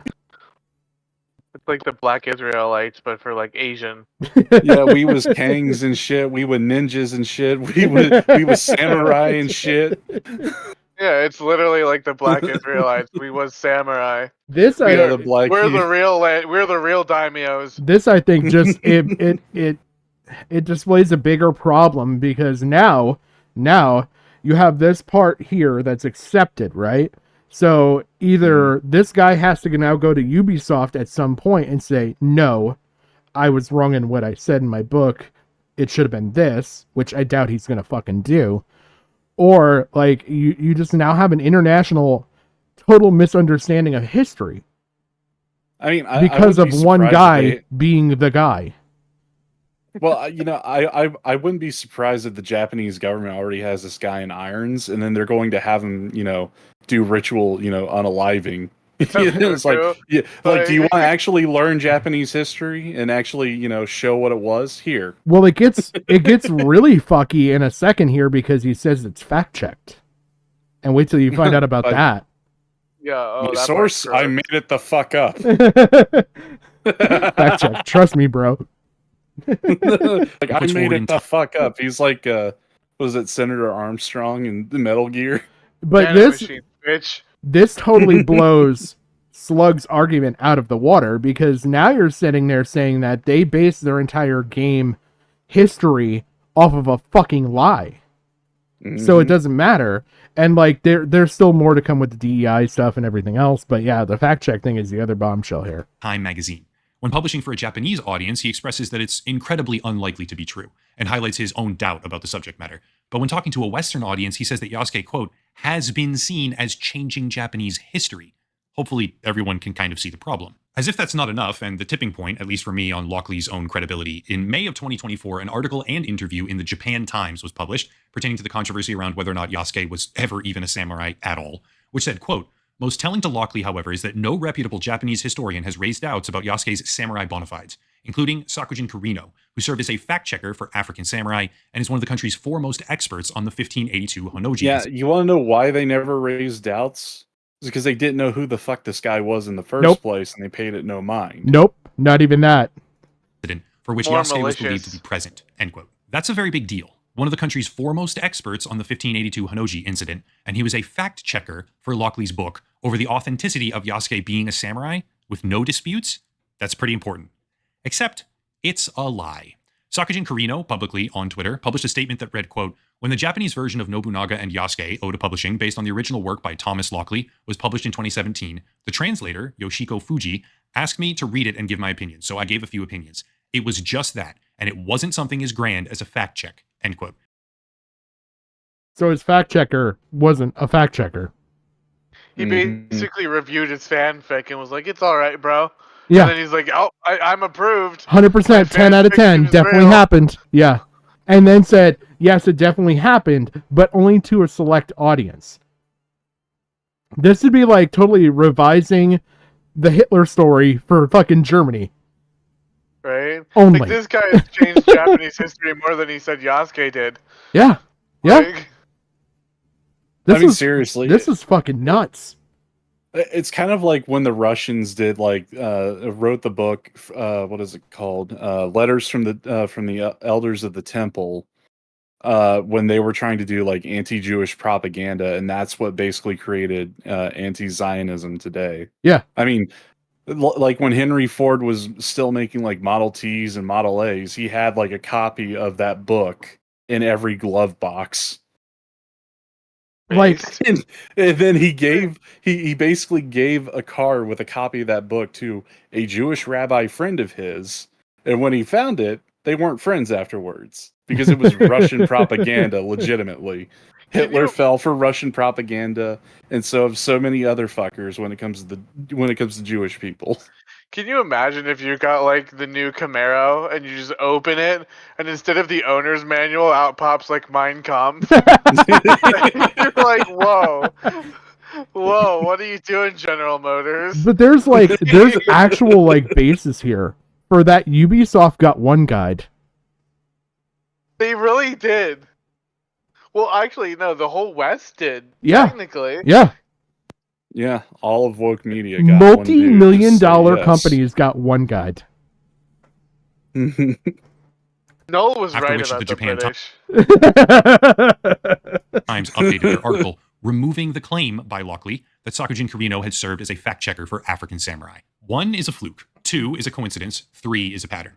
Thomas Lockley appears to have been editing the Yasuke Wikipedia page as far back as 2015, citing his own work, which had not even been published yet. He appears to be telling different versions of historical events, at the very least portraying them in radically different ways, depending on his audience, Western versus Japanese. And he appears to have directly lied about the authenticity of his book, using an appeal to authority, as it's called, by claiming a certain expert fact-checked that work before the expert themselves had to come out and clarify that was not true, really. 1 is a fluke, 2 is a coincidence, 3 is a pattern. Just in case, for anyone still on the fence, here is Lockley in his own words discussing the book that he wrote. Shout out to Vast Establishment on Reddit for discovering this particular This was fucking damning. This is so bad right here. Interview. This new book of yours might read to many like a novel. This person is an actual expert. By the way, the woman talking to him right here is an actual expert. And like, it's just so fucking damning what's said here. I couldn't get over it once I heard this shit. But to my understanding, you're not a novelist? No, I'm not. I did originally write an academic book of this, which was published in Japanese. And that was, I think, 2017. So the book which you would find in front of you, African Samurai, is a much more readable version, less academic, far more narrative, though it's still based on the exact factual history. It's just simply not full of references and other things like that. Just to recap that, he says, quote, "The book which you find in front of you is a much more readable version, less academic, far more narrative, though still based on the exact factual history." However, later on, when the host, Jingyi Lee, who's a PhD candidate cultural historian of 19th century Japan, go figure, questions like the worst fucking person to lie to. the biography, referring to I it like as how the more historical. argument too was like, "This is my fan fiction. It got 9.5 ratings. I put it in a book," and she's like, "No, we don't do that here." Wait till you hear what she says about the book. Like, because he thinks he's fleecing her right now. Yeah, because this is like a dude who's pretending to be in the Marines only to get faced with an actual Marine. Yeah. This is like fucking. I don't even know. This would be like a fucking. What is it? Colonel in like the Marines, and like you're talking to a colonel, and like, oh yeah, I was in the Marines. I went and did this, and he was like the leader in charge of the operations you're saying you deployed on. It's like, yeah, it's a shame that I didn't know that unit. He just pulled the unit badge. Yeah. Like, I fucked up. Yeah, watch this. A cultural historian of 19th century Japan, go figure, questions the biography, referring to it as more historical fiction. He replies by just brushing it off immediately. And as we talked about earlier, many may read this book as a novel because of, well, apart from the very specific historic background, there's also a lot of depictions of the characters' inner development. But its category on Amazon and Goodreads is biography. Yeah. Well, personally, I feel like it's more of a historical fiction. So how would you define the nature of this book? Well, there's very, very little there which is actually fiction. There are various scenes which were added because we knew that they might have happened. There's one scene where Yasuke is watching a hawking session, and we know that Nobunaga was almost obsessed by hawking and hunting with birds. So therefore, it's highly likely. I mean, we can say probably we're 99% sure that Yasuke would have seen that. So we did make up the occasional scene just to give a little bit of atmosphere, if you like. So she basically, like, very nicely is saying, like, your book reads as a novel. It should be classified as a novel. You're saying it's a biography, but that's wrong. I like how he's like, I'm Thomas Lockley, bish. I have a black friend. Yeah. I mean, seriously, it's like trying to write the history of Blackbeard, but from the perspective of a dude who was on his crew as like an important piece, but he was just left on the beach to look over the ship. Yes. While Blackbeard was doing all the interesting shit. Yes. That's all Yasuke was, is what I'm getting from this. Yeah. Not like how he's trying to say is like, oh, he was right by his side, like he was like his vestigial twin or something. Yeah. No, it gets worse. Like, and that's the thing that's. Clarify here, Thomas Lockley, in the aftermath of this new scrutiny, seems to have fully deleted all of his social media profiles. So that's the solution. Delete everything and hide. Yeah, because that doesn't look suspicious. Because, like, for me, like, he was a retainer, right? Yeah. But we wouldn't call a squire a knight. A squire is a squire. Yeah. Yeah. Like, he's a sword bearer. He's not like a warrior. No, he didn't receive any of the lordship, referring to the knighthood. I don't know what the hell a samurai do, but he didn't receive any of the lordship or anything like to. He just literally, like, even like show like with fucking the new Fallout thing, which I know GG loves. Like, this is the guy that just took over the power armor. No. Slug loves the show. I fucking hate it. I know. That was very another facetious debate about that. That was another debate I won on against it because of that shit. Because it was so fucking inconsistent. Yeah, like, you don't fuck with someone who knows the fucking shit. That we won't stand for that slander of Gigi's name. But yeah, like, so he cuts bait and runs. Like, so my thought process is like, has anybody told Ubisoft this yet? Right?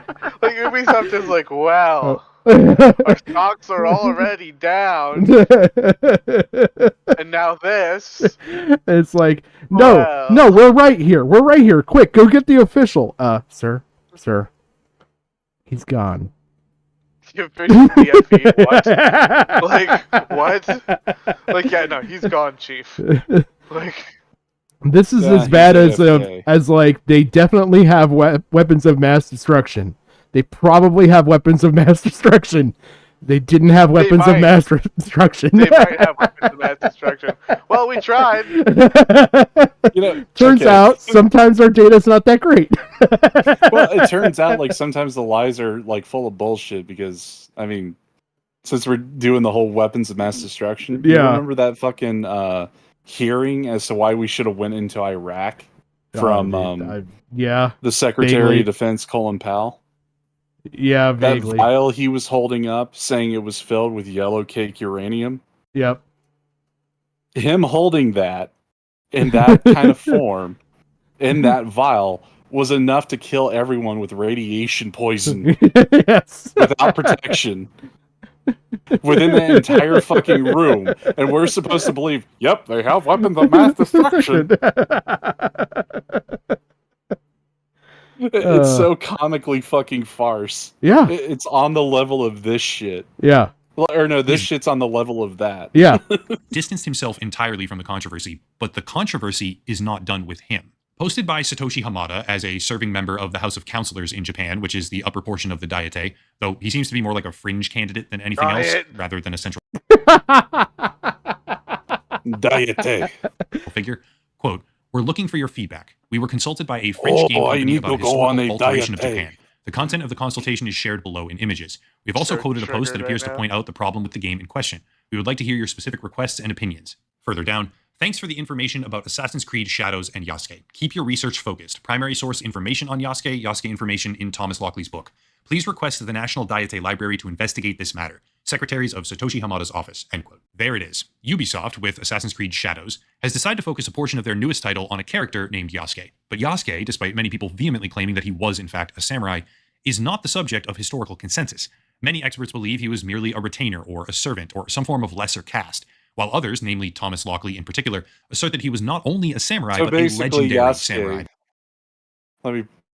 So basically Yasuke, in historical truth, was nothing more than a slave. He's a piss boy. Yeah, pretty much. But you know what's really funny? You know what? Want to know something that's really funny? Yeah. So he's with the party for the NHK or whatever. I forget what the full name of it is, but it's basically the Japanese equivalent of the alt-right. So can you imagine if Nick Fuentes? This is the equivalent of like Nick Fuentes getting elected to Congress and then bringing up like, I don't like this thing about like The Asia. Spanish-American War. Yeah, yeah, it's like the equivalent of like Nick Fuentes getting like into like the House of Representatives and bringing up a culture issue to vote on. No. It's like basically if this would be Nick Fuentes going at someone who was like writing or making a video game about Colonel Custer's last stand because they based it off of the dude who shot the arrow through the throat of Colonel Custer. Yeah. or something like that. Yeah. Or That'd be Teddy amazing Roosevelt thing. and his Rough Riders. Yeah. Oh God. Namely Thomas Lockley in particular, assert that he was not only a samurai, but a legendary samurai that was, quote, been seen as changing Japanese history, end quote. Meanwhile, Ubisoft, presumably relying on his work as one of the narrative pillars here, given that the game centers on Yasuke as an active samurai who participated in a lot of combat routinely, and Thomas Lockley is the only person pushing him forward as a hero story from an academic perspective in Japanese history, has now had to issue an apology that reads, quote, "We have put significant effort into ensuring an immersive and respectful representation of feudal Japan. However, our intention has never been to present any of our Assassin's Creed games, including Assassin's Creed Shadows, as factual representations of history or historical characters," end quote. And yet, this is the same company, once again referencing the Xbox GameWire interview, that said they are showing real historical figures, so you're not only playing in feudal Japan, but also learning about this fantastic time period. Why would you be learning from things like, if that's they're the telling... problem. Yeah. If they're saying it wasn't based on history or places or historical figures, then you're fucking lying, because all of your previous games have tried to stick true as much as humanly possible.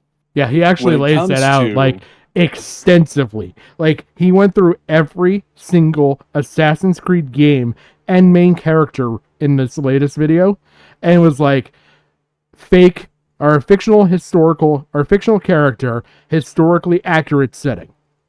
I'm like, that was literally everything. This is the exception. I mean, seriously, like, to bring it back to Yasuke for a sec, like, the dude was more than likely a fucking slave, and again, to bring up Samuel L. Jackson, he would have been the House N-word from Django Unchained. Well, like, the thing that's really funny, just to go back to the other point, is that he's talking about, like, now there's a lot of games articles that are coming out that are basically saying gamers are racist because this was a black main character. And so in doing all of that, he actually went through and not only pointed out the main character is a fictional character, their ethnicity, and their ties to then the historical setting. Going over the fact of, like, in Assassin's Creed Origin, that they were Iranian, and, like, just several other points, including showing that this is not even the first time that there was an African-American in the Assassin's Creed, like, game discography. And here's the thing, like, even I don't know if this is 100% like how they're reading it or how like Yasuke was in like the original, like the actual history, if he was even African American or African to begin with, because there's already like part of Japan's like lineage that were already dark skinned enough to be black passing almost. Well, from what I understood is he was traveling with a Jesuit priest, and Nobunaga was like, I like him, I want him, and the Jesuit priest just sold him. Okay, so he was a slave. Yeah, he basically was. And ironically, if you look at history, Yeah, too, because that actually checks out, because the Portuguese were like big in the slave trade during the time in the Caribbeans. Yeah, no, he was. And it was funny because if you look at history, like Oda Nobunaga, like he did treat him like, the house N-word, but he was also friends with him though. Like he would bring him in, they would have like long talks and like stuff like that. So like they were actually fairly close, and he was probably treated better under Nobunaga than anyone has ever treated him. Yeah, so basically, yeah, that's all he was. He was a slave. I mean, you could have like told a story about that and made it historically fictitious. But again, it's just like they're trying to insert like modern day politics and rewriting history to an absurd extent based off of one dude. That's the fucking issue I had. And Slug's like, "Oh, Gigi, you're wrong because that." And it's like, fucking Well, hell. Necro even pointed out that he wasn't even a slave. Like, he actually had a salary. He just didn't do much outside of being like a sideshow act. Well, I mean, that's the thing. He was just an oddity. Yeah. Yeah, he's an oddity, but at the same time, like, I mean, at that time, black people were treated pretty much as slaves. And if it came from like a Portuguese priest that was traveling to Japan at the time, it would make more sense if he was a slave. Yeah, Well, odds are like, he was for treated the better under Nobunaga. yeah, odds are he came over as a slave labor, and then probably was not so much a slave once the priest was dispatched. Yeah. I mean that would have fallen in line. Like you could have had Nobunaga, or not Nobunaga, but fucking Yasuke show up as like the evils of the Templars and what they allow. I mean, that could have been a massive fucking like plot point, or at the very least or like one of the themes from like a smaller plot point within the overarching story. I mean, they could have done the whole political hand reading, slavery is bad, like who the fuck needs to be told that except for the Muslims nowadays in Qatar. We don't need to start a jihad here. I'm just saying, like, they could have had their politics and had a game and not have this fucking controversy if they actually pulled their heads out of their ass. Yeah. I mean, that kind of gets wrapped up here.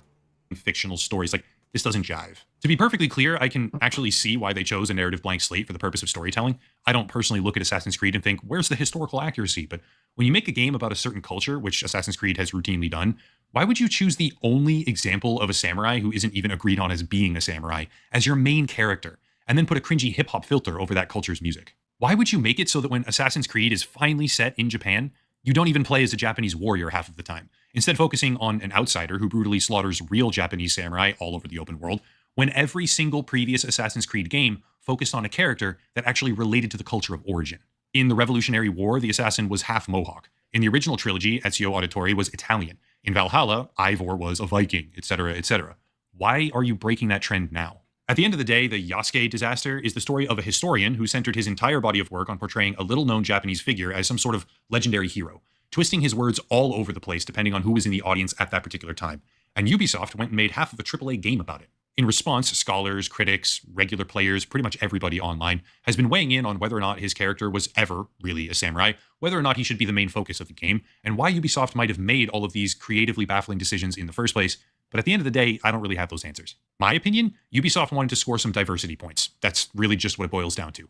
Yasuke happened to fit a pretty convenient narrative template while also scoring them those diversity points and allow them a real historical figure who stands out dramatically in feudal Japan for some of the wrong reasons if you take this controversy at face value, and they use that as their starting point and unwittingly rope themselves into a culture war for all of the wrong reasons at the worst possible time, as people accuse each other of either rewriting history maliciously or being viciously racist, depending on which side of the political aisle you're on. That's it. That is the Yasuke controversy explained. And none of it will likely impact the game at all, which is almost certainly going to sell between 10 and 20 million copies or more, becoming wildly successful regardless of what we talk about today. That's just kind of how the world works now, but now you know the story. If you want to support the channel, there's links down below. Honestly, I mean, if Ubisoft really wants to apologize, they would can this fucking project entirely. Well, just I hate to say it, reskin the fucking person and rename them.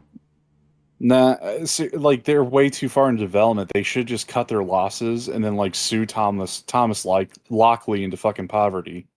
I mean, that's an option, but I mean, in the interim, they could actually, I think, feasibly reskin and rename. I mean, yeah, it's going to come out kind of shoddy, but it would, at least it wouldn't flush like a lot of work down the drain. But then there's also rehiring the voice actors, like getting a new voice actor for Yasuke's character in all different languages. It's best just to can this fucking project. Because who are you going to hire on short notice to deliver a half-assed fucking performance?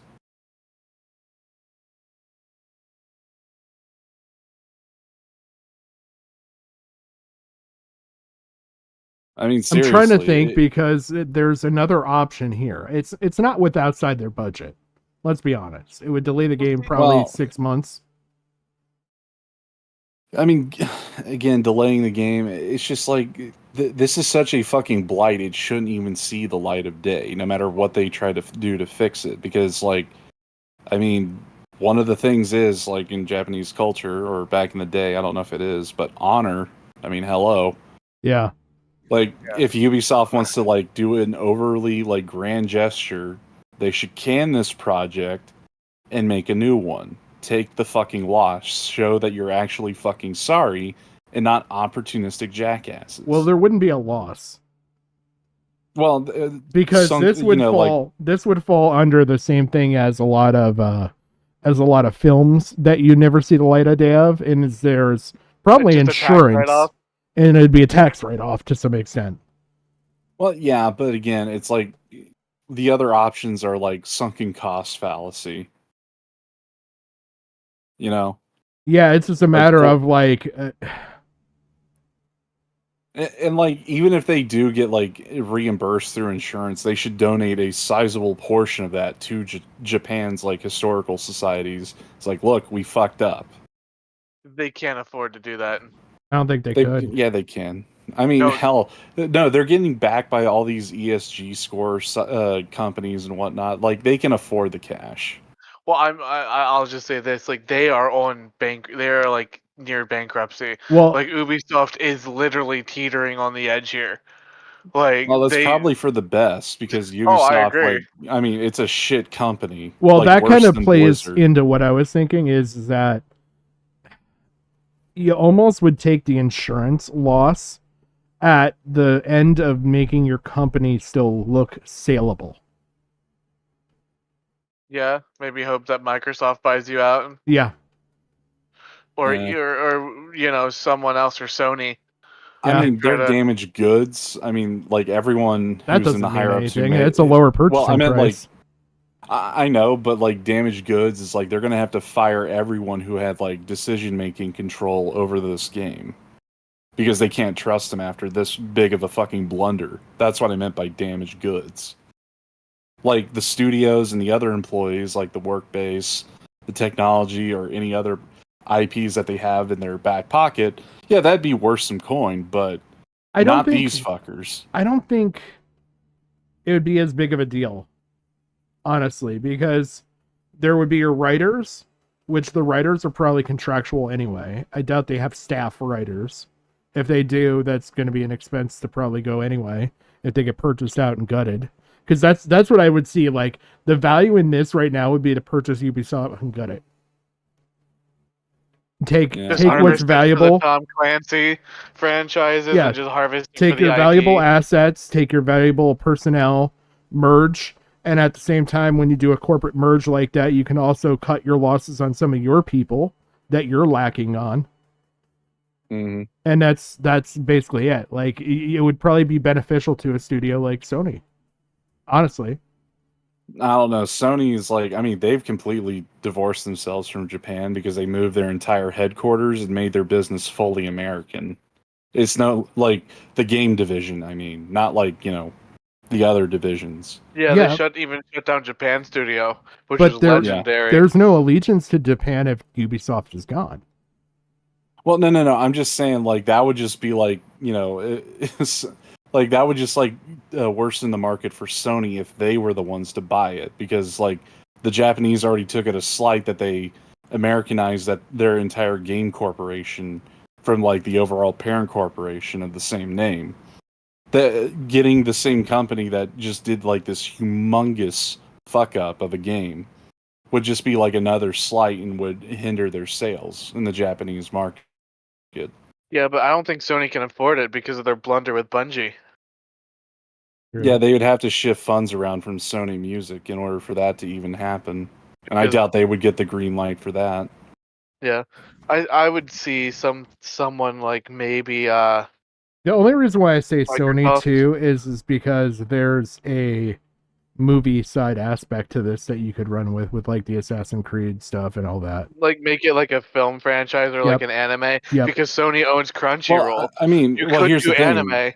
Well, they already got a Netflix anime show of it, and there's already an Assassin's Creed movie from like 2018 or 2016. But I'm saying you could. Oh, so bad. How many times did they make Wait, Spider-Man? you didn't like it? You didn't like the Assassin's Creed movie, Jim? It wasn't. I'll put it like this: it wasn't a bad film, but as an Assassin's Creed fan, it just wasn't. I don't think anything could have reached it. Well, yeah, that's the thing. Like when I looked at it, I was looking at it as like video game adaptations to film, and it actually like checked off a lot of the boxes that most of them fail. Oh yeah, no, don't get me wrong. It for like if you were looking at it through that lens, like it's up there, like and this is me saying that one of my guilty pleasures is Doom. Because I really liked the end where they go into the first person, like the game. Like that was just like, oh, this is so autistically like. Yeah, that was pretty good. After Dwayne turns into a demon. Yeah. And you get the BFG, and you just like that was just like some gamer like full on like dopamine, right? Yeah, like they did a good job on that, or at least on that just alone. But I'm just saying, like from video game to film, like translation or like transition, the Assassin's Creed movie did it a lot better than most, and the one that did it better than that is the Sonic movies. Yeah. Oh, and the Super Mario movie. Mm-hmm. I don't like it. You what? I owe my allegiance to John Leguizamo. God damn it. Okay, but you have to agree that based like that blue based like nihilist Luma. Dude, that was my spirit animal. Like that is me. I am that Luma. Oh man, I was looking for. Are there no chapters on this? Maybe I missed it. Yes, I did. There's the chapters. But yeah, to just boil it down to like Ubisoft and shit, my opinion, I still think they should release the game. But I think they should do it with the lens of like, this is definitely fiction. We're sorry that we tried to moralize your history, and release it like as a fiction, sort of like how like we still have the old-fashioned movies that like we you don't could do support that this. and then have like a statement in the beginning of it. Yeah, we don't support this, but this is a product of its time. I mean, a product of its time. Like seriously, last week. Well, yeah, but I think like further down the line, like 10, 20 years, I think it would be like sort of like, yeah, this was like literally the culture war era, and this is the kind of stuff that happened. Well, yeah, I mean, you could easily have legal write something up and literally put it in the opening game screens like your unskippable shit. I mean, even then, I'd probably be in support of a boycott movement, like against Ubisoft for that shit, because I mean, you don't fuck around with history like that. I mean, there's a reason why We Were Soldiers kind of got like the shit it got, even as a film. Yeah. I mean, in my opinion, like I said, like I know Ubisoft is in dire straits. Like they're close to like they're probably the if we look at the industry, like of all the AAA, Ubisoft is the closest to bottoming out. Straight up, they are. So like I think that like release the game, but just like I said, make that statement, and don't support it. You know what I mean? Just be like, this was a product of the time. There was some issues regarding the game development. Please know that this is a work of fiction, and we hope you enjoy the story we told. And just let it be like historical fiction, but don't try to like look at it through the lens of like this is historically accurate fiction. Okay, so Necro's saying that he went as a bodyguard. I mean, still.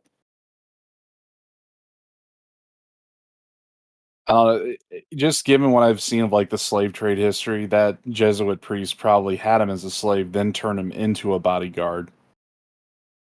Well, yeah, because like he was friends with Nobunaga, but he wasn't like a samurai. He wasn't like he didn't study Bushido or anything. He was given a sword, and he was like, a retainer and bodyguard. That's kind of like from what I looked into it is they were just really good friends.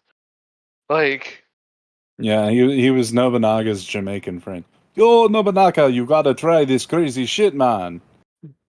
I mean, just imagine it. Like Nobunaga had the token black friend before it was cool.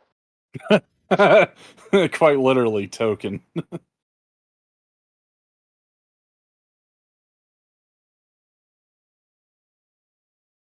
Sponsored by War Thunder. Pulling one thread about the charity thing is going to upheave my entire life in a way that scares Based War Thunder. I love that game. There's drama around that game. I don't know if I've ever told you the drama. Is it because of the lollies? No. No. Okay. So these are people that really, really like historical vehicles. And this has happened multiple times where people will get into autistic slap fights and they'll drop blueprints. The community manager the community manager had to be like, guys, we really like that you support us, but please stop leaking classified government documents on our forums. It looks really bad.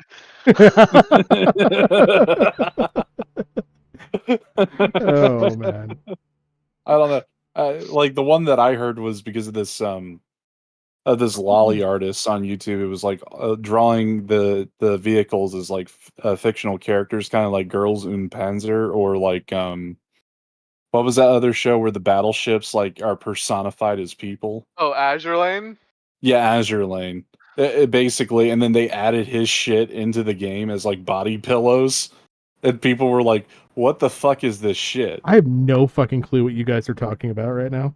I'm gonna be honest, War and I'm Thunder. kind of happy for this. Like the shit that you guys are I have no idea if I ever want to see a fucking Battleship Sona. Like just look up Anime Anarchy, I think it is. He does like historical videos, and he's like done one from about the history of the USS Enterprise. Oh it was my actually God. pretty good, minus the weep shit. Although he worked it in somehow. I love the Enterprise. That was such a good ship.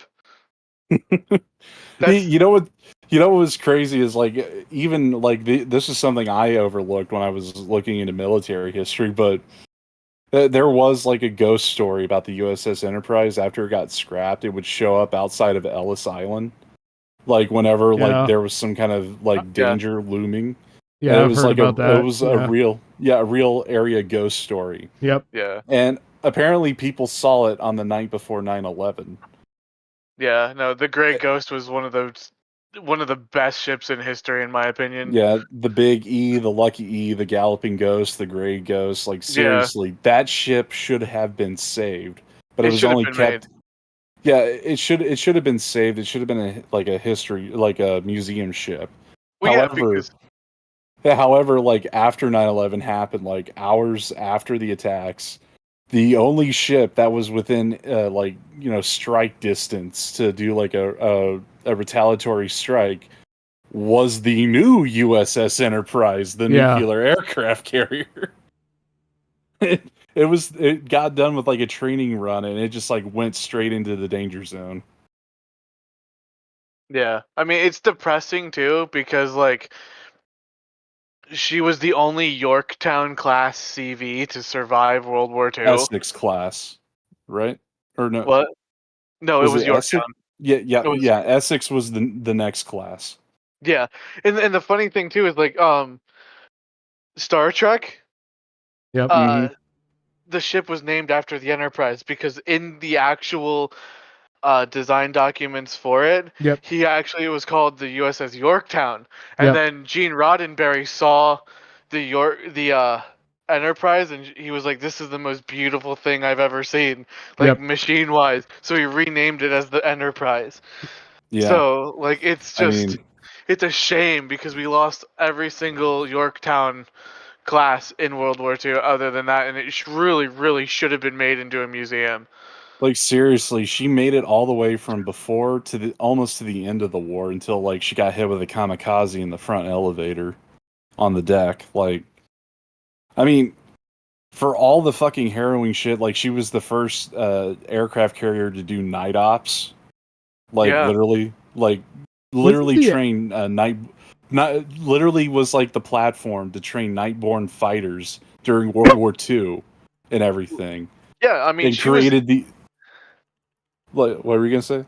Oh, she was just in the war. I mean, she was at Pearl Harbor. She was at Midway. She was at the Solomon. She was at the Santa Cruz. Like She was at Guadalcanal. She was like she everywhere. saw everything. She saw everything. And it is such a shame that like we didn't make the Gray Ghost into a museum because it was just single-handedly, I think, my favorite ship in all of history. It's like it was involved with what I thought it was. I was thinking about that because I thought it was involved with Doolittle's Raiders.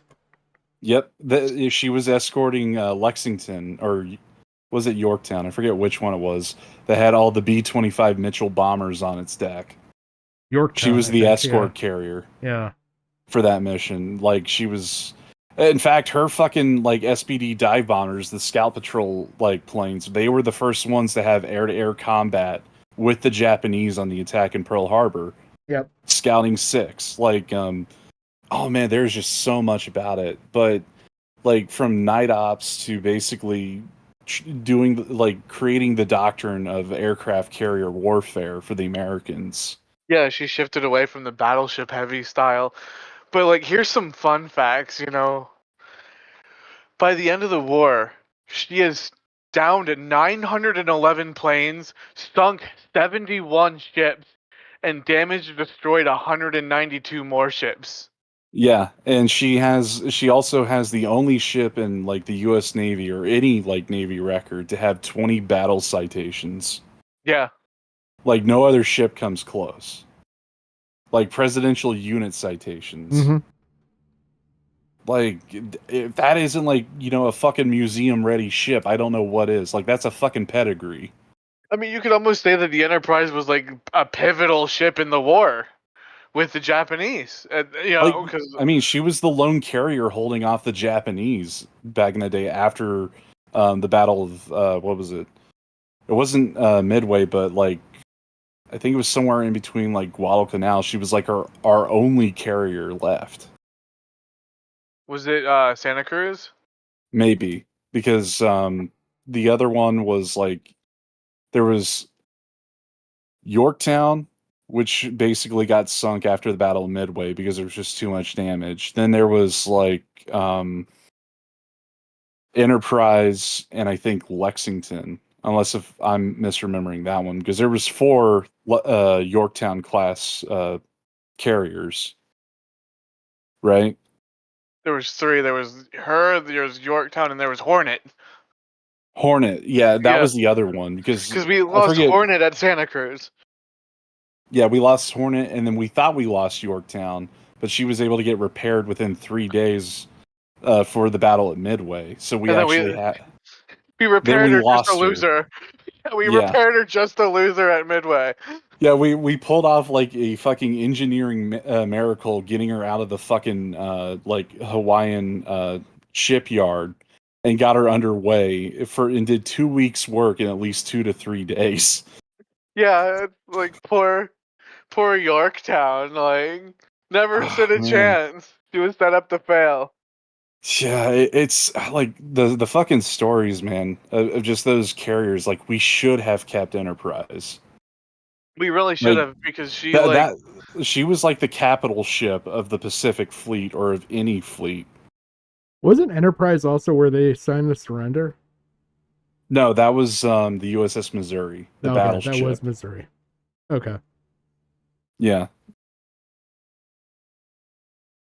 But yeah, we should have kept it, man. But I'm kind of glad like every new aircraft carrier, every new class, like the first one in that line gets named USS Enterprise. So it's a legacy, if anything else. Yeah. She does still live on. The living crap out of me. In the months of November and December of 2023, this thread was pulled and undid Gerard, the completionist Khalil. These allegations are slanderous, and we believe we're done with selfish intent.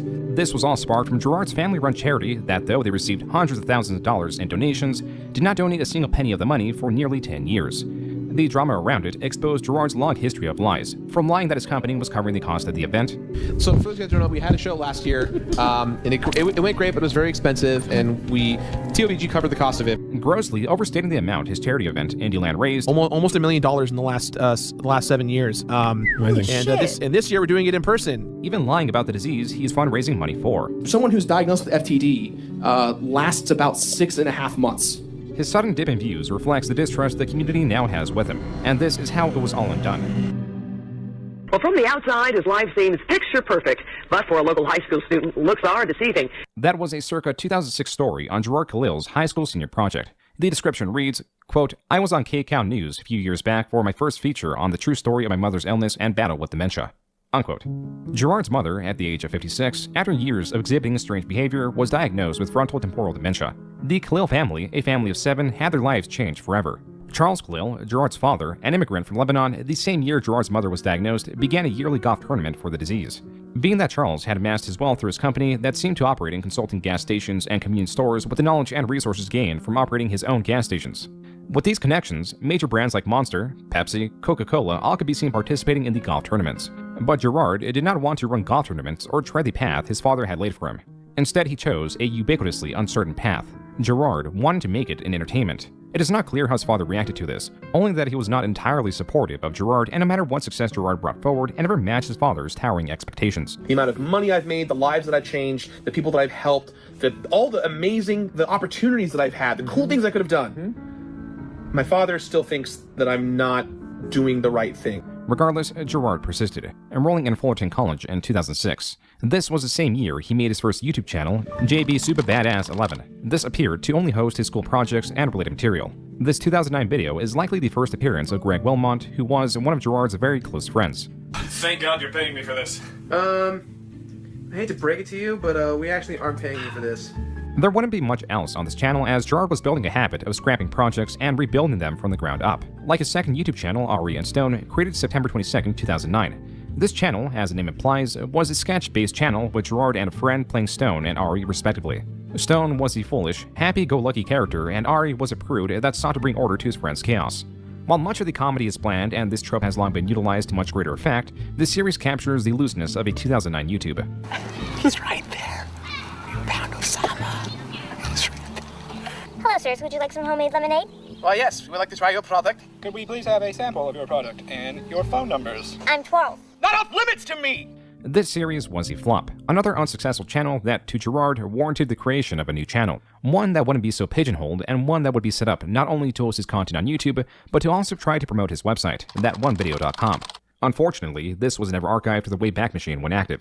However, his YouTube channel was, but only the channel page. The majority of videos here are missing, but are clearly themed around a show satirically emphasizing masculinity with videos such as How to Torture a Thief Like a Man, Man-to-Man Time with a Man, Episode 2, How to Cook Steak Like a Man, Now You're a Man. In the Sea of Lost Media, one episode, specifically Episode 5 of the Now You're a Man cooking show survived. Wait a minute. Once people start realizing that we puppets are Why strong do all too, those titles, why do all those titles sound like, what you would read off of an RTU stream? Like, seriously. That RTU is stuck in, the early 2000s YouTube mentality. There is some logic in my mind that says that all of the lolcows are interconnected, and there is one point of origin, but I haven't found it yet. There is dimensional merge. There is one original person, and I don't even think it's Chris Chan. I just haven't found it yet. Yeah, maybe. Yeah. That's where it is.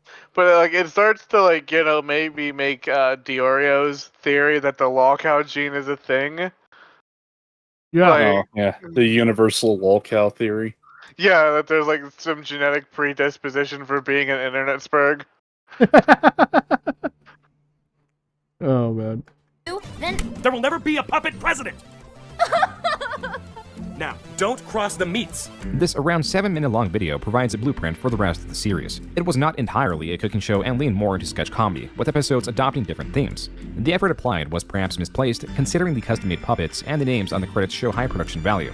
But the name, How to Cook Burgers Like a Puppet, would perform terrible in YouTube searches. That and there was no custom thumbnail. This was doomed to fail just from that, but Gerard provides a different reason for its failure. And then I started a cooking show called Now You're a Man, the Cooking Show, and that was a fun show that I did for a while. It was very offensive, very over the top, and it was about putting bacon on everything. And then at the mealtime came along, and they took that market, so I had to stop that show. This is the beginning of documenting Gerard's lies. What would normally be dismissed as possibly misremembering, misspeaking, or just another variation of simple human error cannot be done with Gerard as it happens too frequently. To start, Epic Mealtime did not quote-unquote come along. Its first upload predates the Now You're a Man cooking show by more than 2 months. Gerard also claims that Epic Mealtime took quote-unquote that market. Epic Mealtime's videos, besides already having eye-catching titles and thumbnails that strongly work with the theme of their channel, made the food look delectable. They were unique in showing the increase in calories, relying on excess, utilizing fast pacing, and capturing well the cooking. They put a crunch wrap on a pizza? Oh yeah. Yeah. They did a bunch of stupid shit. Oh yeah. Oh man. But the funny thing too is like how Gerard's sort of like coping. Like they took that market. Like you were sketch comedy. They really weren't. They were just like, let's eat weird shit. Like you were like legitimate sketch comedy though. Like that's technically not the market. Like I mean, it's basically mukbang before they went to the obsessive amounts of food. Just like the weird shitty food. It is uncanny how many times that like Gerard revises shit and is like generally a scumbag before you even get to the scam that he's now known for. Yeah, he's the Hulk Hogan of YouTube. Yeah. So you mean the Thomas Lockley with the revisionist history? Yeah. But see, the thing is, Thomas Lockley was successful, so I gotta give him some props. And he told somebody the truth. At least. So was the completionist, but I mean, at least Lockley told at least one version of the truth somewhere. Yeah, that's true.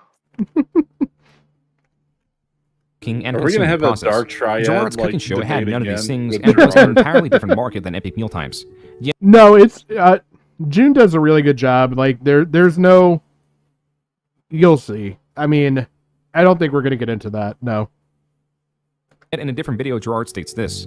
And a month before we launched, Epic Mealtime came out, and was almost the exact same show. These are my online gaming friends. We took a break out of destroying noobs on Black Ops to destroying your armies on YouTube. We got hit with a lot of copyright strikes early on, and so I was forced to take almost all the videos down. Here, Gerard is more precise in stating that Epic Mealtime preceded his show, but severely misrepresents his show by stating that it was almost the exact same show. The only similarities between these two are that they involve food. And then Gerard pivots to talking about copyright strikes and being forced to take the videos down, but doesn't expand on where the copyright strikes come from. Whatever the case, the cooking show failed. And not only was his channel later abandoned, all the videos were deleted. This is where his YouTube presence likely would have ended if it wasn't for John Jafari, known to the internet as John Tron, a popular retro game reviewer that expanded coverage to retro media and then to whatever he wanted to make. According to Gerard, they went to rival high schools, yet somehow became friends within that time. I forgot but now John Tron's name was Jafari. Yeah, no, this is like a whole section of this I had no idea about. I didn't know about the JonTron link. Yeah, you know what's funny is that, you know that old like fucking joke rap? It's like, my name is Jafar, I come from afar. You know? Yeah. I'm surprised JonTron didn't like do a parody of it. It's like, my name's Jafari, I came from Atari.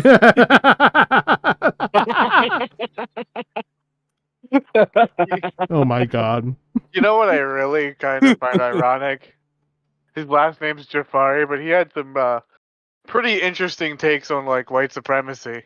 Well, like, I'm like, yeah, that's a very Nicholas Fuentes of you. like I'm Nicholas Fuentes, the Mexican savior of the white race. Yeah. I still think like the funniest shit that ever happened to him was the whole like the burning of the church in France or in Notre Dame, where he's like being the hunchback for that one scene where he's going over like all the different massage tools or whatever from that one like Asian doctor. Oh yeah. He posted the day, and like a couple hours later, the whole church goes up. It's like bad timing on that one. And people basically took the screenshot of where he's pretending to be the hunchback, and they just put flames on the church. Oh my god. As a meme. 12, with Gerard recently graduating from California State University, Fullerton, his previous channel failing, and being dissatisfied with his job at Best Buy, Gerard needed direction, and in a way, he got that from JonTron. Oh god, as that's Gerard explains explains, RTU. Best Buy, yeah. JonTron wanted to live stream stop playing games with Aaron. Could be. That could be the link. Is that the through line? Like, there's like something in Best Buy when you enter it, it like re-scrambles your DNA into lolcow. Yeah, it's called the Geek Squad. Hansen. Together, the two hosted Let's Play channel Game Grumps. The only issue was they did not have an appropriate location to do so, which is where Gerard comes in because he already had a streaming setup in his parents' home. So not only did he provide his home as a stream location, but was actively working in the background swapping consoles as games as the host saw necessary. But the stream eventually winded down and JonTron left. I'm not anyone famous, so I'm going to turn this off. And the chat said, no! Keep playing games! What the fuck are you talking about? Keep playing games. I'm going to bed and so should you guys. From here, Gerard states they accepted the audience's invitation to continue streaming in place of JonTron, calling out of work the following day as a result of this. It was then, after quitting his job at Best Buy and with the guidance of Aaron Hansen, Gerard came up with a new idea. In the next few weeks, you're going to be receiving a new show called The Completionist. I am a completionist, and so each and every week, I'm going to bring you guys a completionist aspect of all these games, whether they be new games, old games, archaic games. This series, at the end of 2011, was launched to the normal. So you can directly or indirectly blame JonTron for creating the Completionist. Awesome. As if his tyranny against minorities wasn't enough. It's like in that video, he was fucking cross-eyed looking at that camera. Well, I mean, it's because he had to play games. Didn't you hear him? His chat would let him go to bed. So he became Rango, that little chameleon. Boots website. Normal Boots was a conglomeration of various gaming creators that did not feel secure with YouTube and their constant changing policies, or how readily they would accept video takedown requests. After the soft launch of the series, Gerard decided to expand his catalog of videos to YouTube with his own channel that went under That One Video Gamer. He also launched his LLC under a similar name around this time, and so the first episode of The Completionist on YouTube was released in January of 2012. Yes!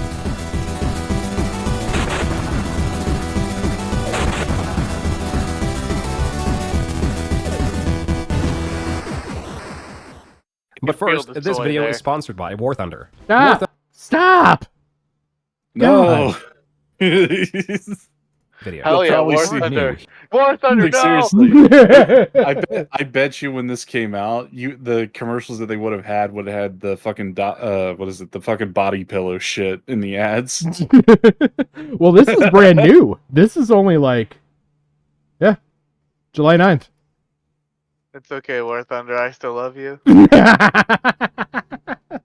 I'm a gimmick really to separate- tempted to go play it now. Oh, man. His game review videos from the long saturated market of game reviewers. The Completionist angle was its own unique draw in that Gerard would focus on the entire game, and larger segments could be devoted to the difficulty or just trivia other videos may miss. But when writing the show, he felt that his comedy was lacking. That's when, as per the credits, Greg Wilmot, Gerard's friend, came in to fill that role. It played a little bit differently, but, I wasn't entirely sure. Wait, what the hell are you doing? What do you mean? No, see, I do the reviews, you do the funny. Welcome to my lair. I saw the way you floated through that door, but there's absolutely no way that you can... A lucky shot, but never... Guys! Gerard and Greg, having built up a hearty catalog of videos on Normal Boots, released videos day after day. These videos were released alongside other videos that fit the trends of the time, like top 10 videos or even just spin-off Completionist videos where Greg was the host. Shortly after its launch, the series had already gotten enough notoriety that the developer of Super Meat Boy challenged the Completionist to complete his game. And after over 18,000 deaths, Gerard did so in the following episode. That one video gamer, with its rapid releases and unique angle, made certain that it had a strong launch. By the end of January, less than a month of its existence, it already jumped up to nearly 4,000 subscribers. But as the pacing of uploads matched the actual production schedule of around one episode a week, the traction slowed and the growth became gradual. By the end of February, they had only gained 1,000 subscribers. Even so, this proved to Gerard that he had finally found his niche and was quick to embrace it. He could also be found streaming on Twitch, where he both played games and hosted a podcast-style show, and on an additional Let's Play-esque channel known as Super Beard Bros. Week after week of consistent uploads meant that just a year later, Gerard had solidified himself within the game analyst community. He was a social creator who had been collaborating with channels of similar size, like game reviewer Pro Jared, who was also in Normal Boots. Mixed in with these collaborations were newer channels that were also video game adjacent. Hello, Gerard. Welcome to your bedroom.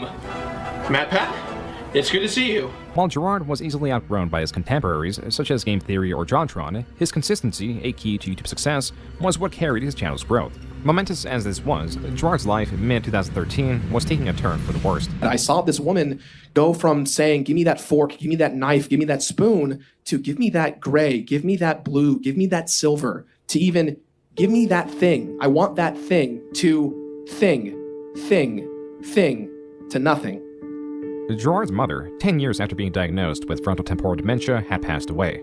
Gerard and family, bearing witness to her slowly regressing state and to her eventual passing, decided to allow her memory to live on through what would be known as the Open Hand Foundation. This charity is a 501c3, and it would be basically family operated, with the Galil family working hundreds of hours yearly to quote-unquote evaluate charities to donate to, among other responsibilities. Virtually all the expenses went to the yearly golf charity that the Open Hand Foundation was now sponsoring. Quote, applicant estimates that it will expend approximately $23,000 to cover its expenses for each tournament, resulting in a net profit of approximately $27,000. Unquote. In basic terms, the golf tournament was to happen annually. The proceeds would go to the Open Hand Foundation. The Open Hand Foundation would then distribute the money to whoever they saw fit. Gerard was a director and was in charge of marketing alongside the shared role of evaluating charities to donate to. It was also during this time that the Completionist was seeing a major upswing in traction. Though there were no breakout videos, his catalog as a whole was getting increased interest, enough to obtain an office. Why does it look different in here? We have an office now. You have a desk. What are you talking? Holy crap, we have an office! Unbeknownst to viewers, right as the channel was picking up in momentum, there was a major conflict between Gerard and Greg. The issues were never exactly specified, but there are implications that these conflicts were related to the direction of the show, or at least the background elements that eventually saw their friendship degrade. This came to a head February 2015, right after episode 120 of The Completionist. It's hard for me to announce that Greg Wilmot will no longer be a part of The Completionist or anything that one video gamer related. Greg, thank you so much. And I'm sure everyone at home appreciates all the hard work that you've done for the past 4 years. Gerard thanking Greg for his time here. How much do you want to bet this is a lie? Well, I mean, Greg has come out and said that Gerard was basically a dick. Like, yep.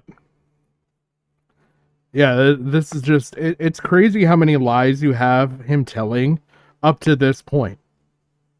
yeah, I just also found it funny. Like, here's my friend Greg.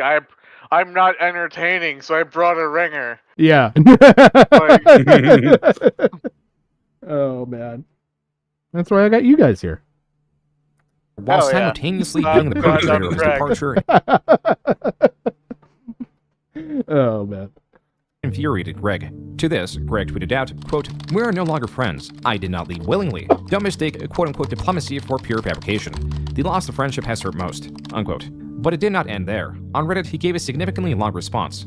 Quote, the truth is, Gerard and I's friendship had been rough for the year prior to the falling out. We had been slowly drifting apart. I'd like to get my work done quickly and efficiently, then be on my way home. However, I feel I was removed due to our failing friendship and punished by the business I had no protection in. Gerard and I never worked out a contract between each other because we were best friends, and rather naively, I assume we'd take care of each other in the end, as we did so many years prior. Unquote. The reactions to this were mostly of support. Though the comedic side of the show was now dead, the audience, understanding that Gerard was continuing the show, were happy enough with that. All over the internet, in relevant Completionist posts, there are comments stating that Greg leaving the show diminished the quality of it, but also comments stating that they did not like Greg at all. These could be found in the same spaces. Ultimately, the departure of Greg saw far different reactions. Regardless, the fact is, the month that Greg stopped appearing in episodes was the same month that Gerard's viewership stagnated. This is not to say that Gerard was not attempting to improve his content, because by the end of 2015, he had hired a team to help with production, though he was still trying to expand his craft beyond the Completionist. That's where Big Bad Bosses came in, his video game-themed boy band. Big Bad Bosses! This led to his most viewed video ever, but nothing else was working. To expand on this, Gerard, seeing how his contemporaries were expanding their craft from video games to popular media to just even food, wanted a piece of that pie. MatPat was a great example of this, as he was taking his theme of theory videos and moving them onto film, which brought success overnight. Gerard sought to do the same, but his format was not enticing nor was it viable. MatPat could play with ideas and just research the elements around the related story. He takes a simple concept or happening in a movie and or show and expands on it greatly. But Gerard, carrying his completionist theme onto shows, had to watch all that was available. Being a completionist of a show just boils down to being a regular reviewer. This is to say that Gerard's gimmick could not be expanded beyond games, as it was not interesting, nor was it worth the time investment. This realization. My gimmick is what you guys do at home.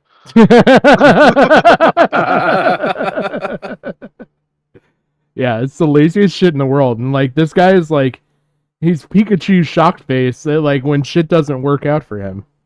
What do you mean my gimmick of I watch TV show real good doesn't help? Like, what the hell? Like everybody watches the entire series. Like, I mean, would it be fair to consider this guy like, you know, Brown Boogie? Yeah. Or Tan Boogie? Yeah. No. And as much as I hate Boogie, I'm gonna give him something here. At least Francis was funny. Gerard doesn't even have that without Greg. Like, Gerard literally is nothing without the people around him. At least Boogie managed to get viral before Desi came in and made Francis better. You know what I mean? Like, I can't believe I'm actually giving Boogie a point in something. I feel like I want to die. Oh man, I don't know. I will say that the completionist comedy, like that they cut that June intercuts in here, like is actually kind of funny. Like I would watch his stand-up routine, but that's also me taking stand-up as that. Like it doesn't have to be really you're exaggerating on events. So like I don't know. It's very of the time. Yeah. It's very of that time on YouTube because that's what like a majority of the whoa, this is crazy sort of like YouTube sort of humor of like back then. Like not everything was unforgivable. You know what I mean? Like yeah, true. That series was funny as hell.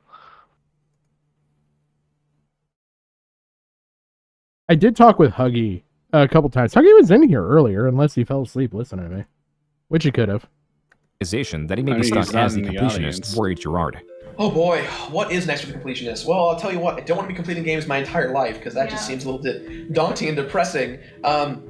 I'm working on a lot of big projects that aren't necessarily so focused in the realm of reviewing games. I think that because there's so many reviewers out there, it makes it hard to stand out. Gerard's goals to expand beyond his game reviews are not just sourced from the fear of pigeonholing himself, as most creators hold this fear that their craft is one note and their talents only exist in a single format.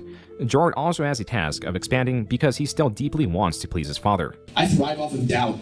I thrive on people telling me that I can't do something. It really drives me crazy. And my parents every day would tell me, what are you doing? Go get a real job. Give up on this pipe dream. Go do something else. And I kept telling them, no! Gerard, now in 2017, has been built you up can't a reputation. donate that money, boy. I kind of want to bring up something my music teacher once told me. How about it? It's the only way how you become one note is if you play the same note. And if you just keep playing the brown note, you're always going to be shit. Yeah. You know what's wild to me? This thing on screen right here. You seen how like dog shit he was? Yeah. He landed a video. He landed an interview with Reggie back when he was in like president of Nintendo. Like, if that just goes to prove you can be the biggest lame tard on the internet, you can still land some good ass like content and some like opportunities.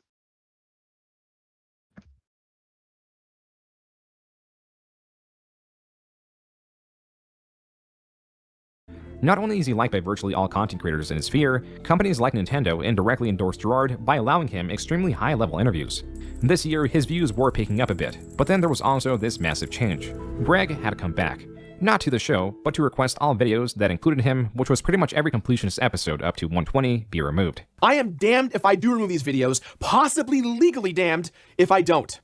So, it's with a heavy heart that I announce that I am going to be removing all 120 episodes of The Completionist. Gerard allowed a month for viewers to archive videos before removing them. Whatever goodwill Greg had with the Completionist community was drained via this request. And as much as this hurt Gerard's channel, it also opened up the new opportunity to re-review the games he already played in his Completionist series, now as New Game Plus. It was possibly this, alongside continued traction, that reinvigorated his channel and bumped his viewership from hovering around 3 million a month to around 4 million a month. Also in 2017, Gerard's story on Story Collider aired. The topic was on his mother and FTD. Usually, someone who's diagnosed with FTD lasts about 6.5 months. Mostly due to malnutrition, just not getting enough food, not eating enough, not being present in the moment. Though Gerard was on a platform that emphasizes science and storytelling, Gerard was only focused on the latter. The average life expectancy, as seen on the AFTD website, is 7 to 13 years. It is practically universally understood that the life expectancy... So literally, like, initially starting off, the whole basis for this shit is a lie. Again, it's like boogie cancer bullshit. I mean, you only have a few years, guys. That's how bad this cancer, Months. Well, months at one point with him, too. It's one of those things where it's like, I understand what he's trying to do, right? Like my mom was so strong, like she held out so long. Because I understand, like I'm the same way with my mom, who's like, battling a fatal illness.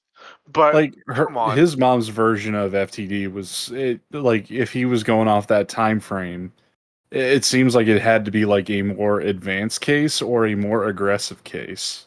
Oh, but wait, it gets better. He lies more. For those that have FTD is several years, and the leading cause of death is not malnutrition, though that does play a part. Still, it is nearly unanimous that the average life expectancy is around 7 years and the leading cause of death is pneumonia. It is clear that either Gerard got his facts severely wrong or he is lying on the spot to make himself look good. My mom was a strong as hell woman, and she went down fighting every single step of the way. And more importantly, she is the longest lasting survivor to date with someone who's been diagnosed with frontotemporal dementia. They gave her 6 months. She said, screw you, I'm going to live 15 years. Also strong. Okay, hold the fucking So basically, she survived the same sort of like usual diagnosis. Yes. It'd be like if Boogie was like, I'm so strong, I survived cancer, and he lives like 19 years with his 20-year cancer. Like, okay, like I understand you're sad about your mom. Yeah. But like, come on. Yeah, you're actively making your mom a superhero for no fucking reason. Yeah, she went down swinging. The only way how I could see he could apply that terminology to her is if she was fighting with every orderly possible. It's like, who are you people? Wham, wham, bam, I don't want to go back in the box. Yeah. just throwing hands with people and fucking nurse outfits and everything. I mean, I'm sure one of those nurses also found Consuela. Oh man. But yeah, it's just like Boogie. He's like over exaggerating the shit. Yeah. Yeah, he literally like there's an insane part in this. Like, what would you say is a lot of therapists? Like for an individual to have? Depends. Like which field, like behavioral, psychological. Like just in general, like if you were talking about somebody who goes to a lot of therapy, what would you say is a high number of therapists to see? I'd say about 7. He sees exactly that, I believe. It's like Really? 5 to 7. Yeah. Okay, because He lays out all of them, and it's like, Jesus Christ, dude. He actually has a therapist ringleader to fucking like actually commingle data. Yeah.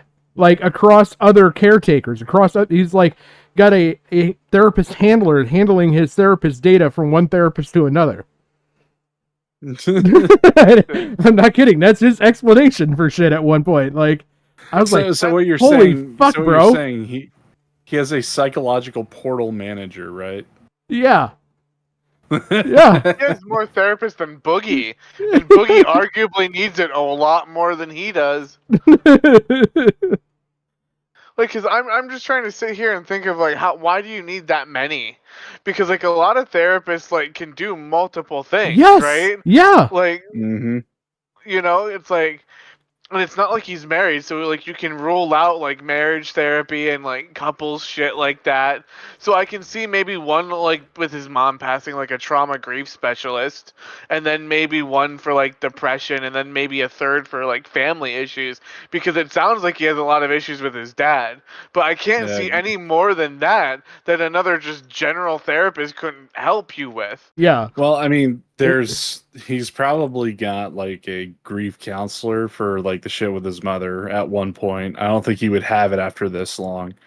He probably still has like a behavioral therapist. Then he's got a general therapist, which is like the one who prescribes the drugs, and then he's probably got. You died out.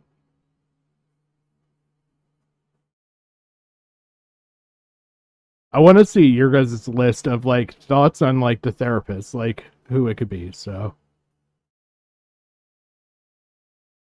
Wait, did I cut out for a sec? you did, yeah. I didn't know if you heard me. Okay. Sorry. I only picked up halfway. I didn't know if you guys heard all I said. I got up to behavioral therapist.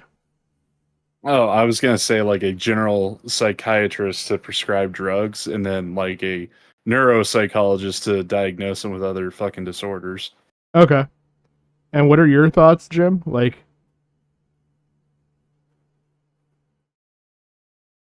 good talk. Claim considering wait, damn it. I was muted. I was talking that whole fucking time and I was muted. God damn it. I'm here having a conversation with my fucking self. But no, like you wouldn't need another therapist for that, because generally psychiatrists are the same people who would prescribe your disorders. So that would overlap. Okay. I'm unmuted this time. So. Yes, you are. You're like, good talk. I'm like, what the fuck you talking about, bro? I'm right here. And then I like feel my mic. I'm like, oh, I've been muted for the last like 3 fucking minutes. Like, you heard nothing of what I said. Like, okay. Well, you know, good fucking co-host. Fucking Boomer Jim. Boomer Jim. I was just gonna and play it off. Yeah, I was like, oh, Jim might have just walked away. No, I was here talking like a fucking moron. Like, oh man, regular therapist. I'm not sure what else. Okay, yeah. I'll be honest, none of you all got them. Like, it's gonna be funny when we get to that section. Sources state that people have lived up to 20 years with the disease. There's something fundamentally wrong with Gerard. The silver lining is that these statements here don't really affect anything. This story reached a limited audience, so Gerard's lies were hardly impactful, though it does put into question why he was chosen as a director of the Open Hand Foundation while not being up to date with the facts around FTD. This spelled trouble when he further invested into the charity through his own fundraising campaign. I want to do a big charity stream, and it is called Indieland. Yeah. It's called Indieland. This is a charity stream designed about indie games, for indie games, promoting indie games, but more importantly, why we love games. While it was clear that Gerard was incompetent, at the very least, this event was beneficial for all parties. Though the goal was set at raising $25,000, Indieland raised much more than that. Our final amount for Indieland, all the money tally and everything together, was $55,102. Celebrity Jamie Lee Curtis even got herself involved, as her daughter was an employee of Gerard's. Everything was looking well for the Completionist and its ventures. I don't want to say this is the year of the Completionist, because it's like a weird thing to say. # RIP year of Luigi. But this year has been our most successful year. It's just nonstop. We're going to hit 1 million subscribers in a couple of weeks, and that's something special. A unique boon that continued to aid the Completionist was his clean reputation. This was absolutely necessary when it came to his most viewed videos, which were oftentimes Nintendo games. His top 2 non-music videos are on Breath of the Wild and Super Mario Odyssey and boast 4.2 million and 2.7 million views respectively. While it is not irregular for coverage of Nintendo games to perform well on YouTube, it is uncommon for Nintendo to work with creators. A benefit of this was that Gerard was able to receive games like Super Mario Odyssey early, and being that his gimmick is not so much reviewing the game, but achieving full completion, though the definition of completion can vary from game to game. This is to say that Gerard needs much more time than the average creator to release his video. The window of interest tends to close the further the video releases from the game's release date. And while it is somewhat common for review copies to be given out, Gerard's privilege extends beyond that realm. Like for a few other creators, there was a master trainer named after him in a Pokemon game. That and Gerard was also being directly sponsored by Nintendo. This video is sponsored and approved. Yeah. Yeah, no, he had a lot of shit with Nintendo and even indie games and stuff, as you'll find out. Yeah. But seriously, they had a master trainer named after him? Yep. Yeah, if I go back just a little bit, you can actually see. Here, I'll drop the... Ace Trainer which Gerard. game would this be? I have no idea. I don't have that level of autism. It looks like it'd be on the Switch. It's Let's Go Pikachu, I think. Well, I don't know. That would explain the Pikachu on the shoulder and shit. Okay, yeah. Okay, so it was on the Switch versions. Yeah, I would assume. Yeah, because of the graphics, that's why that was like, which Switch game did it come out on? Because I know that like there is no graphic and shit like that for DS. Violet and that, because I have that on Switch. So it would have to, I think it is Let's Go. Because it looks like it. I have no idea. I still play Blue. I mean, you're not the only one. No. I mean, Blue was good. Blue was good. I started with Red, but, you know. Blue and, I think I've got Gold. Oh, I started out with Gold, then I got the yellow Pikachu version. Oh. Yeah. And then the next game I got was like, I think it was Ruby. Yeah, I don't think I went that far. That Blue and Gold. Like, I never went into the DS games until like a few years ago, so I kind of missed out like on a bunch of different generations. Yeah, I didn't see any of that stuff. I ended at Game Boy Color.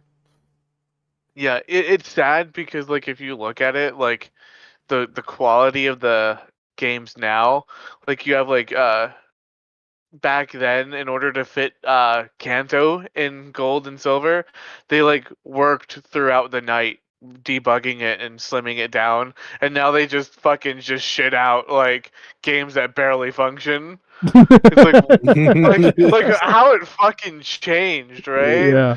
Like, oh, I mean, not even all the features worked in like the Gold and Silver era. Like the Kurt balls were like fucking shit. Yeah. That and Gerard was also being directly sponsored by Nintendo. This video is sponsored and approved by Nintendo. This felt necessary for Gerard's growing company that was looking to expand into the creator space by offering services to creators like managing the merchandise sales. All of these aspects were reliant on Gerard's glowing reputation. That's why in 2019, when Pro Jared was going through a scandal involving heavy accusations that at the time were not challenged, Gerard, seeing as he collaborated with Jared in the past, made a tweet stating he did not condone Jared's actions and donated a combined total of $15,000 to 3 charities. Also attached were the receipts received from each individual charity. If he donated this much in response to a friend's scandal, how much would he theoretically donate in response to his own scandal? Luckily, Gerard's reputation was so solid that this question could practically only ever be asked in theory. In 2019, Gerard was proud to, quote, report that Indieland 2019's preliminary total earnings are $109,418, unquote. With now 19 employees allegedly working under the Completionist company that won video entertainment, it was now more important than ever to continue this momentum. But 2020 YouTube had other plans. At the beginning of this year in January, something changed on the YouTube front. YouTube algorithms. Surprise, surprise, right? Something changed. And my channel went from performing as normally does to not performing as it normally does. This man is so completely wrong. I have no idea how he made it to the level that he's at and not knowing a fucking thing about analytics. Like the like smallest bit about analytics. Like I genuinely don't know. Well, he got there through dumb luck and just being able to get like Reggie. Yeah. And just knowing people. Like, that was it. Like, he was basically kind of in a way like minorly astroturfed. Huh. What Gerard is complaining about in this video was a dip in views starting January 2020, except that is false. Looking back at his Social Blade for the month of January 2020 shows that his channel did not only perform well, it also performed virtually the best it had ever per month at 6.4 million views. Looking through a Social Blade also shows that the single month that had only ever performed better was January of 2019. February 2020, however, does show a massive dip in views of nearly half, but that is only compared to January. When looking back, hovering around 4 million is highly common for his channel. This is not the only time Gerard talks about this dip. There was also this panel at PAX East 2020 where he believes he knows. That's showing 2019, not 2020. It's showing all of it. It's showing over a duration. 18 to through 19. Says in 20. He said January 2020, not 2019. It may have been a misspeak. Because right there it shows January 20. But when he's going over it, he shows January. Yeah, you're right. Of He does have a misalignment in data there. Okay, I was wondering because I was like, wait a minute. Why are we going over the 19 numbers and he's using that as a comparison? I'm almost wondering. I'm almost wondering though if that's not something wrong on Social Blade, because if you look, he broke the 6 million mark, and he says this is like one of the only times that his channel breaks that high. And if you go back here, yeah, 6.4 million. Yeah, do you think it's just an issue with the graphic? It could be an issue with the chart. Well, no, because the way how he's doing these animations, I'm wondering. I don't know. Maybe, because usually when you do these kinds of animations, you have to enter the data. Like, I mean, there's so much you could do with a screenshot to animate it. I think he's tracing over top of it with these lines. I think this is just generally lines over top of a graphic. I think the chart itself is wrong. Because everything else lines up, like when you go all the way back to here. Like the dip, the other spikes, and everything else are lined up right here. But wait, if you back that up just a little bit to the one where it was like correctly labeled 2020. Right there. He cracks like 7.5 million. Yeah, and they haven't gotten to that in the timeline yet. But like for this point, it's correct. So, and it's like, if you look back, he wouldn't have been that high. He was significantly lower. Oh, wait a minute. That's views. I thought they were talking about subscribers. This is his subscribers. No, wait. This is views. Sorry. Monthly gained views. Okay, and then so when it shows... This is total views. Per month. Yep. I don't know how that oversight got left in though. I don't know. Because it's the same flow, but the charts in the previous one were correctly labeled. Oh. Well, wait, wasn't that, if you go back, one is total views and then one was like gained. Total views? Yeah, monthly oh, gain. Okay. But then that still doesn't like make sense. Because like shouldn't it like line up for the same month and the same year at that point? Well, I mean, I assume that some months have more visibility, so like it will have a greater spike on that chart. Okay, Than, like, why don't we just back up to the beginning of this segment? Because I think we might be missing some context. That is false. Looking back at his Social Blade for the month of January 2020 shows that his channel did not only perform well, it also performed virtually the best it had ever per month at 6.4 million views. Looking through a Social Blade also shows that the single month that had only ever performed better was January of 2019. February 2020, however, does show a massive dip in views of nearly half, but that is only compared to January. When looking back, hovering around 4 million is highly common. It's one misspeak on a date on a year. Okay, and the graphs are like fucked up too. So, Nope, yeah, nope, the graphs are correct. The graphs are correct. It's June misspeaking on a year. One specific year. So he says that he's talking about right here. This high point that where it gets to 6.4 right here is January 2020, right? So this War Thunder. Let's talk about Enterprise again. Shit, where was that? Right there. So this graph right here, he's saying that the only time his channel has done better was January 2019. Okay. And he actually misspeaks saying in January 2020 here. So either he showed the wrong graphic here or he was referring back to this dot. Gotcha. Okay. So either way, it's on par. It matches. The data flows. February 2020, however, does show a massive dip in views of nearly half, but that is only compared to January.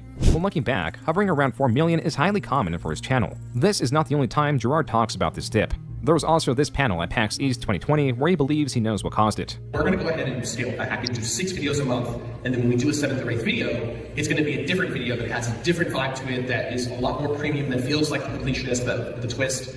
In me doing that, it's been 2 months. My channel has dropped 45% in views. And all I did was, I just didn't post 2 videos. That's all that's changed this year.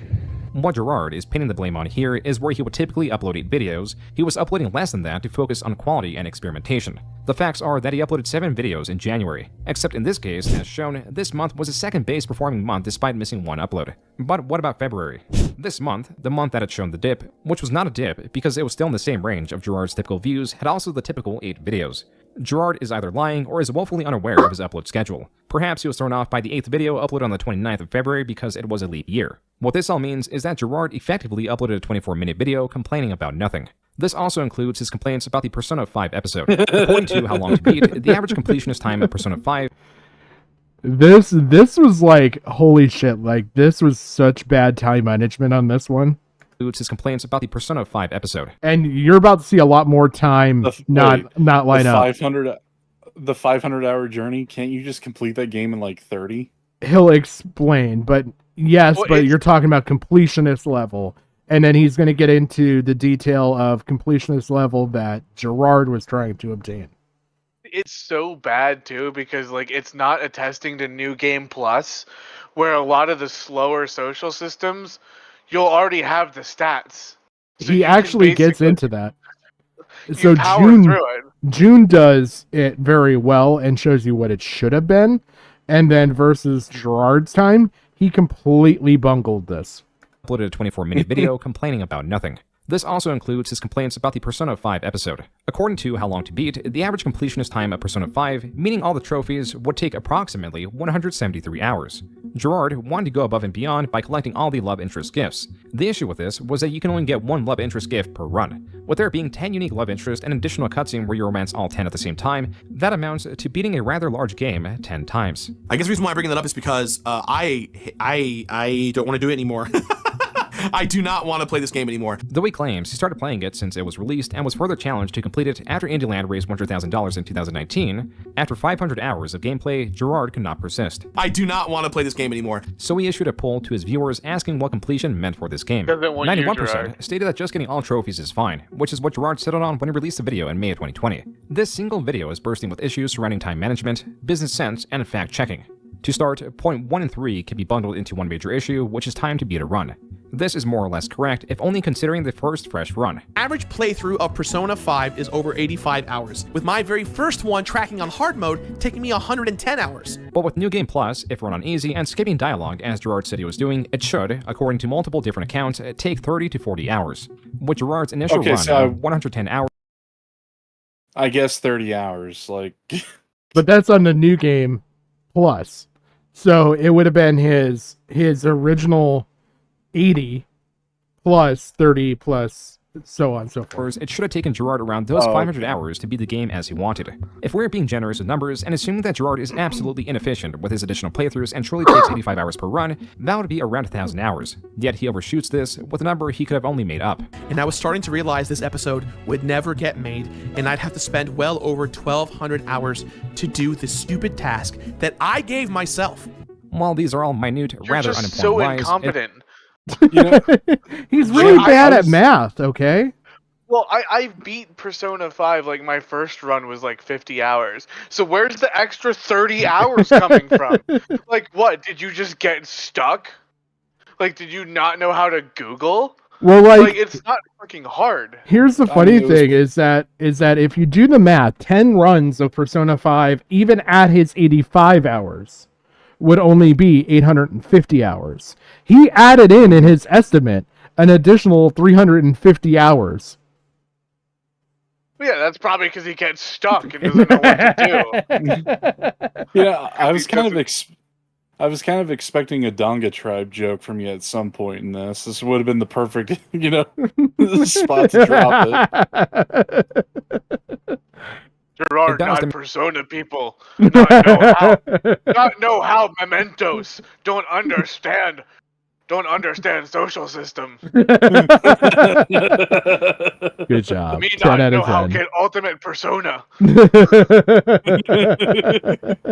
Me take 500 hours. Me take 500 hours. Does DLC count?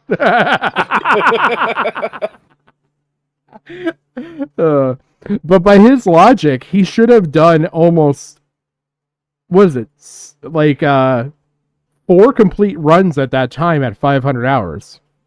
Like, and some into a 5th run. Mm-hmm. Or no, five total runs plus some into a 6th run. Sorry.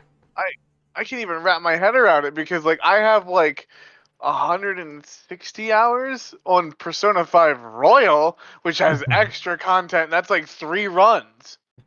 What are you doing, Gerard? Are you just sitting there me see pretty lady, me need to touch pee-pee? What, are you counting it with the time when you're jacking off to the 16-year-olds or what? What the fuck? Well, he's more like, me used to Atari 2600 game, not this newfangled dongle. Dialogue option give Gerard many pause.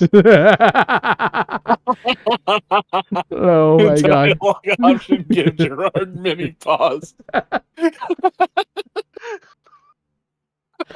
I'm wondering if he's not working off the D-Max concept where he considered his render time, aka his sleep time, into this. And just fell asleep with the game running. He fell asleep on the menu and that counts. Well, wait a minute. What if it was a technical issue he was bitching about, like what D-Max was doing, where it's Boogie's file size was 13 gigabytes. Yeah. Wings was 380. Yeah. And shit like that. I can't edit lolcow live. It's literally bigger than my hard drive. I literally can't save Wings' file. Demonstrate once more that Gerard is a liar. And not only that, the file got corrupted and he had to replay it, so he just added that time in. Oh my god. That he has terrible I have to imagine that's... He gets almost all the way through gameplay, realizes that he's already done this run. Yeah, he's it's either that or a corrupt save. Any of those would be valid fucking excuses for the 500 hours. Born lies, it does demonstrate once more that Gerard is a liar. And not only that, he has terrible business sense. Why even embark on such a large project with such an absurd self-placed challenge for a video that only got 1.3 million views? That places it at the 30th most viewed video, yet was a video that took arguably the longest to make. As for the rest of the year, Gerard continued his indie. Oh, wait till we get into the $20,000 one. That Gerard, video. Not internet. Gerard, not internet people, not sure how to donate. Well, me clicky button, nothing happened. This hasn't quite got to it yet, but that's totally separate from Indieland. There's a $20,000 poor financial decision on his end. Land charity, and his viewership remained the same. January 2021, following the pattern of previous years, was where he peaked in overall monthly viewership, this time at 7.5 million views. A top 10 video about the top 10 worst achievements was responsible for this peak. This is the perfect example of a low-effort, high-performing video that does not sacrifice quality. It still has Gerard's personality that directly relates to the subject matter of the video. However, after this month, his viewership would see a true decline. Never again would he see beyond 5 million views, and after February, that was 4 million. Gerard continued to look elsewhere for whatever could build his empire. And I think the next step for us is, my ultimate goal is I want to get into the video game industry, gearing the company, using the Completionist brand to get people excited for games and to help indie developers who otherwise don't have an audience, just give them a place to grow. That's a big reason why Indieland's been so successful, is because we're taking indie developers who are usually these 1 to 8 people teams that have no funding, Gerard, at this time, was experiencing difficulties all around. Newly added, or rather appropriately diagnosed as he has had it since birth, was a syndrome that was reeling back with issues. After 33 years of being diagnosed with spinal hemangioma, I was actually diagnosed with something called blue rubber Bleb-Nevis syndrome. Blue rubber Bleb-Nevis syndrome is a rare disorder that consists mainly of abnormal blood vessels affecting the skin or internal organs, usually the gastrointestinal tract. The disease is characterized by the presence of fluid-filled blisters, blebs, as visible circumscribed chronic lesions, nevis. Gerard would need surgeries to quell these symptoms. While he had more than a fighting chance, the newest thing that he was involved in could at best be described as hopeless. Comcast was looking at the rising gaming content sphere and reduced that G4, an old defunct network famously focused on gaming before there was any competition, could compete in this industry today. The way they were going about this was greenlighting several shows that made G4 popular, such as X-Play and Attack of the Show. These would be hosted on YouTube and would sometimes be found live on Twitch. The only value this holds today would be in the original host to see where they are now, which they did, and it performed decently. But relaunching it as it was would be virtually impossible, as it would have to compete with long-established content creators with teams of just a few people that have cut into their niche audiences that also know how to prioritize profits versus production costs. G4, on the other hand, had its own studio, it was paying for the hosts that were willing to come back, and though reluctant, brought on Gerard. G4 was also utilizing their dead channels with dead subscribers, and so Gerard's reveal trailer got a measly 36,000 views. And Gus Johnson, another popular creator that was also part of the G4 team, was getting tens of thousands of views, where his main channel was getting anywhere from 1 million to 5 million views. Gerard's own G4 produced show, God of Work, where he plays a video game character set in an office space, was performing even worse. This is considering the amount of money that went into the production crew and the various actors and props involved. Even with Comcast's high-end slate of advertisers, this was a catastrophe. If I remember correctly, G4 existed right around the time Halo came out, right? Like the original Combat Evolved? Yeah. Okay, because I have like, this is like a little side thing. I have this fucking bonus disc with demos on it for the OG Xbox. Yep. And on it has like a Halo tournament from G4, I believe, when they had Arena? Huh? Was it Arena? I don't know, but it was like 32 players. They knocked down into two teams of 16, and they would knock them down to 8, then to 4, then to 2. And one of the hosts was oh fuck, what's his name from Star Trek? Shut up, Wesley, or whatever. Patrick Stewart. Was Who? it Shatner? Patrick Stewart. No, it was the guy who's being told to shut up. Wesley. Will Wheaton. Will Wheaton, yeah. Wheaton. Yeah, Will Wheaton. He was hosting it. So I wonder if that was the same thing or if I'm thinking of something else. Side tangent, Microsoft, I'm still mad as a middle schooler. When I saw the development of the original Xbox, I was promised a cup holder in the center of the console, and we never got that.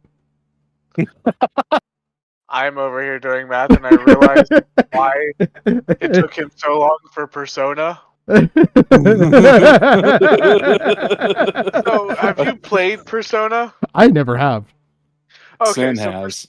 Persona 5 basically like the Phantom Thieves of Hearts. So they go around and they steal like these tainted desires of people who are corrupted by them, right? Yeah. It took him so long because he probably was sitting there and a calling card was slipped under his door, and he probably pissed himself because he thought the Phantom Thieves were really targeting him. He probably pissed himself scared. Oh my god. I'm still mad about that cup holder, though. I never forgot that. I mean, seriously, like, not to go off on another tangent, but Sin's like original like OC, or not OC, but like his channel icon, his character, is based off of Joker. Yeah, because I remember from the Persona games. Yeah, the calling card. Mm-hmm. It's actually a really, really good game.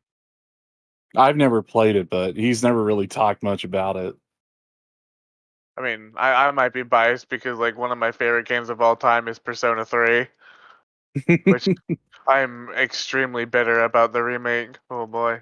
Are you as bitter as I am about that cup holder? Probably more because I'm unstable. Well, I mean, the cup holder had to go, Patrick. How else was it going to like function? Like They're a seriously? multi-billion-dollar company that can make it work. I figured it out.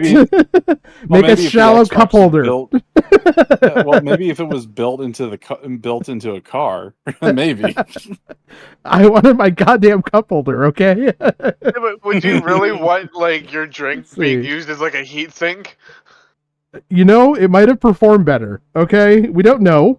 We'll never know. You want to know why? They never did it. I mean, that's like the KFC home console. I don't know if you heard about that. I just did the math. I would have found out about this when I was around, 13 or 14. That's roughly like 22 years. I've never forgotten that. I remember like reading about it in a gamer magazine. I mean, seriously. I mean, I've modded those consoles like to hell and back, and it's just like those things generate a lot of heat. Who knows? With the drink option, it could have maybe remained a little bit cooler. It would operate it a little better, okay? There's no way how your cup holder would have worked as a radiator. You don't know if it never happened. Yeah, well, could you imagine that, though? Like, little Timmy gets his chocolate milk, and he goes to play Halo on Xbox Live, and he takes the sip, and it's all warm, and he gets, like, E. coli, and then, like, fucking mom sues Microsoft because you infected her kid, because the Xbox heated his fucking milk into chocolate cottage cheese. Like, yeah, I don't. That just screams like bad idea. Timmy shouldn't have. You know what? That's what it was for, though. You literally. Timmy should have been better at fucking Halo, okay? Maybe he would be better if he didn't have E. coli. It'd be better if he just put Mountain Dew in the cup. Yeah. That's true. We need to boogie it. We need to boogie it. Why are you guys gonna ruin my passionate thing that never happened? Okay. Because it never happened. I mean, I thought Microsoft would have ruined it more than I did. But okay. I mean, you do you. Microsoft can't work. It can't like design a decent OS system. What makes you think they could design a cup holder? Oh man, I have no idea why I've ever retained that in my head. I don't even know where the fuck I saw it. I mean, that's the first time I'm ever hearing of this. So yeah, I know. It's like whatever Microsoft did to you must have been intense. This was like back when like the console was being designed, like when they released sketches of it. So like this is really. I'll see if I can find it while this is playing. Various actors and props involved. Even with Comcast's high-end slate of advertisers, this was a catastrophic failure brought on by the ignorance of a TV network that's traditional knowledge cannot be translated into the online realm. Weekly, the budgets for the show would increase and decrease. There was no consistency in the studio, and changes in strategy of how to garner attention would happen on the fly. The max amount of viewers that the G4 stream got on Twitch was 64,000. In terms of television ratings, this is abhorrent. So its average viewership of 2,000 was a complete and utter failure. It did not help that the only way this content was reaching a larger audience was through controversial clips. But maybe later we'll get to talk about Crypto Beefcakes, which is a project that you tie an NFT to a Discord account, and then if you're a positive influence in a community, it actually inflates the value of your NFT. So heaven forbid we have avatars and communities that encourage people to be kind and supportive to increase the value of something. But apparently, that's the thing that gets me canceled today, is caring about a new technology and community. Well, you're all welcome. You're arguing social credit score for an avatar. Yeah, like seriously, you're arguing for a fucking scam. I don't know how that could go wrong. Like, yeah, all you would have to do is like have all these people just go into Discord and be like, "You're all fun and nice, and I love you all.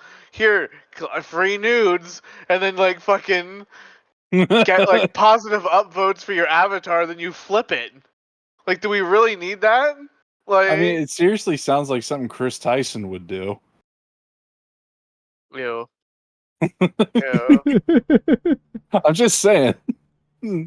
I am dying with all the like the love you dad fucking messages back to it, he'd be making moolah. Yeah. Oh, I can see it. I hate him so much. Or her. I don't even know anymore. I just hate that. I hate the individual. so much. Oh my god. Yeah, it's okay to hate. I'm gonna sleep fine tonight. To put things in perspective, these few comments did not affect the end result. G4's relaunch was doomed to fail. What it did do was give many channels ample opportunity to pick out these moments as the reason why G4 failed. The most common clip by far involved Frosk, a caster seen in game competitions who was known to stir up controversy and contempt in the communities he was involved in. Gerard pushing for a female lead for X-Play was seeking out a living mun or web, but what the producers decided on was Frosk. No, Gerard she's details fucking that they did not gross. Because she went into the League of Legends community, right, and was like slandering one of the other casters as like a sex abuser and shit. And she like literally fucking does that, and then anytime Thorstein would open his mouth, like she even says it in her little rant, will take any chance to slight him because you proved that you were wrong, you fucking piece of garbage. Unalive yourself. In Minecraft. Sorry. Okay. Really. Well, I mean, G4 already unalived itself. Yeah, good. In real world. Good. Take note. Repeat. I'm all angry now. I'm angry. I'm struggling to G4. find it, but it was something similar to this. Like there was a bunch of sketches like this in a magazine. Did you gaslight yourself into existing? No, because like there's enough people searching for it that it was a search term without me ever looking into this on this computer. This might be like the Mandela effect, where you all have this shared Hold on. memory. that first drawing right there, like that's the fucking Sega Genesis, right? Or Sega CD, whichever was the last one they ever made. What, this here? Yeah. No, there was Like, one of the Xbox sketches. Like Yeah, there was a the bunch face of off design sketches like this, and one of them featured a cup holder in the top. I'm not kidding. I Well, can't it was remember the what disc tray, magazine. but no, I'm just saying, no, like, it was that literally right because they there. had it. Because that one I want to say they had its side disc.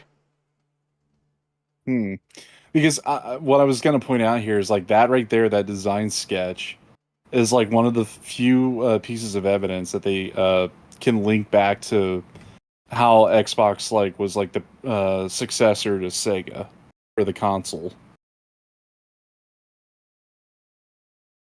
Because a lot of the shit that Sega introduced on their last console made it into the Xbox. So this is Like from the Ethernet port, the and actual everything. original official Xbox magazine. That might be where I'm remembering it from. Let me see. I'll keep playing. Not have time to chemistry test or see how all the hosts for X-Play interacted, so the hosts were unaware of how they would present certain topics or how to interact with each other on camera like friends would. There was also a looming annoyance of the comments that were flowing in, some stating that Gerard ate Morgan Webb and other derogatory comments that are normal and expected in the online space. But the host, like Frost, typically had the line of separation and now Wait, Gerard ate Morgan Webb? That's considered a derogatory comment? Are you kidding me? You have the misogyny, you have the fat man, like, it hits on, like, a couple different, like, protected classes. I mean, seriously, that's a fucking joke. That ain't a derogatory comment. Dude, I just love the idea of, like, Morgan Webb being like, I'm glad to be back at X-Play. And Gerard picks eats up them. a fork, cannibal frenzy, and just dashes at Morgan Webb. I mean, come on, June. having to deal with an active chat, took it upon herself to voice her frustration in an extremely poor fashion. Every time G4 is brought up in various channels, even in this YouTube channel, we have the chat in front of us. I can see you. Without a doubt, there will be backlash because I'm not as bangable as the previous host. It's somehow Talk to him, Could be your and personality, that's just too. obvious sexism. You don't need to explicitly objectify women or declare that you hate women to be sexist. Just go ahead and check out Thorne's latest meltdown on Twitter for some spark notes. Frost's near 3-minute long rant was after you condescending. falsely accused him of sexual abuse. Yeah, no, he's the bad guy, you fucking bitch. I mean, seriously, the only thing that's bangable about her is her fucking head, and that's usually against a wall. With a hammer. Going full on Mario.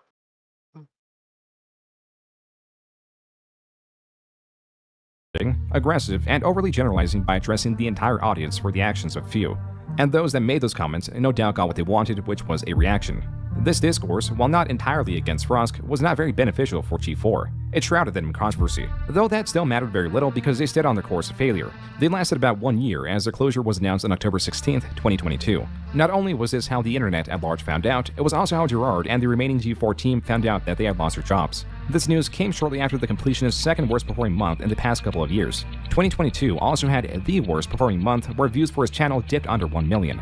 This was quickly turning around to be the worst year for the Completionist and his company so far. 2023 was truly a different beast in terms of what it did to Gerard.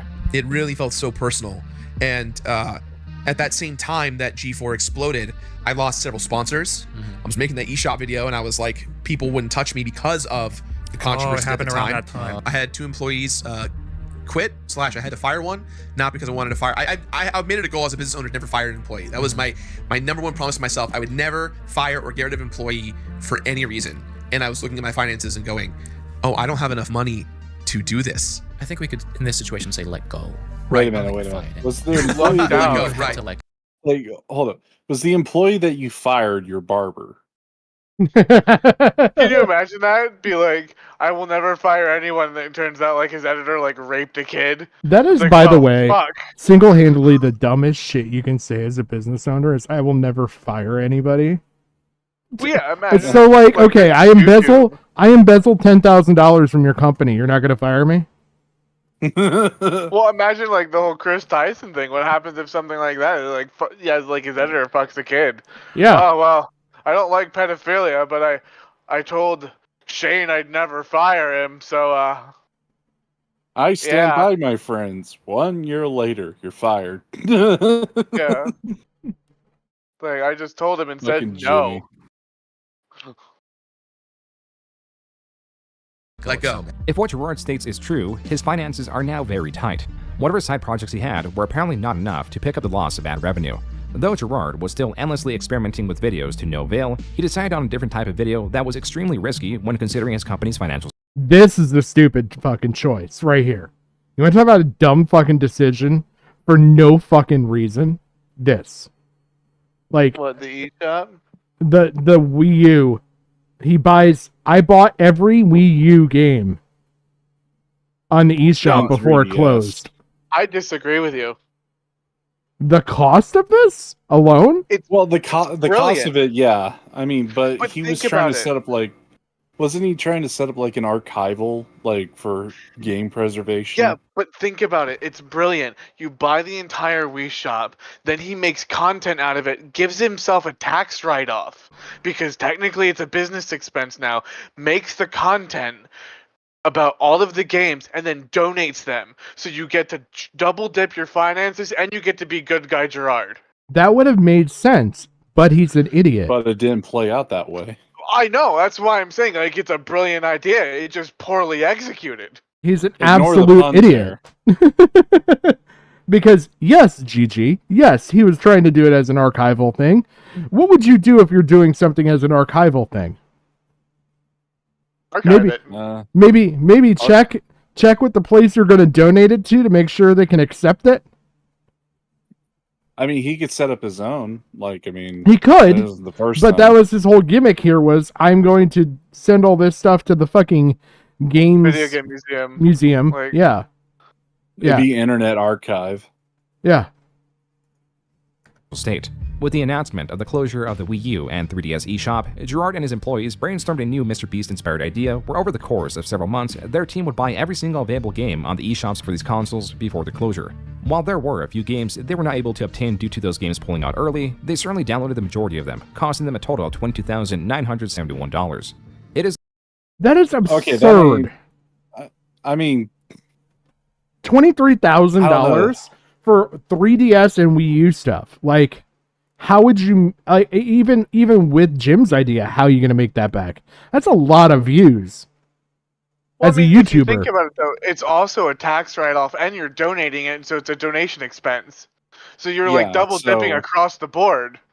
So quite frankly, I think he might have figured out the total costs and then looked at the tax write-off, as well as like the donation write-off, and he'd only have to pay like what, 5,000 or make up 5,000. And then factor in the ad revenue from all the videos, and then all the good PR too.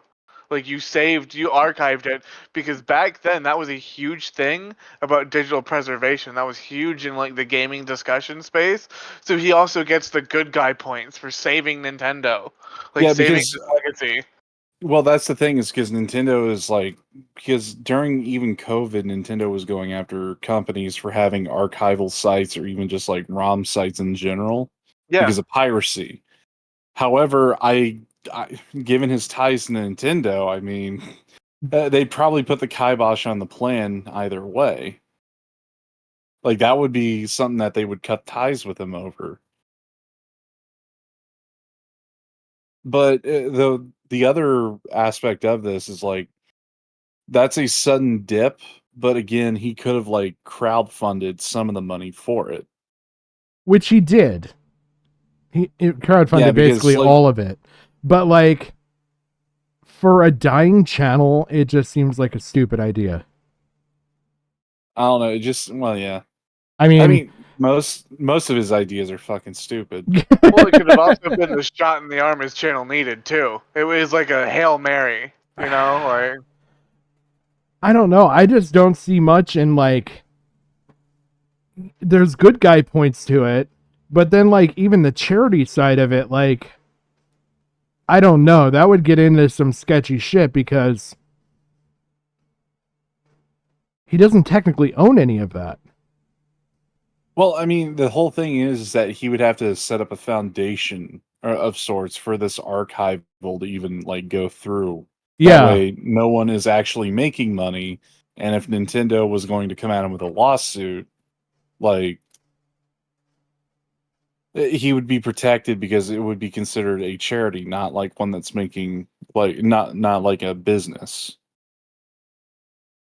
Yeah, I don't know. I think it's like, looking at a risk analysis, it's stupid all the way around, in my opinion. Yeah, but he's also a narcissist that wants the attention of feeling good about saving these things, you know? Yeah, and he's a pathological liar, and then he Machiavellian schemed. GG really wants us to come back to Dark Triad. I'm just saying, like, the building blocks are there. It's up to you to assemble them. I don't know if he's got enough for like. I don't know. The Machiavellianism is this one I don't like. This that seems too ahead of him. Yeah, I think he's too special ed for that. Yes.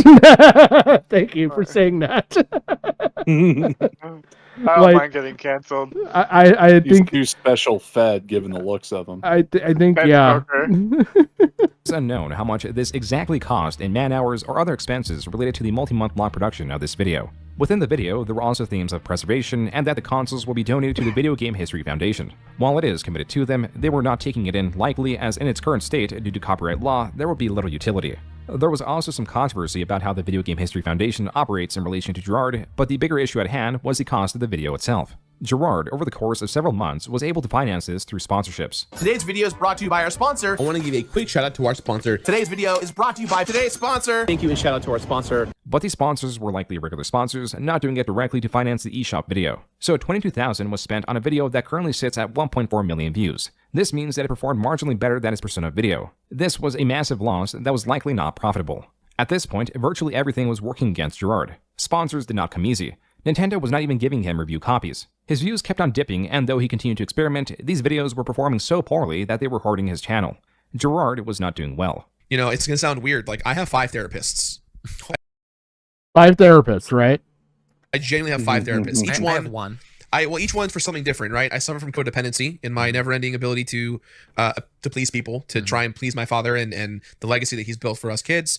I have a couples therapy for me and my partner. I have my own personal therapist. I don't know. Have you business tried pulling therapist the to help boogie method and sucking them off? Wait till you hear all these. I have a couples therapy for me and my partner. I have my own personal therapist. I have a business therapist to help with consulting. exists? Yeah. Wait, what? And the last A business therapist? Does that even exist? Ironically, I know this exists, and yes. Whoa, wait. Okay, regale us. Like, tell us what the fuck a business therapist entails.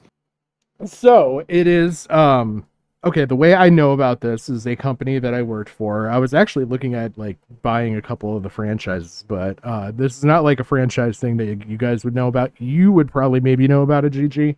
But hot seat pressure washers, they do hot water pressure washers, right? Well, I worked for the original people that like actually developed that whole thing. Anyway, long story short, the son was taking over the business, and as the CEO, like he actually had like his board chairman, his council, and all that, but he actually brought in a business therapist to like help him make out plot out business like decisions and stuff like that. And it was almost like it was separate from a what is the word I want to use? Separate from like a business advisor. This is somebody that like actually like was able to coach him on a business level to think, and actually had some therapy counselor background. Yeah, probably that would be a great way to explain it. Jesus. Yeah. It just sounds ridiculous. It's like you lay on the couch and tell me where the pressure washer touched you. Like, like therapist, like what the fuck? The couch. Well, I mean, it's mostly on the hands. Pat's giving Pat's story of how he blew out his knee. That would fit the detail. What you're going for, Jim? Yeah, like what? Is it like you had some traumatic business injury? Like.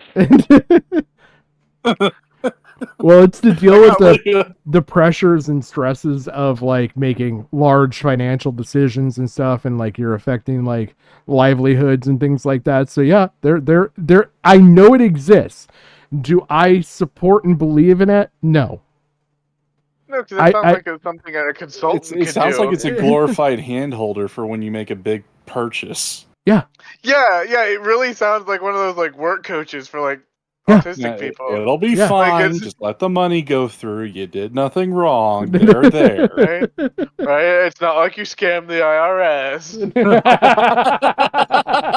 Surprise.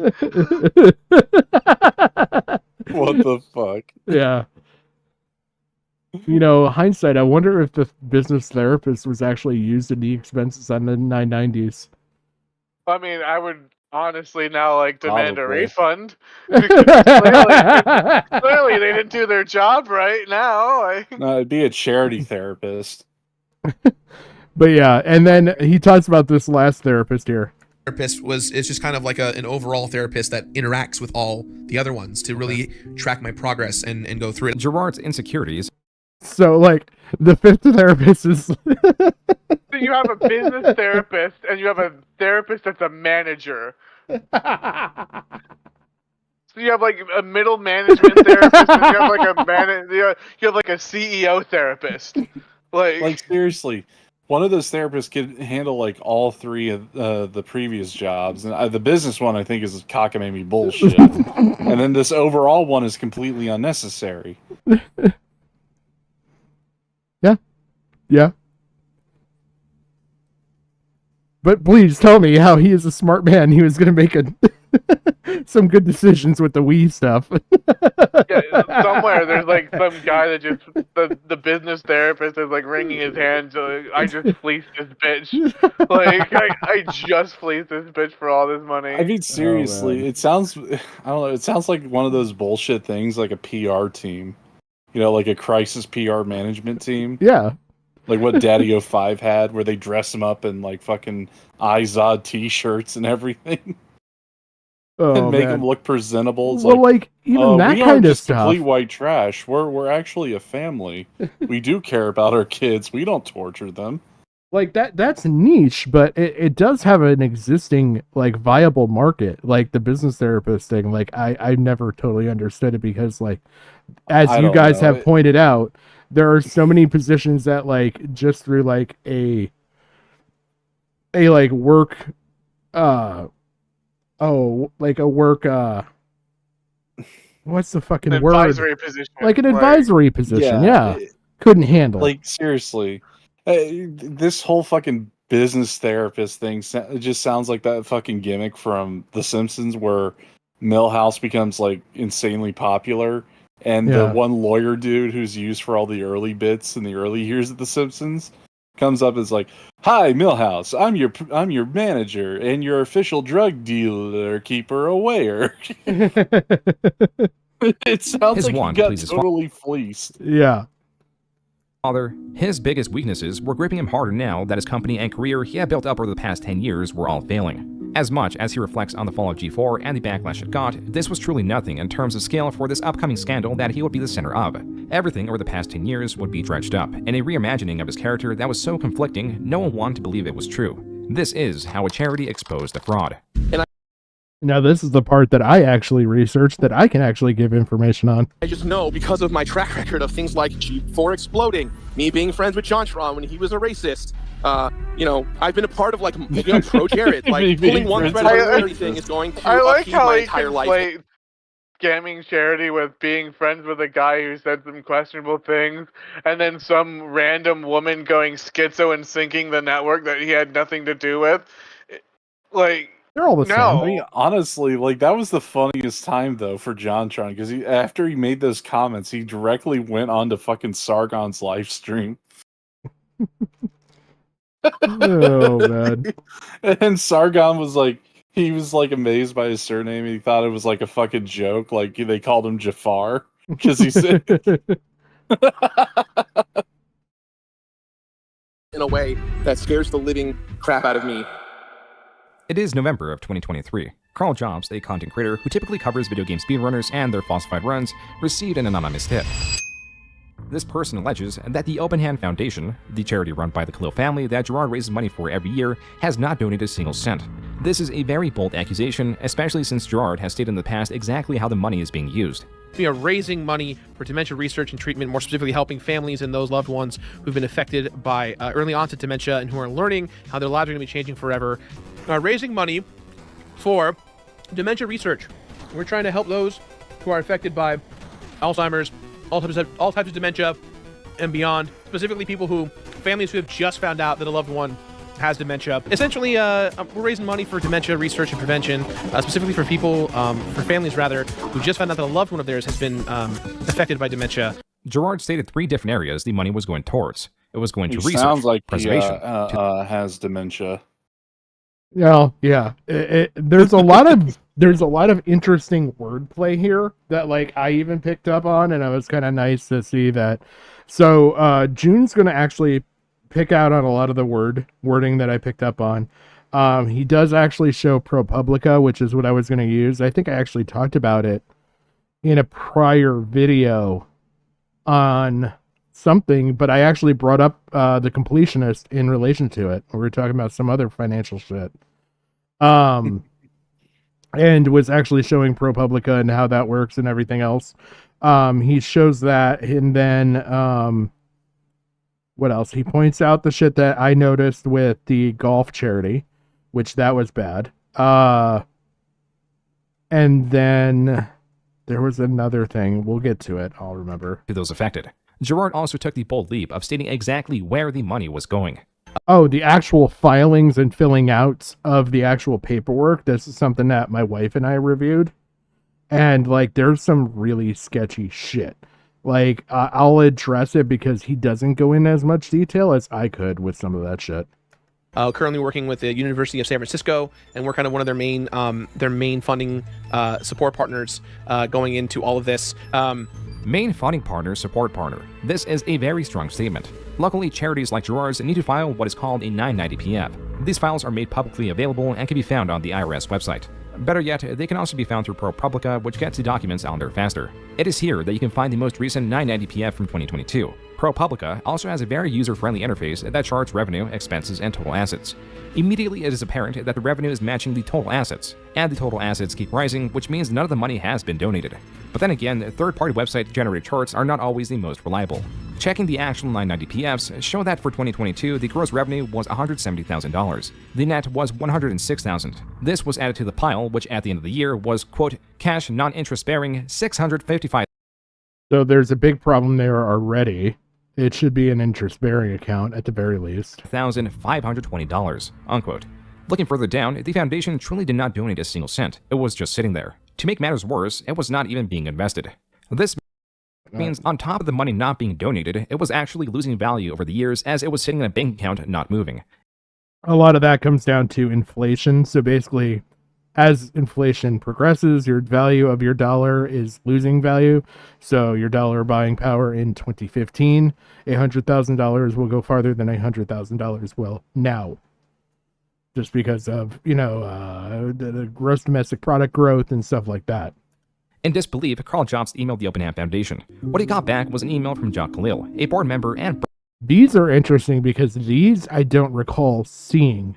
I remember seeing one of these messages, the other one I don't remember seeing. Brother of Gerard. Here he stated that, quote, we have been evaluating potential beneficiaries who align with our vision, entities that could use our funds efficiently and effectively without a substantial portion being diverted to administrative expenses, unquote. So it is again confirmed that the Open Hand Foundation, since it's... There was a key thing in there. We have been evaluating potential to align with our vision, entities that could use our funds efficiently and effectively without a substantial portion being diverted to administrative expenses. He's going to talk about it here, but you can actually when you make a charitable donation, you can make like an exempted donation, basically dictating what your money is exactly used for. And there's nothing in everything that he set up that would not allow Gerard from making that kind of a donation. Yeah, because if I remember correctly, this is how a lot of charities did it, even Planned Parenthood. And I can't remember if this was Howard Stern who did this bit, but they got a guy who sounded like David Letterman from the Late Show. Yep. And he was trying to make a donation to Planned Parenthood, so it went directly to black families, and he was like being extremely fucking racist and everything. And the receptionist on the other end, it's like, oh, we completely understand. Yeah. But yeah, you can. You can specifically outline it to like even be like, this is only to be money used for technology. This is only money to be used for specifically. In his case, he could have said research, excluding doctors' salaries and like things like that. Like you can outline it however specific you want, and the charity that's receiving that must abide by that because that's part of their like specifications with the 501c3 shit. Well, yeah, because I was gonna say, wasn't his argument is he was saving it up to do a restricted donation, and it came out that like you don't need a certain dollar amount. No, you do not. It at any level. You could donate. You could donate at $2 and restrict your donation. I mean, honestly, what's kind of ironic here is what they say is like entities that could use our funds efficiently and effectively without a substantial portion being diverted to administrative expenses. And that's what they fucking did themselves with the charity money that they raised. Technically, no. They did actually put it in a savings account, but it's not even like a true savings account because, again, it should have been in an interest-bearing account, so that way at least like the money would increase in value with GDP because most savings accounts will at least accrue interest based on like GDP. But they did borrow from it, right? I remember they did not. They did not, and that's something that he does point out. Well, there is a bit of wording in here that I think June missed that I'll also point out. That's another thing, and it's kind of where I saw the trickiness in going after them for this stuff. When it comes to the golf charity stuff, that's specifically where it happens, and then because I remember like there was something that was being brought up at that time where funds were being transferred, like, to the savings and out of, like he was reimbursing or something like that. No, so what you can do is, and this is where it got tricky, and it's kind of with the next layer of this, is that he basically said that all of these donations for like bits and memberships and everything else were going to cover, or were going directly to this fund, but then out of that he was also taking the money for like covering like the cost of running indie land and all that, which he's allowed to do that, but it's the wording. A lot of it comes down to his wording is what puts him in a very gray area. Well, yeah, like, he said it was going to the research. Well, he's saying that all proceeds or all donations are going to XYZ, funds, right? Instead of all proceeds are going to XYZ funds. There's a big difference because all donations means that you're not taking your expenses out of those donations to pay for the charity drive. Okay. That's the tricky language that got him in trouble too. I know what Gigi's talking about because there's a part in the Mudahar and Carl interview where he said that he did reimburse himself. Yeah, and that comes down to the business. That some of that's the business, some of that's the golf charity. And I picked up on both of those when I was looking at this shit because at the very least, I feel there is a prosecutable person here, and it's not necessarily Gerard. It would be whoever's whoever's filling out these documents. It's either a financial advisor or chief financial officer if they've got a board of directors. That person that should would be looked his into. mother-in-law because their mother-in-law I think is the treasurer. Yeah, like that person. Okay, so it can actually get in trouble here because there's big discrepancies on the paperwork. Okay, so there's a prosecutable clerical error is what you're saying, right? Yes. Okay. There's one saving grace in wording, but yeah, it's really like it would be bad for them if the IRS comes at them like in any way, shape, or form based on the stuff that I will show they submitted because it's not sufficient enough.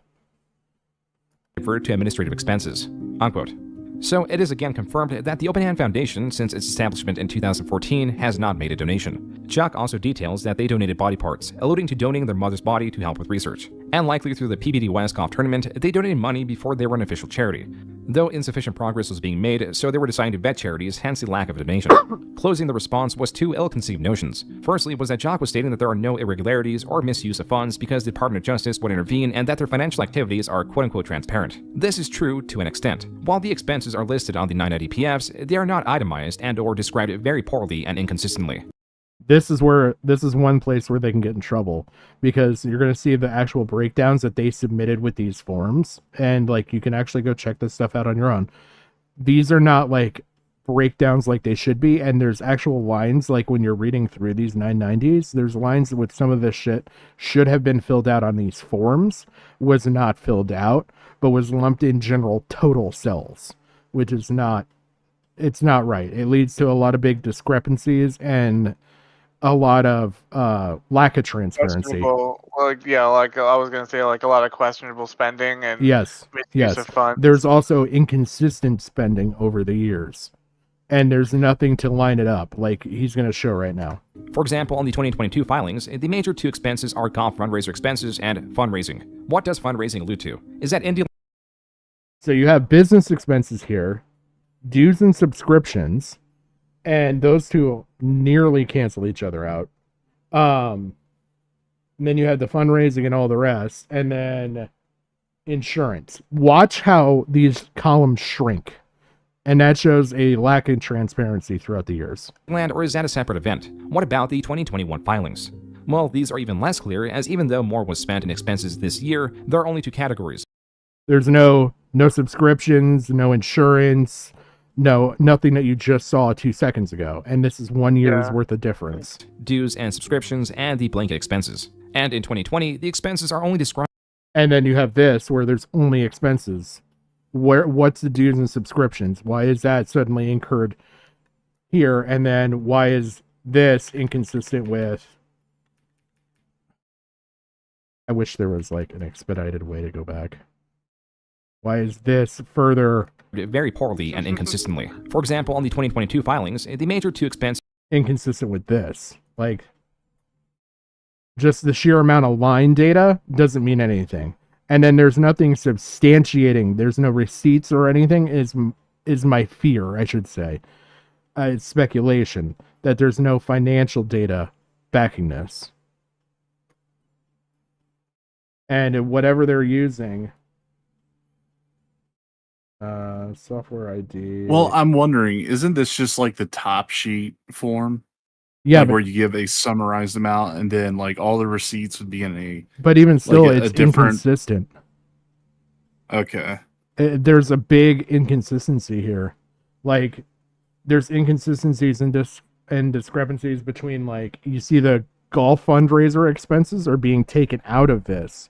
They're not mentioned the previous 2 years, even though the golf fundraiser was going on prior to the inception of this.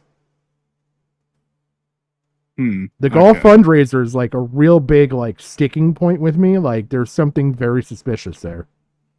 I would put bigger suspicion on that over the Open Hand Foundation itself, but I wanted to point that out. I mean, again, there's the fundraising, the cost of fundraising that gets evaporated slowly, even though they've been having this go on longer than the 3 years he's showing here.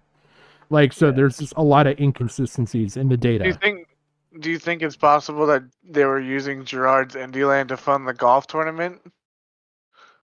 No, I don't think that, but to go back to Gigi's point, even if you want to say that there is, like, these are being captured in different tables of data, like, the dollar amount should be relatively the same year over year. The cost of Indieland is roughly the same. I mean, you might see an increase based on scale or size, but it's going to be roughly the same. Your insurance is roughly the same. The golf tournament that's been going on for a decade at this point is roughly the same. I mean, all these totals should be relatively close, and they jump drastically. Well, there's that one year that there was like 20,000 in expenses, and then the next year it was like 2,000. Yes. It's like, it's really weird how that jumped. Yeah, it's not like it's like 18,000, 20,000, 24,000, which is like you could track that. Like, you could say, okay, well, they went up in scale plus their normal expenses. Like, you could probably break that out. Like, it's such a large jump. And it's jumps up and down. That's the thing, is it's not progressing in a linear manner, if that makes sense. Like ping-ponging. Yeah. This is our golf fundraiser expenses. I was going to say, fundraising. If it was increasing for 1 year, it could be like a change of venue for where the charity was held, right? It could be, yes. Yes. But overall, to have a jump from like, say, 5,000 to 14,000 to 2,000 to 20,000 is really erratic.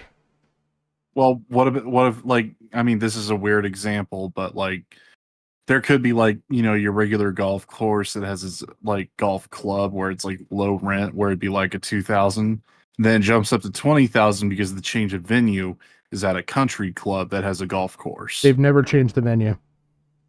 Okay. It's and wouldn't that have to be itemized even so? And that would it would have to be itemized, but also that brings in the other big thing that I have an issue with on this, is that the golf charity seems to make its way in and out of Open Hand very freely. Like, you'll see what I mean. And it comes down to a particular group of wording that whoever wrote some of the legal may have saved their ass on. What does fundraising allude to? Is that Indieland, or is that a separate event? What about the 2021 filings? Well, these are even less clear, as even though more was spent in expenses this year, there are only two categories: dues and subscriptions, and the blanket expenses. And in 2020, the expenses are only described as expenses. To the original point, this is not highly transparent, nor does being a 501c3 make one immune to deception or mismanagement. The second notion that closed the email was Jock asking Carl if he knew of any good charities the foundation could donate to. This is a rather strange question, especially considering that the foundation documents demonstrate that every member of the board was responsible for seeking a charity to donate to. And to ask Carl Jobs is to insinuate that though they should have conducted hours upon hours of research, they could have somehow missed a charity for their very specific cause. This response only brought on more questions. Primarily, Carl asked about Gerard's statements that they were partnered with the UCSF, when in fact the Open Hand Foundation had still not donated anything, and on the Open Hand's website they were listed as a benefactor. The following email that Carl received was one of a far different tone. No, dear Carl, and no. This one is the one that I hadn't seen before this stuff. Warm regards. The email opens with, quote, UCSF is acknowledged on our website as part of our historical contributions, unquote. This is misleading. Unmarked donations from the Khalil family are not the same as the official Open Hand Foundation charity, which has still not donated anything. Furthermore, Jock, representing the Open Hand Foundation, doubles down aggressively by stating, quote, "The insinuation of wrongdoing on the part of the Open Hand Foundation is both unwarranted and unfounded. We conduct our operations within the bounds of legal and ethical standards, and any implication to the contrary is baseless." Unquote. Understanding how misleading the Open Hand Foundation is, Jock closes the email, cutting communication. Quote, "We consider the information provided in our statement as comprehensive and do not intend to issue further public comments on these matters." Unquote. With it clear that the Open Hand Foundation was attempting to hide, Carl Jobs wanted to break the story, but he wanted to make sure it had a fair number of eyes on it. This is where some ordinary gamers, or Mutahar, comes in. Carl calls him up late at night, providing everything he's found out. Mutahar, unsure about the story. By the way, you like the misspelling on Mutahar? Considering Gerard's superb reputation, I was wondering. to call Gerard through It's like Maraha. Discord and ask him about it. So the timeline for it is It's like the Japanese pronunciation.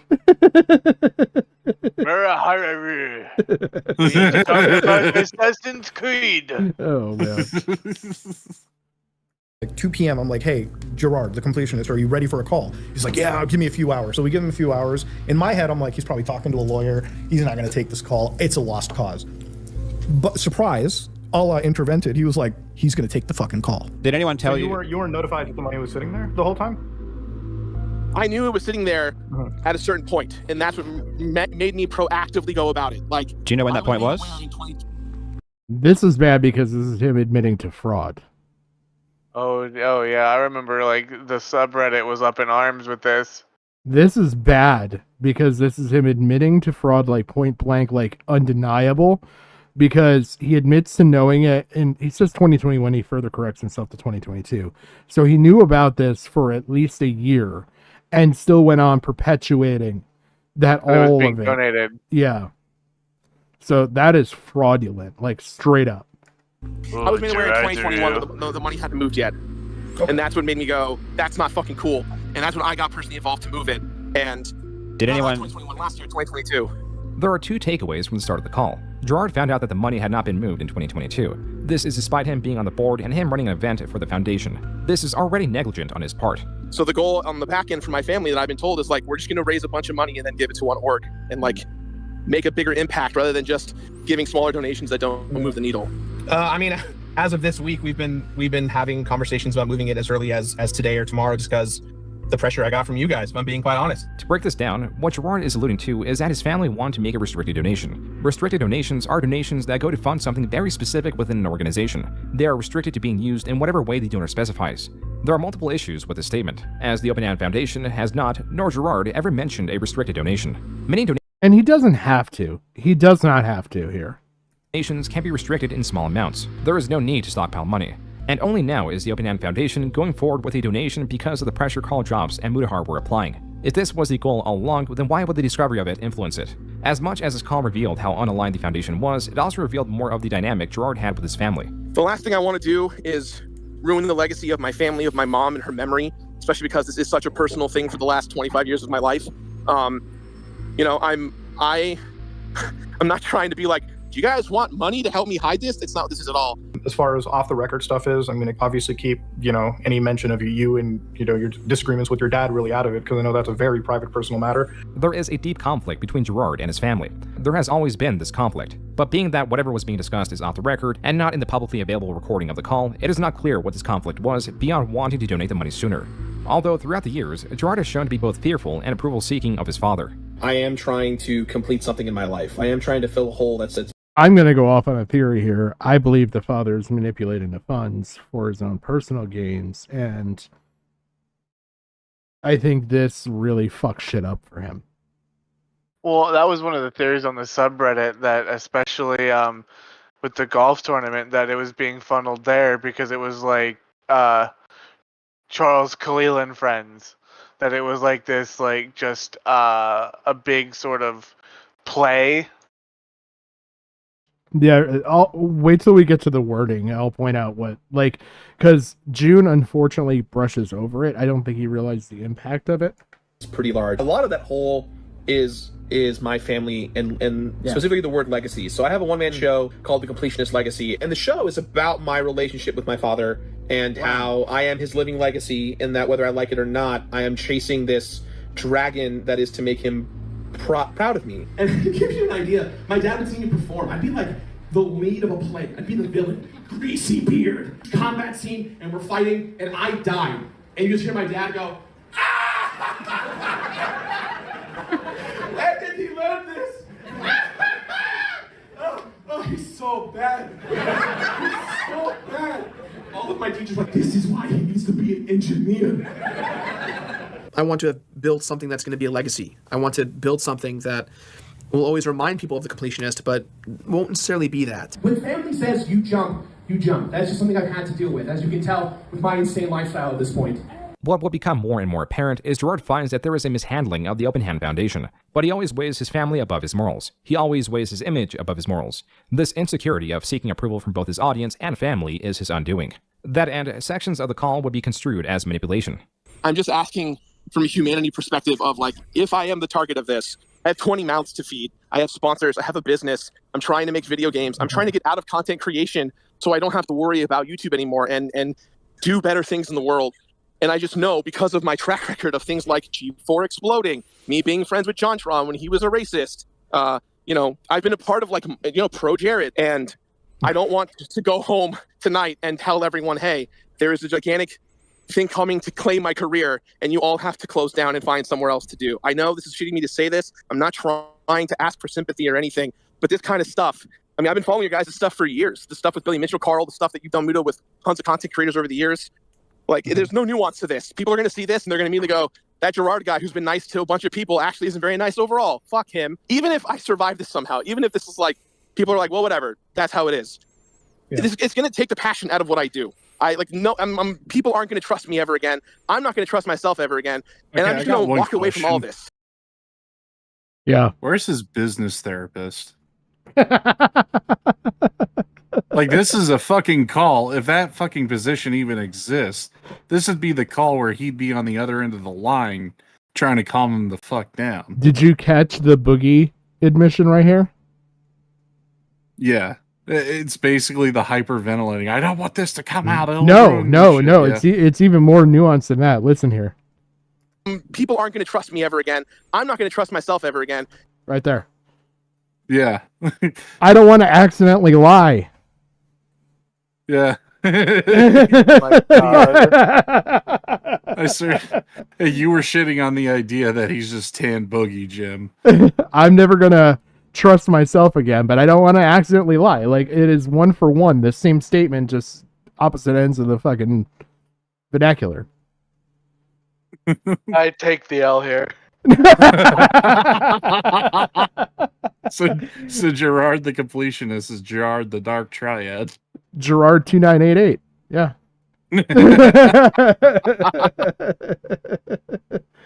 Well, and I'm just going to walk away from career. All this. Like, this is like me being like, great, so I'm out. Not just of content creation or being an online personality.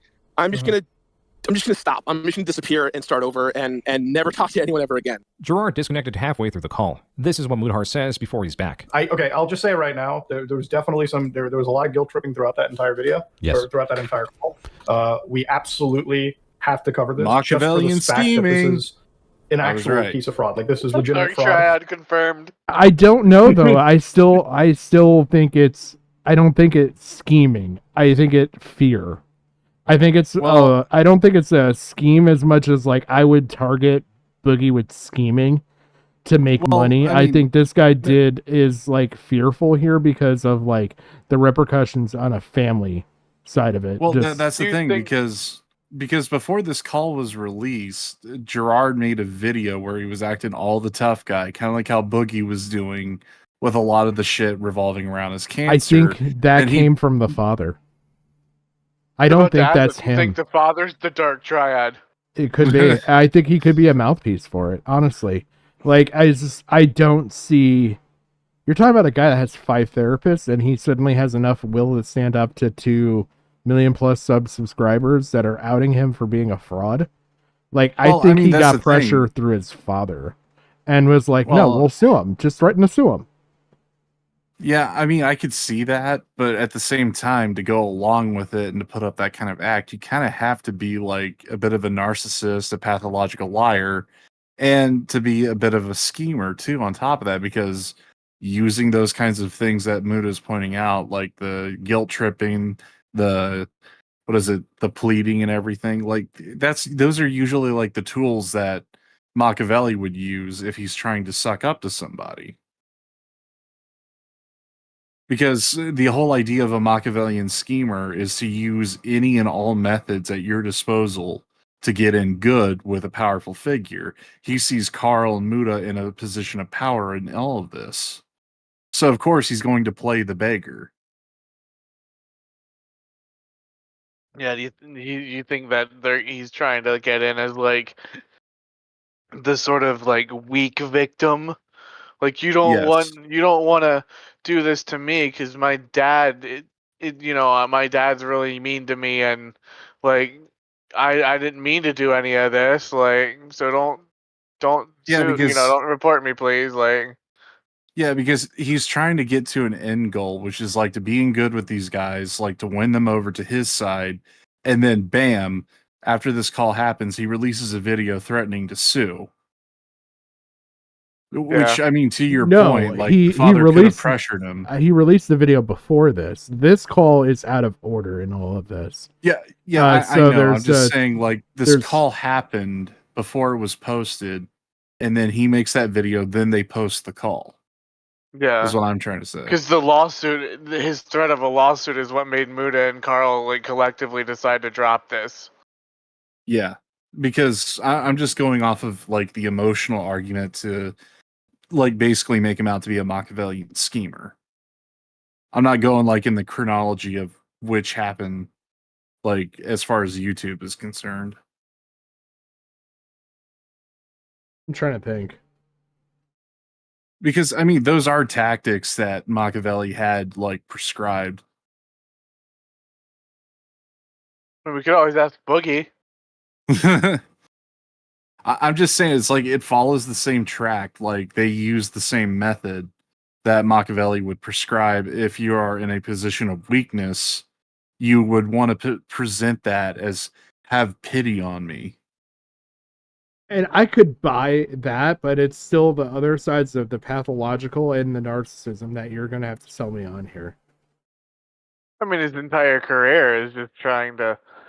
The narcissism would be like, oh, I want to leave a legacy behind. I don't want to tarnish my mom's legacy. You know, it's like no one really pushed him to do this. I would disagree because I just know culturally, like I know that a lot of people of like Middle Eastern descent, I mean Indian, like Middle East in particular, like actually do have that forced like narrative. Well, isn't he Persian? Of Persian descent? I mean, that still would be Middle Eastern. Yeah, I know. I just culturally you specified Indian. Well, I was just trying to include. I wasn't trying to just say India, just say because I don't know what he is, but I know it's like a force. Like that's where it's almost the same. What's the fucking word I want to use? It's basically culturally, it's the same as like you see a lot of stuff with Asian cultures do the same thing, where it's forcing them to go on to be a doctor or engineer or whatever. Like they're enforcing the fact of like, no, you're going to take care of us. Like that's a big thing that I know just from like having friends in the culture like that. Like it's more prevalent here than it would be with Boogie. Like culturally, I think there is a difference here. Now, let me ask this. Do you think that he is narcissistic on the level of like, I want all this fame and attention and stuff so that way my dad will see me as valuable? Yeah, I'd say that. I mean, that would also play to the scheming part of it a bit.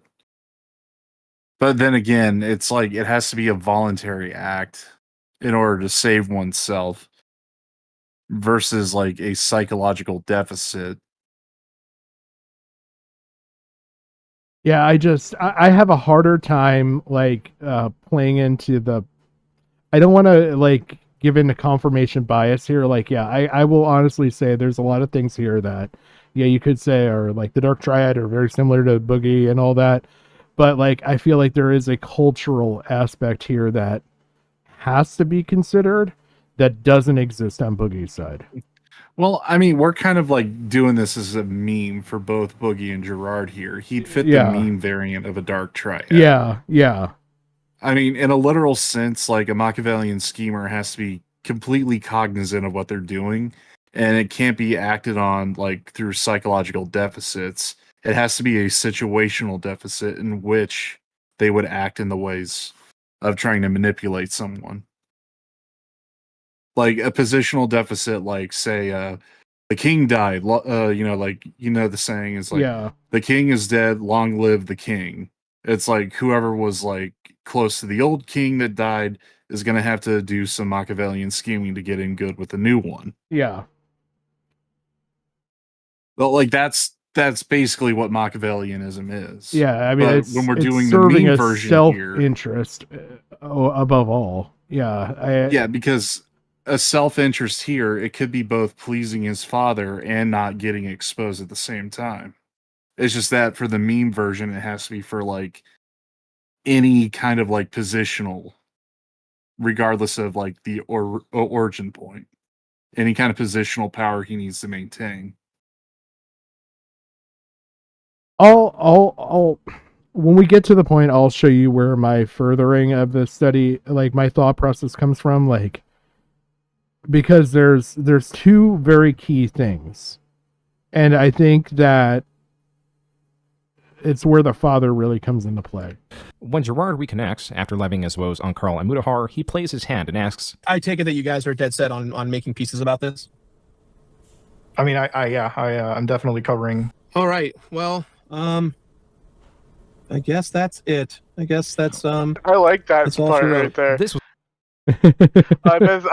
I'm just gonna go be hitting the old dusty trail. Yeah. Like, you know, like I'm gonna leave now. Thanks for talking, guys. I'm gonna take my ball and go on home. Yeah. Yeah, it's like so pathetic. Yeah, it's kind of like when Peter found out he had like a black ancestor and he tries to fit in with the black community. He's like, well, that's my mama. And then he's just like, well, I'm going to be hitting the old dusty trail. And then he hits like the fire exit. This was all happening behind the scenes. On November 12th, Gerard, aware of the coming storm, streamed, keenly aware of what was coming. If you guys ever wonder what I look like after I get destroyed by the internet for anything, I just do this as best I can. No, I just mean like if something bad happens and I'm like feeling sad.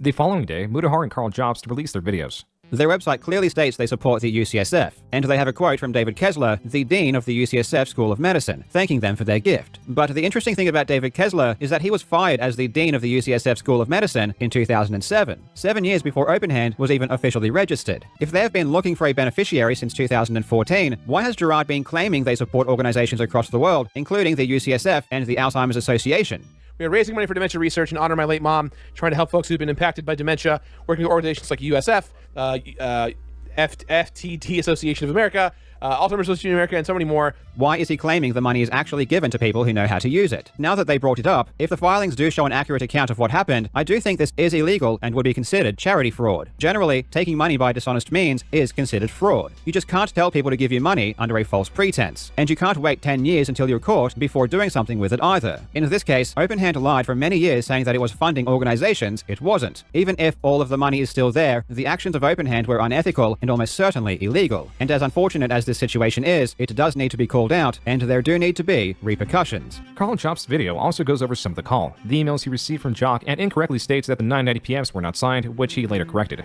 Though what the rest of the video presented was accurate, the reaction to it was initially somewhat negative. Friends of the Completionist awaited his response, but a few were egregiously misreporting what was in the video. Pro Jared lying by stating that, quote, this is horseshit. They're both making a lot of assumptions and accusations without being able to actually prove anything. Almost like they're presenting the worst and trying to get views off of it. They didn't bother trying to reach out to Gerard about it. No due diligence. Unquote. The irony was that it was apparent that both Carl and Mutahar called Gerard, and Jared would have known this if he took 10 minutes to watch the video. Mutahar addressed this and other unfounded criticism in his follow-up video 7 days later. Eventually, many creators were reacting to the ongoing events, coming to the same conclusions that there was something wrong going on. As the internet continued to wait for a response from Gerard, the most they received from Gerard was him stating that he was holding on as June, using both Charlie and fucking Asmongold. I mean, they go wherever the wind blow, you know? Yeah. Reacting to the continued coverage of the story. Mutahar released the video, and it was bad, okay? Oh, man.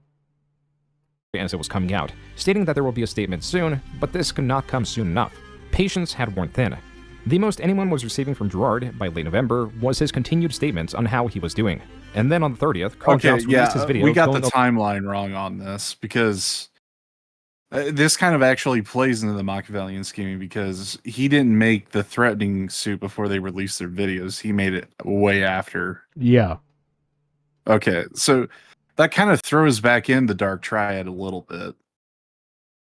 Yeah, because like he threatened them after the videos came out, and he was being torn down then publicly. Like this is right after Friends Per Second dropped him, and like a lot of people like the Sea of Stars developers were talking about removing him from the game because he was an NPC in there too. That's all coming up still. Yeah, so that throws it in like he's trying to secure a position. Because, like, okay, so that throws it in as a legitimate Dark Triad of sorts. Over a newly discovered alarming inconsistency. And so we just, every year, we try to raise as much money as possible, and then we go work with, Alzheimer's Association of America, University of San Francisco, Association for FTD, which is what my mom had, FTD. So we've, like, worked with big and small organizations across the board. It was now clear Gerard, when talking about the Open Hand Foundation in 2023, knowing that the money was not being donated, was bold-faced lying to his audience and friends on multiple occasions. Well, that was not the discovery that shocked the internet. Indieland isn't the only charity event that Open Hand runs. In fact, it's only half of the story. Open Hand also holds a charity golf tournament, which pulls in tens of thousands of dollars in sponsorships every year. And the interesting thing about the money the golf tournament raises is that it seems to disappear. The main way the PBD West Convenience Cup Challenge appears to raise money is via sponsorships. Brands will pay the Open Hand Foundation to appear on banners and signs throughout the golf course, along with having the opportunity to set up tents and stands and have their employees play in the tournament. The PBD West Cup even tells us what these sponsorships cost, showing that different tiers give different benefits. The crux of this is that the revenue of the Open Hand Foundation kept increasing. The amount Indieland was publicly earning was the lion's share of the 990pf's revenue. More and more, when subtracting the amount Indieland earned, the golf tournament, which was growing in the years prior to the introduction of Indieland, was now seemingly decreasing. By using the images of the yearly golf tournament, taking into account the posted cost of sponsorships and the participants via images of the event, the revenue on the filings was not matching up with how much should have been earned. In the 2019 filing, Open Hand only raised $123,000, which means that somehow the Golf Cup now only raised $14,000. Every single year, the Syzygy Foundation, the charity founded by Jamie Lee Curtis, gives a grant to Open Hand. In 2021, they gave them $25,000. If you add these together, you get around $136,000. But shockingly, for the entire year of 2021, Open Hand only received $136,000, which means again, the Golf Cup hardly raised anything at all. Mutahar also did a lengthier breakdown of the subject. When given even generous earnings or the lack thereof, the numbers were still not adding up. When you add in the grant, the Tiltify, you have maybe a few $1,000s, at best like 15 grand that one year to play around with to cover a shortfall in the books. But when you add the golf tournament, especially the golf tournament, you're always exceeding that revenue that's posted in the books, which again is bad. Where is the money? Why isn't all of it seemingly being reported? That's a question that I now have to ask. While both Mutahar and Carl were wanting a third-party investigation, what was wanted for most was an explanation. The filings only show the revenue, but not the sources. It is not itemized. The same goes for the expenses that are widely undescriptive and inconsistent with their descriptions year after year.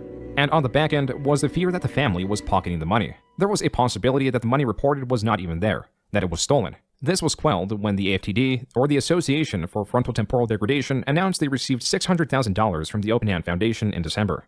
Maybe they rounded down and did not include the $55,000 that was reported in the 2020 990pfs that were still not up to date, meaning that they did not report on the 2023 golf tournament and Indieland. But perhaps this was to be donated at a later date for some tax or expense reason.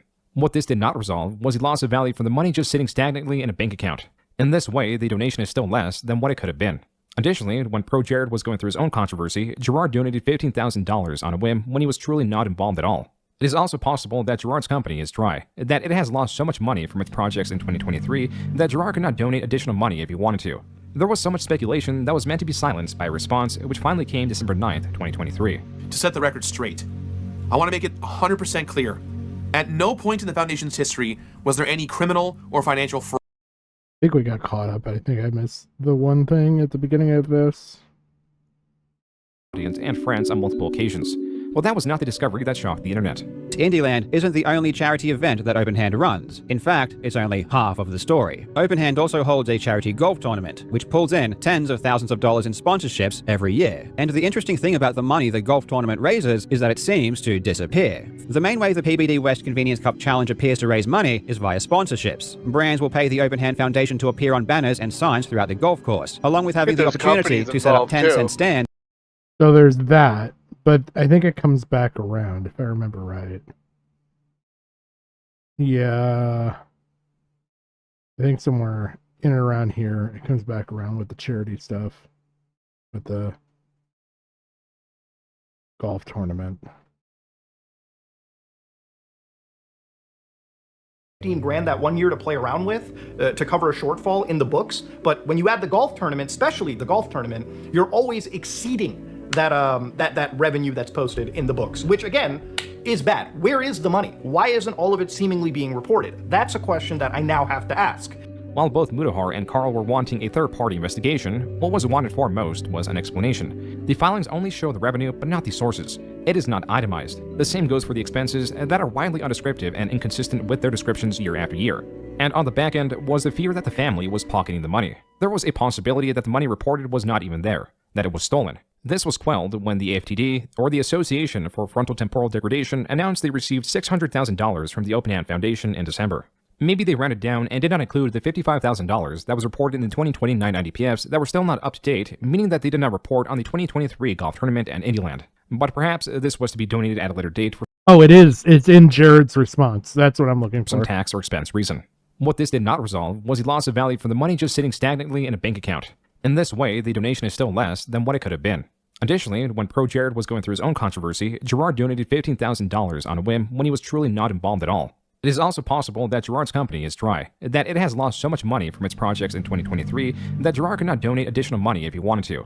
There was so much speculation that was meant to be silenced by a response which finally came December 9th, 2023. To set the record straight, I want to make it 100% clear. At no point in the Foundation's history In this response, there's particular wording that he's going to use in correspondence with the website that I'll point out. was there any criminal or financial fraud. None. A lot of folks have been saying that if I didn't do anything wrong, that I should have said something sooner, or that my conversation with the accusers was considered my full side of the story. But when there is allegation after allegation being made, it takes a long time to gather the evidence and facts to refute claims. This will be my only video really response grumpy. on this matter. Look at his face. He's like really grumpy. He looks like one of those like angry. He reminds me of an angry puppet here. Though Gerard positions the delay of this video as a necessary requirement for its fact-finding, his video containing virtually no receipts, itemized breakdowns of the filings, nor clarification for his own lies shows how incompetent and ignorant he is. Though Gerard does make it quite explicit that he is not involved with the golf tournament. Right here. There's gonna be like key wording right here. My father runs an annual golf tournament, and this golf event hasn't always contained a charitable component, but has always been in dedication to my mother to bring awareness to FTD. I would often be present at these events, but beyond giving an occasional speech, I was not and still am not involved in any of the event planning. Did you catch what he said? Yeah, There was not always a charitable component. Yes. So if it's not necessarily always the charity, meaning they can take the money as they please. Mm-hmm. So, and I believe this is also confirmed on the website, if I remember correctly. I thought they shared the website, but I might be conflating two different parts. So, wouldn't that be considered fraud if he's using the charity as like an expense? Basically, well, not an expense, but like as like, how should I put this? A branding resource of sorts. They're using it as an income source, but they're also using it as an expense. On the 990s, they're listing the golf charity as an expense, but they're not bringing in any of the revenue. So they're saying it's a charity, or that the open hand charity is paying for this income source. That's the bad part. You're really mixing two things that cannot be mixed. It's either an income source and it's not a charity, which you're using the word charity incorrectly there, but you could say that then necessarily, you know, it's kind of one of those, you are the charity, so the income can be used for you. You could do that. But the fact that they're saying open hands paying the expenses for the golf charity, but not receiving any of the contribution is where it gets really fucked up. And that is solely put on by his father.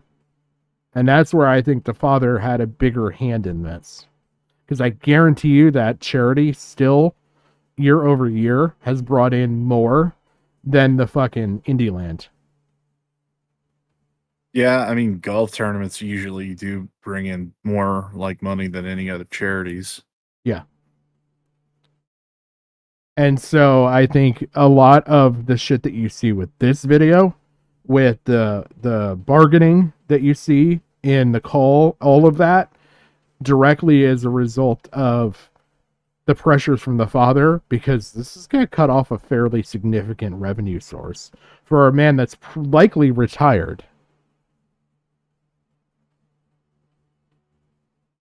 So yeah, and something else that I pointed out earlier was just the connections. Yeah. I mean, there was Keurig, Dr. Pepper, there was Pepsi, there was Coke, there was Monster. Like, this is definitely like where the subreddit was like, this is like Charles Khalil's, like, his little pet project to get in good with like the bougie companies. I think that's all his dad. I think that comes from whatever networking and resources that dad has, because my point for that, it goes into a totally separate area, but it makes sense when you think about the timeline. They talked about how the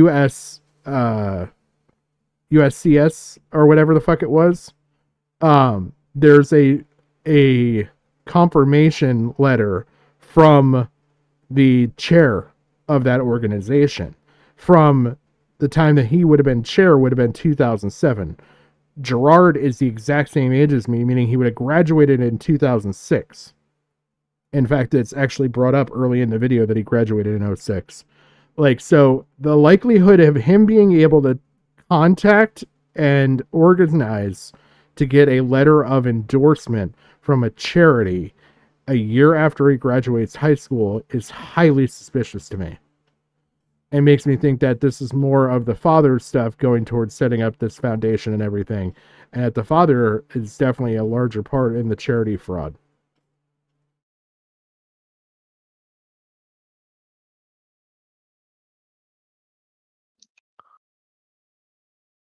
And I think that there's a strong case to look into the father's work, because I bet you I would probably be able to make better ties to how else would you know to contact Pepsi or Coca-Cola or Monster or any of that stuff. And like, okay, so the actual crime, I guess you could say, outside of the clerical error, yeah, would be using one charity to subsidize the expenses of another. That, yep.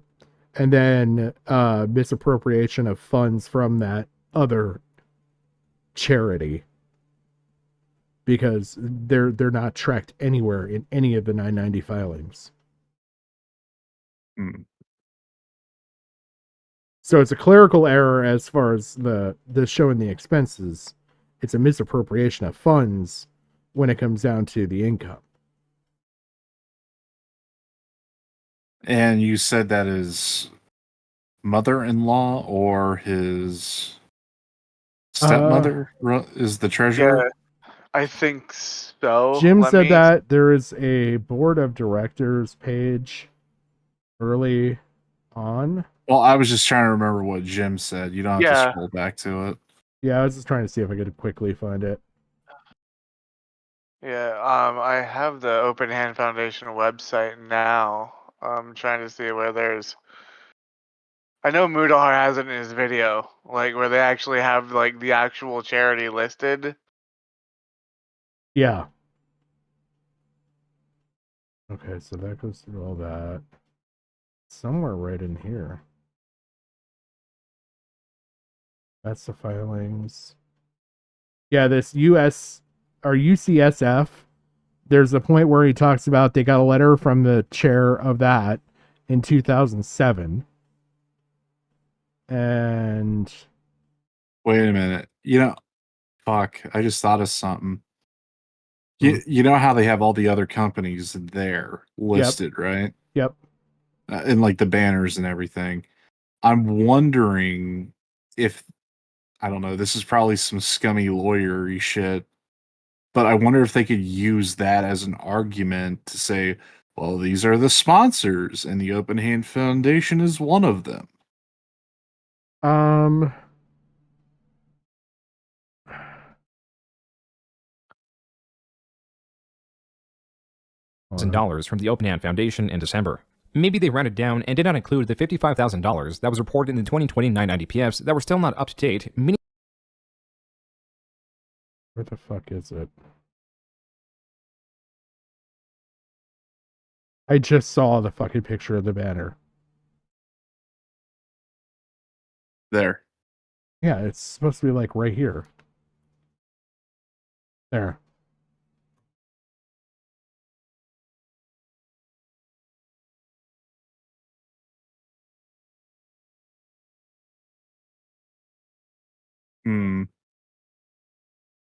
Because that says it's benefiting Yeah. Open Hand Foundation. Yep. However, there's no income listed.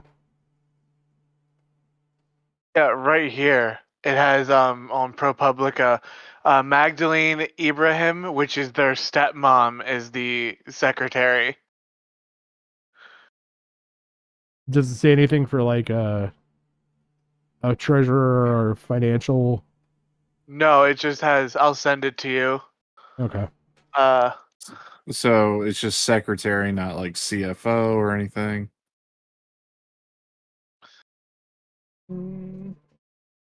But it has Gerard as the director, she's the secretary, and then vice president is Jock. Their sister is the director, and their dad is the president. Where was it at on this? Oh, if you look down at the bottom where it says compensation, it says key employees and officers.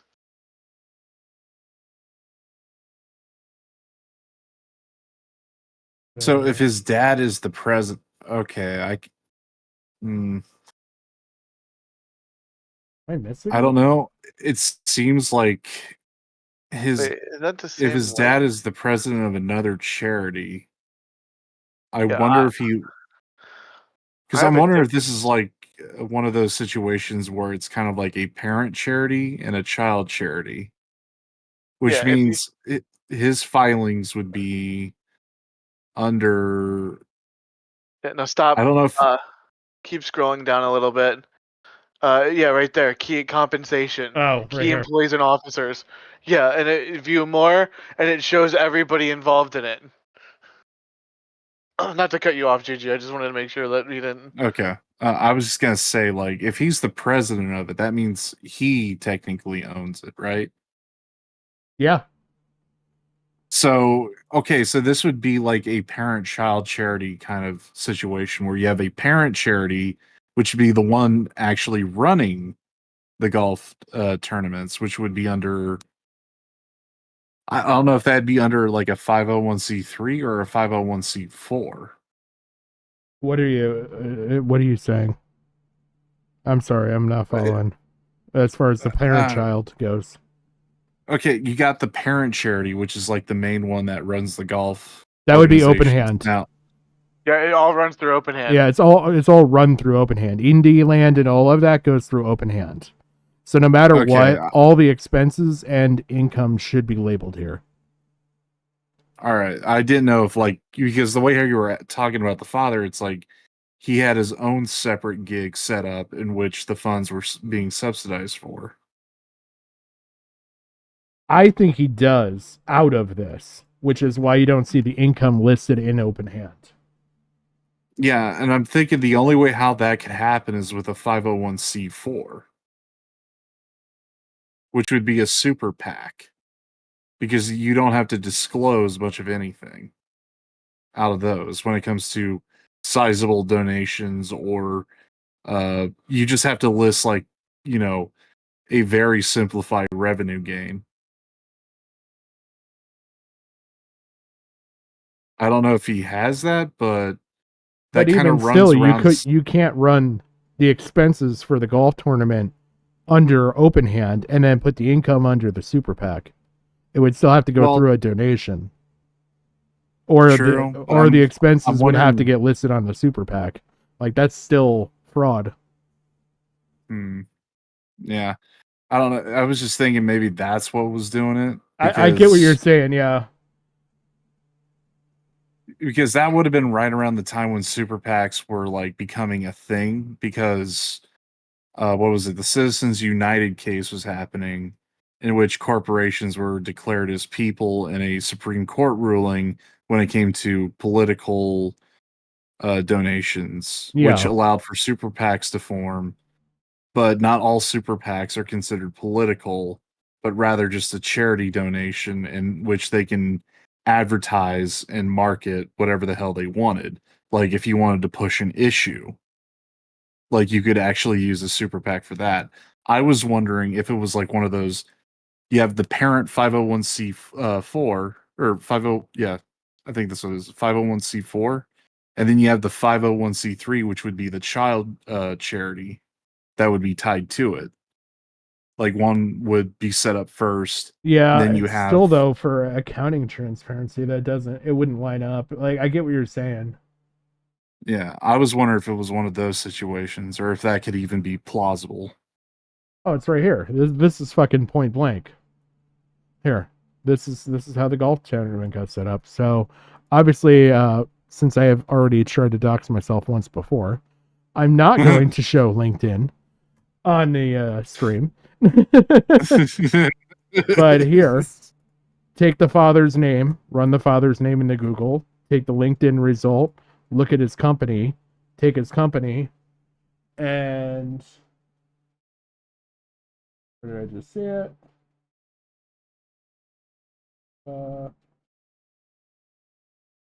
It's a retailer stuff. And then you take the retailers are going to know how to contact all of these brands. Well, yeah, because doesn't he? Because I think it's like known that he does like gas stations and shit. Yep. So he would have access to all of those through the vendors. Yeah. And it draws further scrutiny because off screen I can't show it, but like, he's the head of this stuff. Head of what? This power. He's the head of this power buying dealers group. So you would think that he has enough business sense to know, like, to look at that discrepancy. Like, that this is not somebody that is going to be ignorant about the books. Let's just put it that way. So, not without willfully doing it. So you're suggesting that he left his son to hang out to dry on this charity to run it himself, right? I think he kind of let Khalil take the fucking death blows from the internet people that he has no allegiance or interaction with. Yes. Okay. Because to him, they're internet people.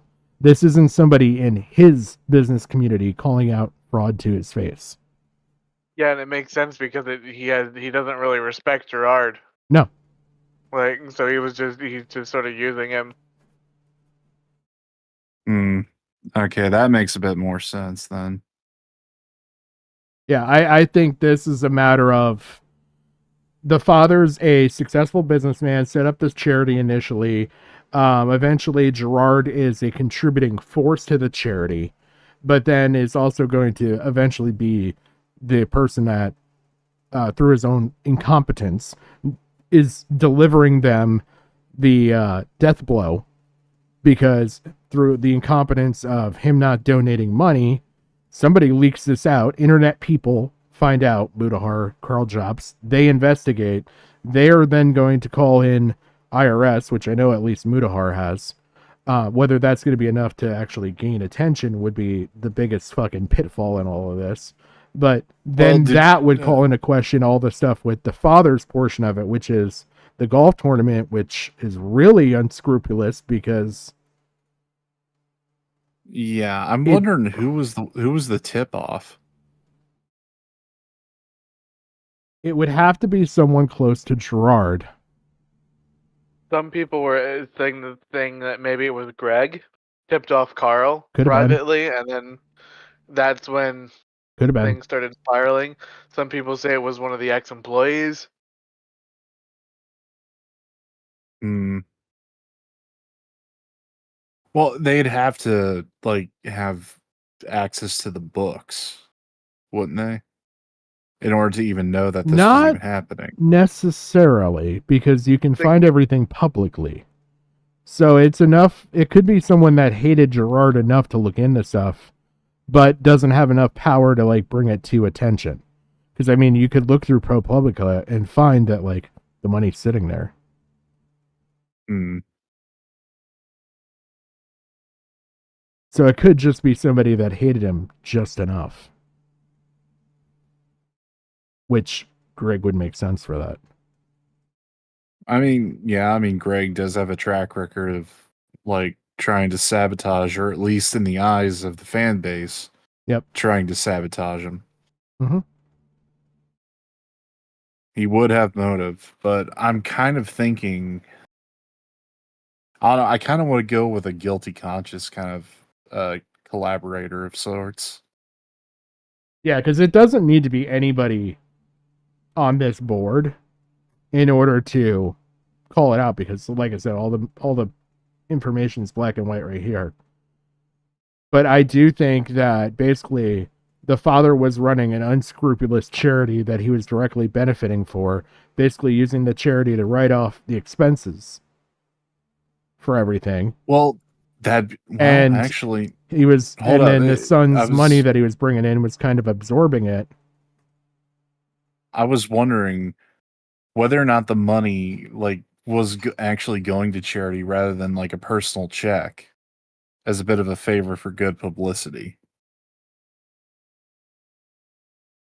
If it was a personal check made out to the father, since he's the only one who would be able to get these connections, it would be kind of what would be a not a confidence scam, but I'm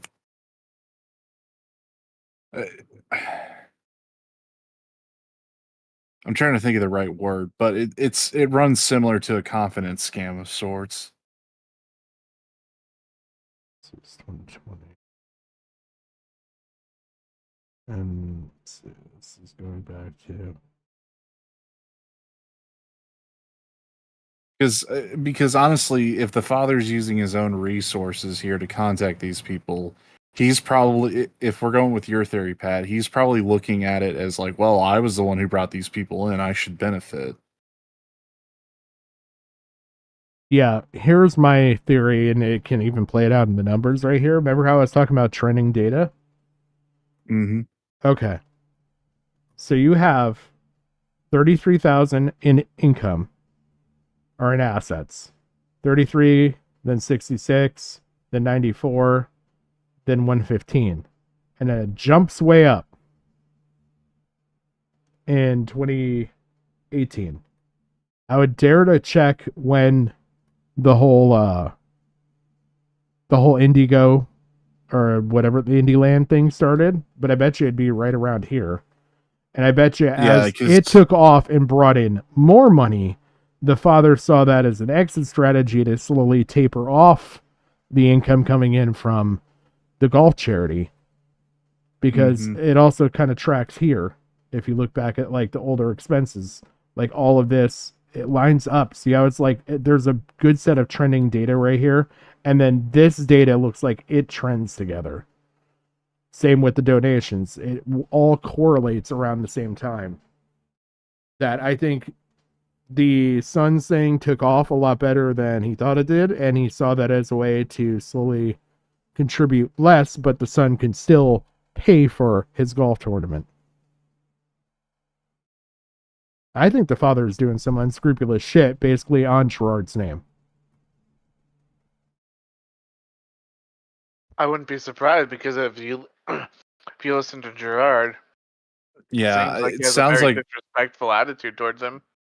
Yeah, because it sounds like from what you're pointing out here, it seems like it's a round, like an obtuse version of a kickback scheme.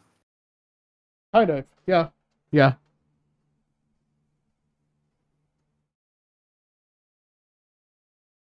But let me get back to where I was. Gerard's rubbing elbow. Charles is using Gerard's money to like finance his own rubbing elbows with these big companies. Yeah. Yeah, it gives them an excuse to make a phone call. Yep. And then it's just a quick payday. Yep. Yeah, and his son's not going to know any better to sit there and question him. Like, I genuinely think that, for all intents and purposes, Gerard's a fucking retard, and he was the perfect fucking person to have at the face of this. Yeah. And He just the wants to father, impress Dad. and the father is not concerned because all the accusations are coming from internet people, and internet people don't matter to him. Yeah. And Gerard is so desperate for his approval, he would have just went with it just to try to get Dad's approval. Yep. So in other words, he's a patsy. Yep. Okay. He's a makes patsy sense. without ever realizing it. He never smelled his own blood in the water. Okay, so we went from Dark Triad to Lee Harvey Oswald. Got Yes, it. yeah. But I had to show all of this shit to show you that, like, this is why. This is why I think this. He is the Dark Oswald. The Dark Oswald. Or $82,409.19. Here's where the issue lies. In 2019, the year in question, Gerard stated on Twitter that the preliminary earnings from Indieland were $119,418. Preliminary earnings are net earnings. Yet somehow he states the net earnings for 2019 were actually $82,409. That is a $27,000 difference. But perhaps Gerard meant gross earnings. But when checking the 990pf's expenses, they were not $27,000 for 2019, they were reported as $13,000 in total for 2019.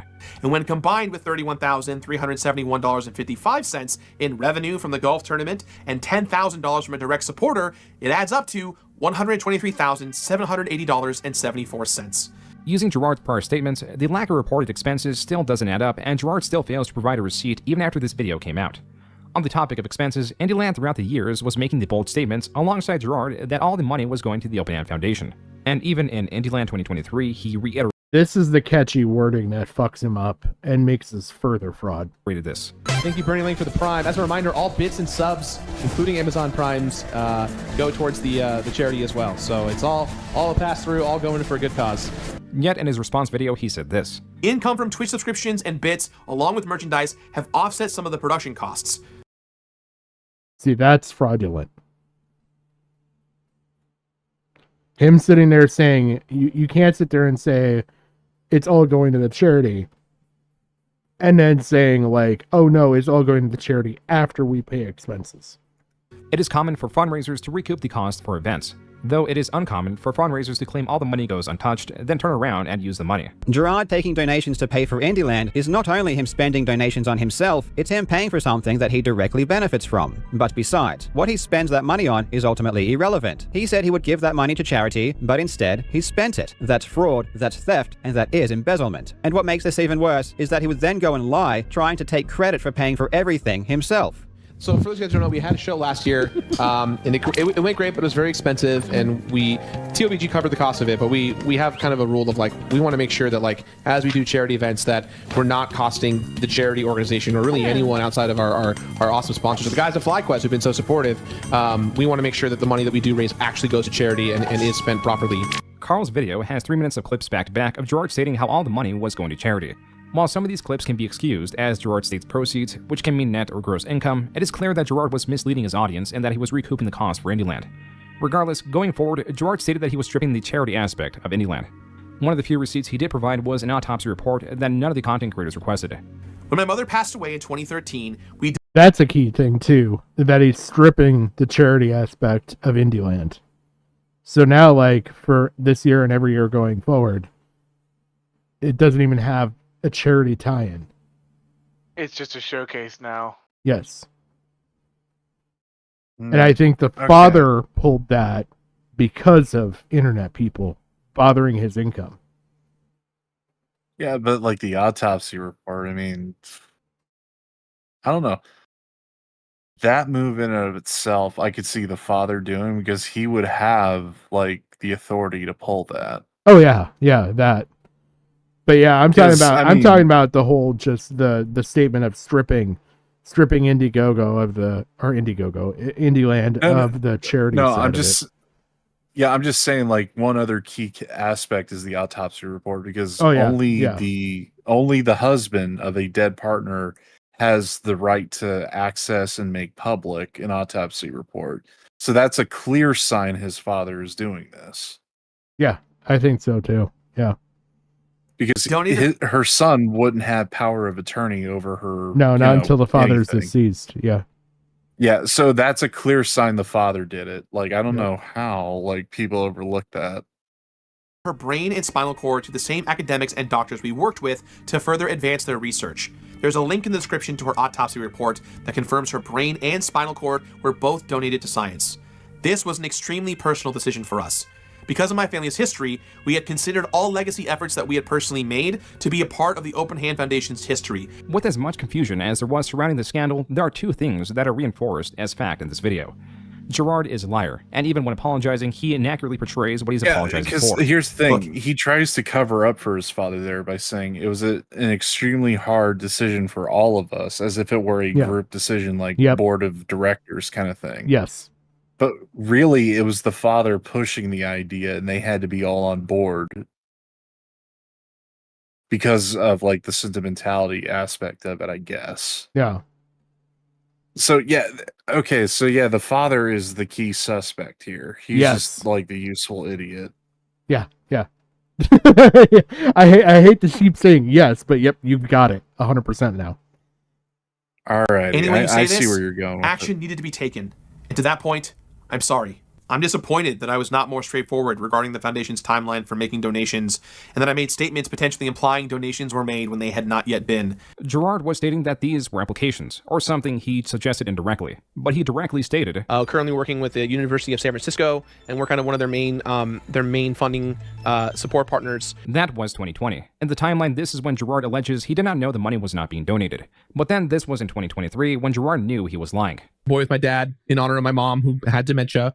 And so we just every year we try and raise as much money as possible, and then we go work with Alzheimer's Association of America, University of San Francisco, Association for FTD, which is what my mom had, FTD. So we've like worked with big and small organizations across the board, and he was like, it'd be really cool if we did a show all about raising money for people who are making huge headways. And it gets worse and stranger. There's a tweet where Gerard states that he raises a total of $600,000 to $750,000 yearly for various charities. These unproven claims are entirely bizarre, but don't exist in a vacuum, and Gerard's continuous lies only provided fuel to Carl Jobst and Mudahar's response videos. Most of Gerard's video is him going over information unrelated to me, my videos, or my claims. He hardly addresses my concerns about the golf charity event money, essentially saying, we didn't take the money, trust me bro. He provides no bank statements, no accounting, nothing. Apparently, we just have to take this proven liar at his word, which unfortunately, I'm not willing to do. It literally requires you to take this man's word, which over the course of this whole investigation has shown you should do anything but take his word, without actual receipts. The internet finding out that Gerard was a liar was certainly shocking, as was Gerard's threats. These allegations were made by individuals who self-admittedly aren't even financial or legal professionals. These allegations are slanderous, and we believe we're done with selfish intent. What a pathetic bitch. Gerard closing the video in such a way only served to strengthen the disdain of him, though this aggression is thought to have been pushed by his brother Jock, who was supposedly seen on Reddit, stating that he was the one going to push the lawsuit. My brother was the aggressive jock named Jock, who was 5'6", but like jumping in the face of the biggest quarterback, headbutt first into them. So that was kind of abrasive guy. Those Reddit comments no longer exist, so beyond a screenshot, it is hard to prove that Jock was continuously instigating. As for the rest of the Completionist Reddit, what was once a subreddit dedicated to the discussion of Completionist episodes had turned into a place to follow the ongoing drama. A mod, exhausted with the ongoing discourse, made the announcement that any new post related to the ongoing drama would be removed, going as far to interject their own selfish reasoning. Quote, "These last several weeks have been very difficult on me, having to sit by and watch people tear down a person that I have talked with personally multiple times, as well as someone who had been a cornerstone of my life for over 10 years now." Unquote. And there were attempts to shift the conversation back to the Completionist episodes, but Redditors were not so enthusiastic to engage in such conversations. At this point, the mods just set the subreddit to private, and a newly erected Completionist 2 that allowed free speech filled the void of its predecessor. It was here that a 5-minute long compilation of Gerard stating all the money was going to charity could be found. Additionally, it was discovered that Gerard was removing comments talking about the charity in his videos. In terms of lessening the backlash, this was hardly effective. Also in December, his character was removed from the indie game Sea of Stars, which there were memes made about. Woodhar released a call with Gerard, and various creators that either knew Gerard or of Gerard found his actions to be reprehensible. There was even a harddrive.net article about Gerard 100%ing his career, but Gerard did not seem to think so. After a break following his response video, he released a new Completionist video in January of 2024. Before we start today's video, I want to recognize that I know that I have lost a lot of your trust at home.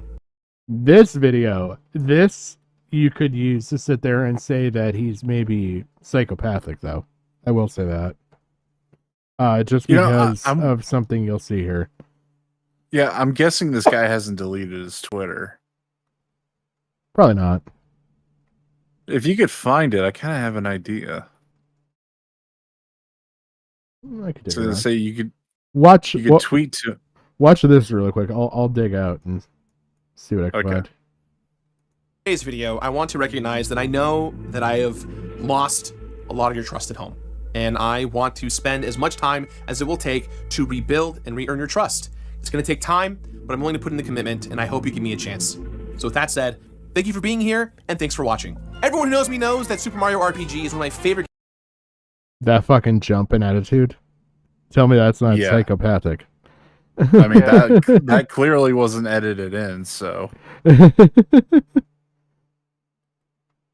I'm trying to look, see. Because I was thinking you could shoot him a tweet. I don't know if this will get you blocked or not, but it's like he's protected. You know the truth. I think he's protected. Yeah. I'm guessing. I'm guessing this is him.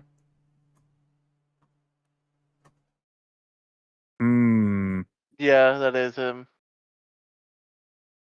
I guess you. Okay, so I guess you can't use his @ in a tweet, huh? Nope. No, I'd have to follow him and hopefully get a follow back, which is highly unlikely. But yeah. I mean, I was gonna say like, I'll see. If you do get accepted, you could shoot him like either a DM or an open tweet and say like, "Look, Gerard, we know the truth. You're a patsy. Yeah. Only your father could release the autopsy report." Gerard Javier Oswald. We know the truth. Gerard, the gig is up. We know there was a grassy knoll. Yeah, your father was the second shooter. No pun It's intended. over, brother. We're coming for you. Fed baby smoker. raper. You baby raper. We're coming for you.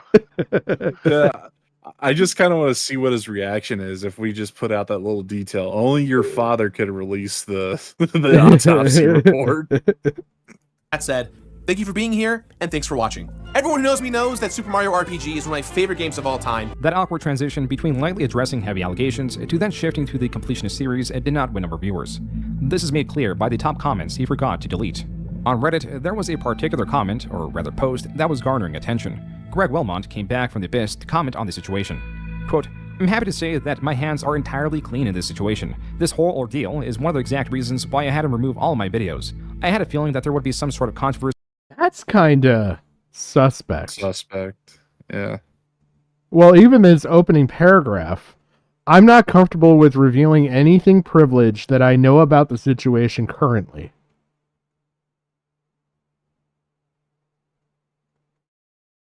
I had a feeling there would be some sort of controversy associated with the family after my departure, and I wanted nothing to do with it. Goddamn baby raper. I'm just saying, like, if you can get, like, the request to allow your account to follow him, I'd suggest doing the whole Patsy line.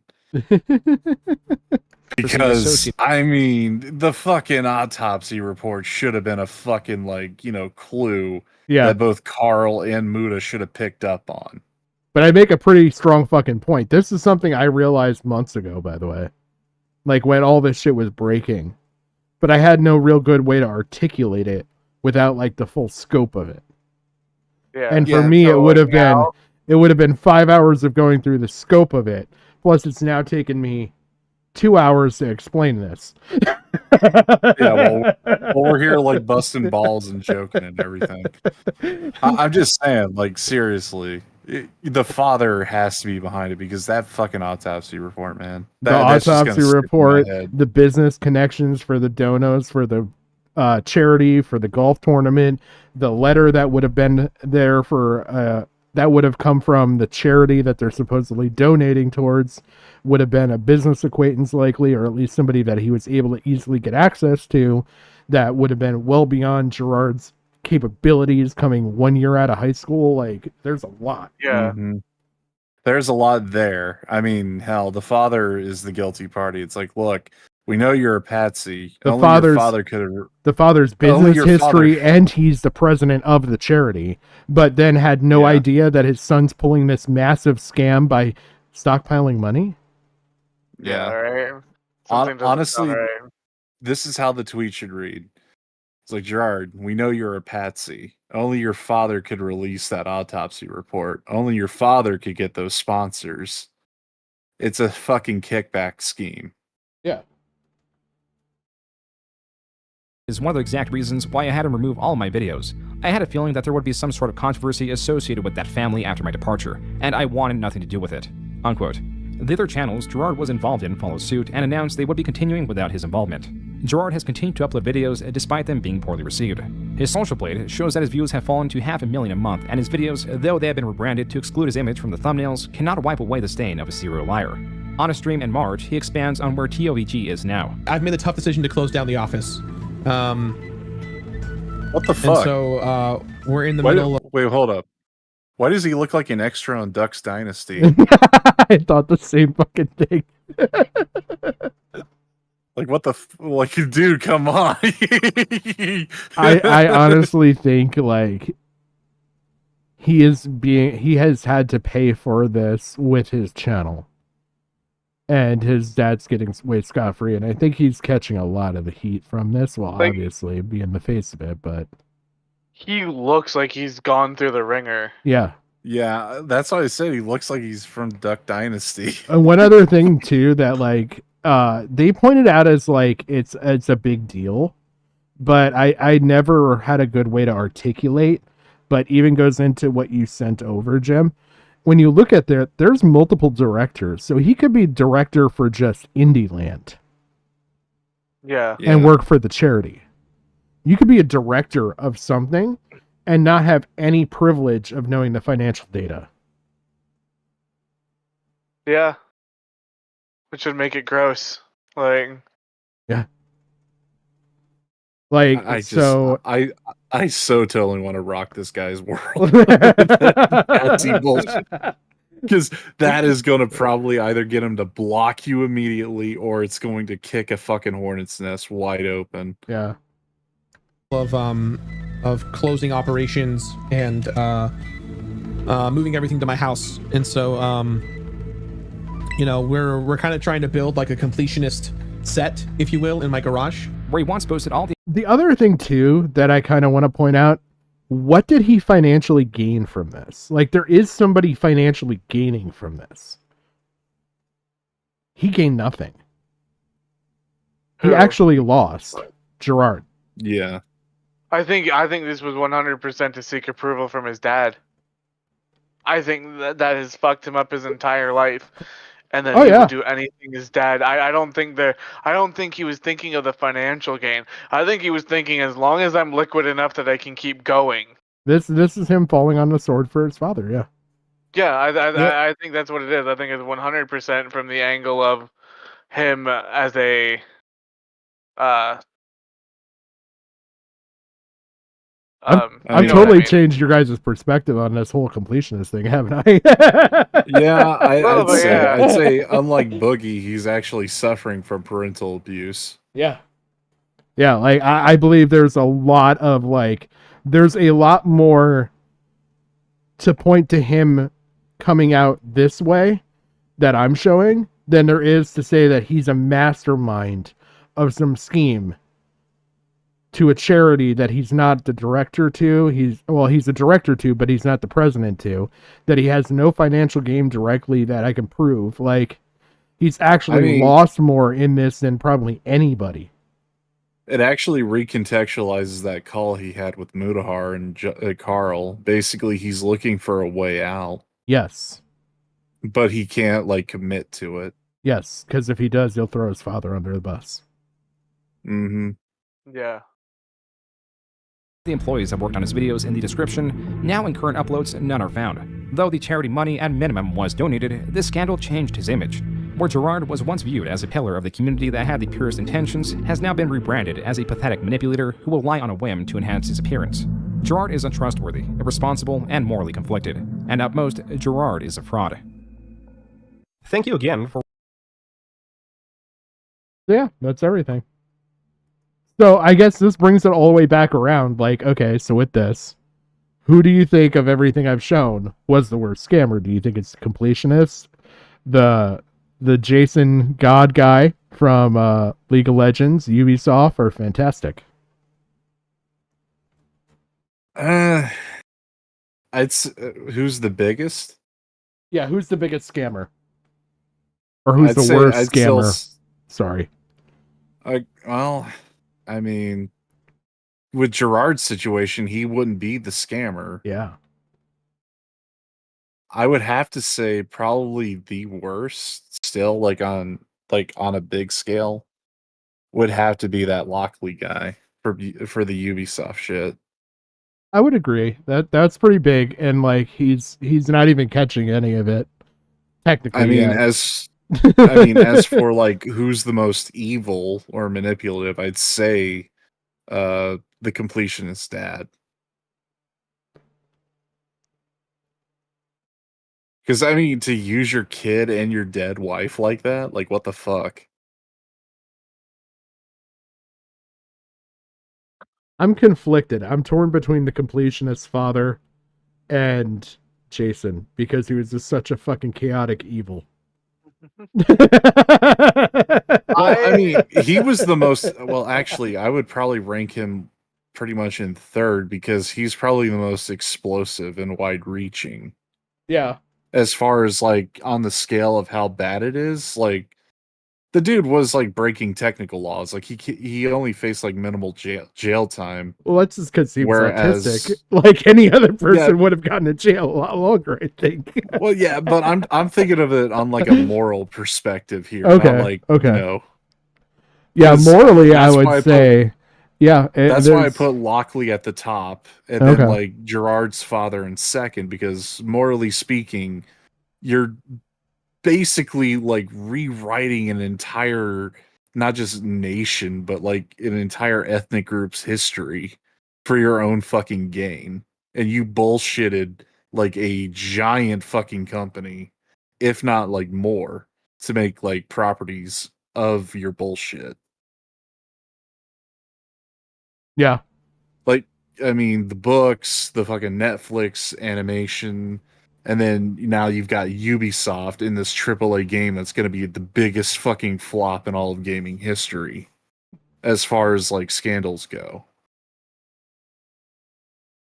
I think I don't know. Before I toot my own horn here, what do you guys think of what I brought as far as the 4 different scandals? And they're all tying together. They all have the pattern that's disclosed in the first one.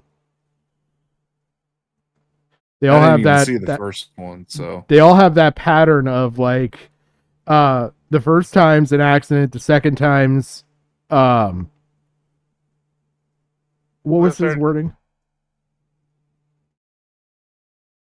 It's like What are you talking about? The first time's an accident, the second time's something, and then the third time's a pattern. Yeah.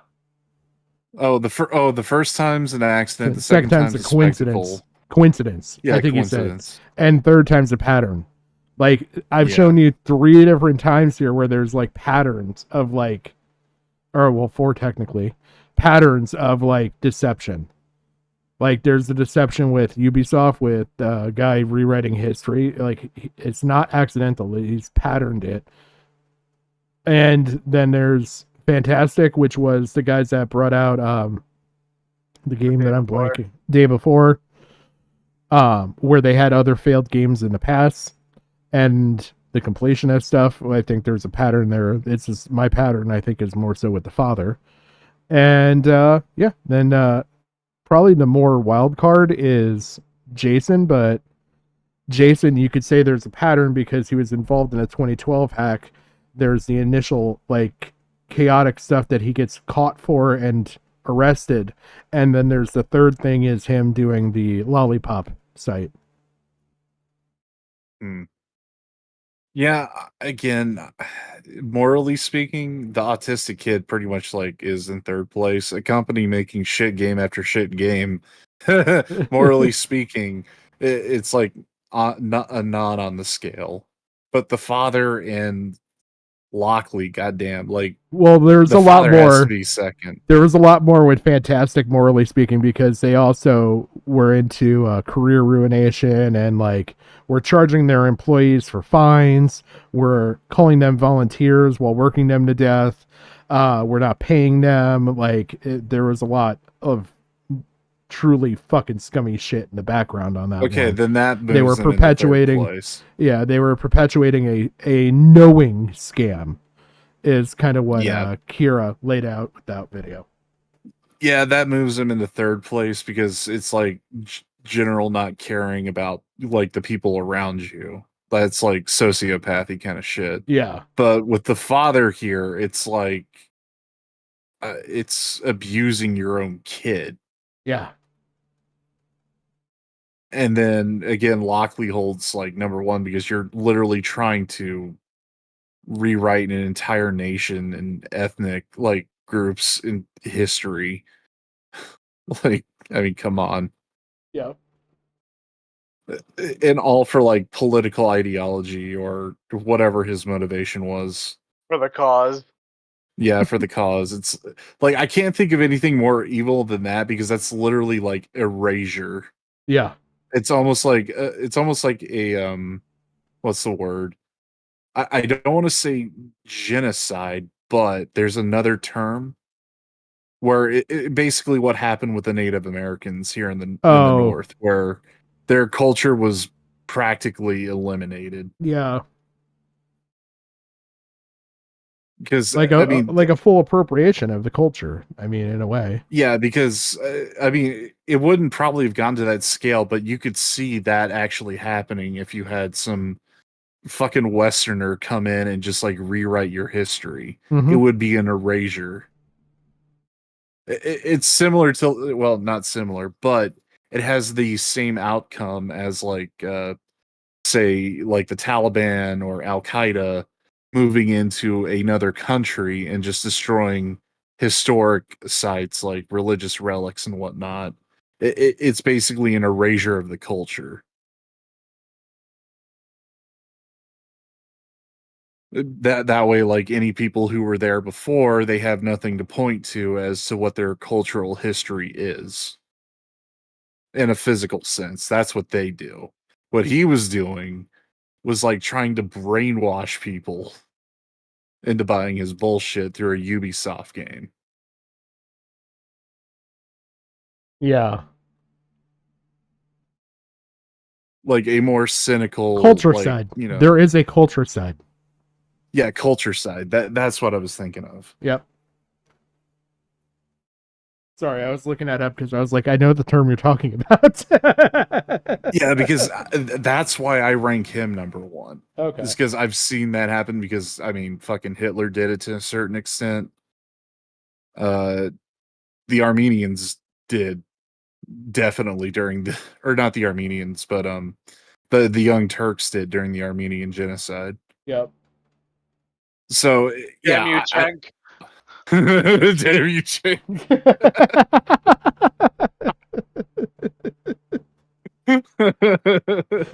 Oh man.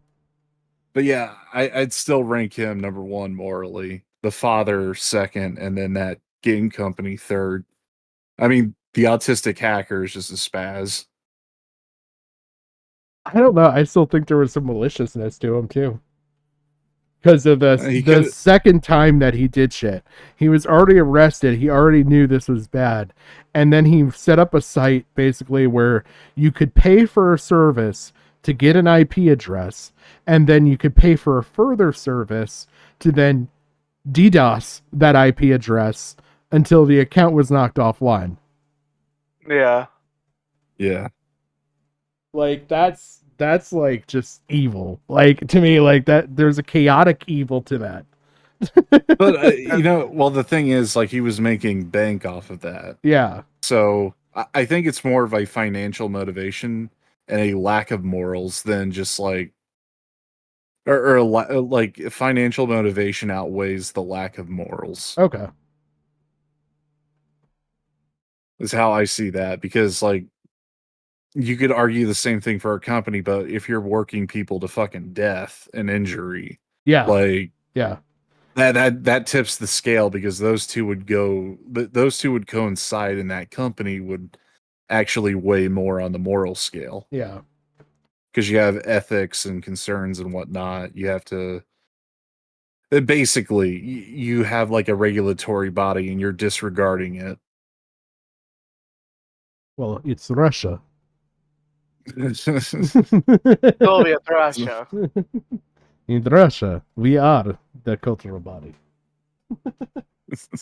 Like, what was the game company called? It's like Gulag Games LLC. I might as well have been.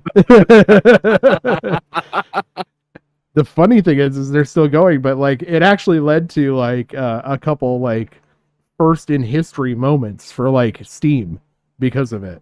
Like that's how bad their scam was. Ooh. Yeah. Okay. Like it was pretty fucking horrendous. I mean, they're all horrendous in their own right. And it's just funny that like the actual thing here is I feel like the completionist is probably, as the person, is the most innocent of it all. And the completionist actually won for the worst scammer in the poll. Yeah, that's who I voted for. Do you feel bad about blaming Gerard now? Do you, Jim?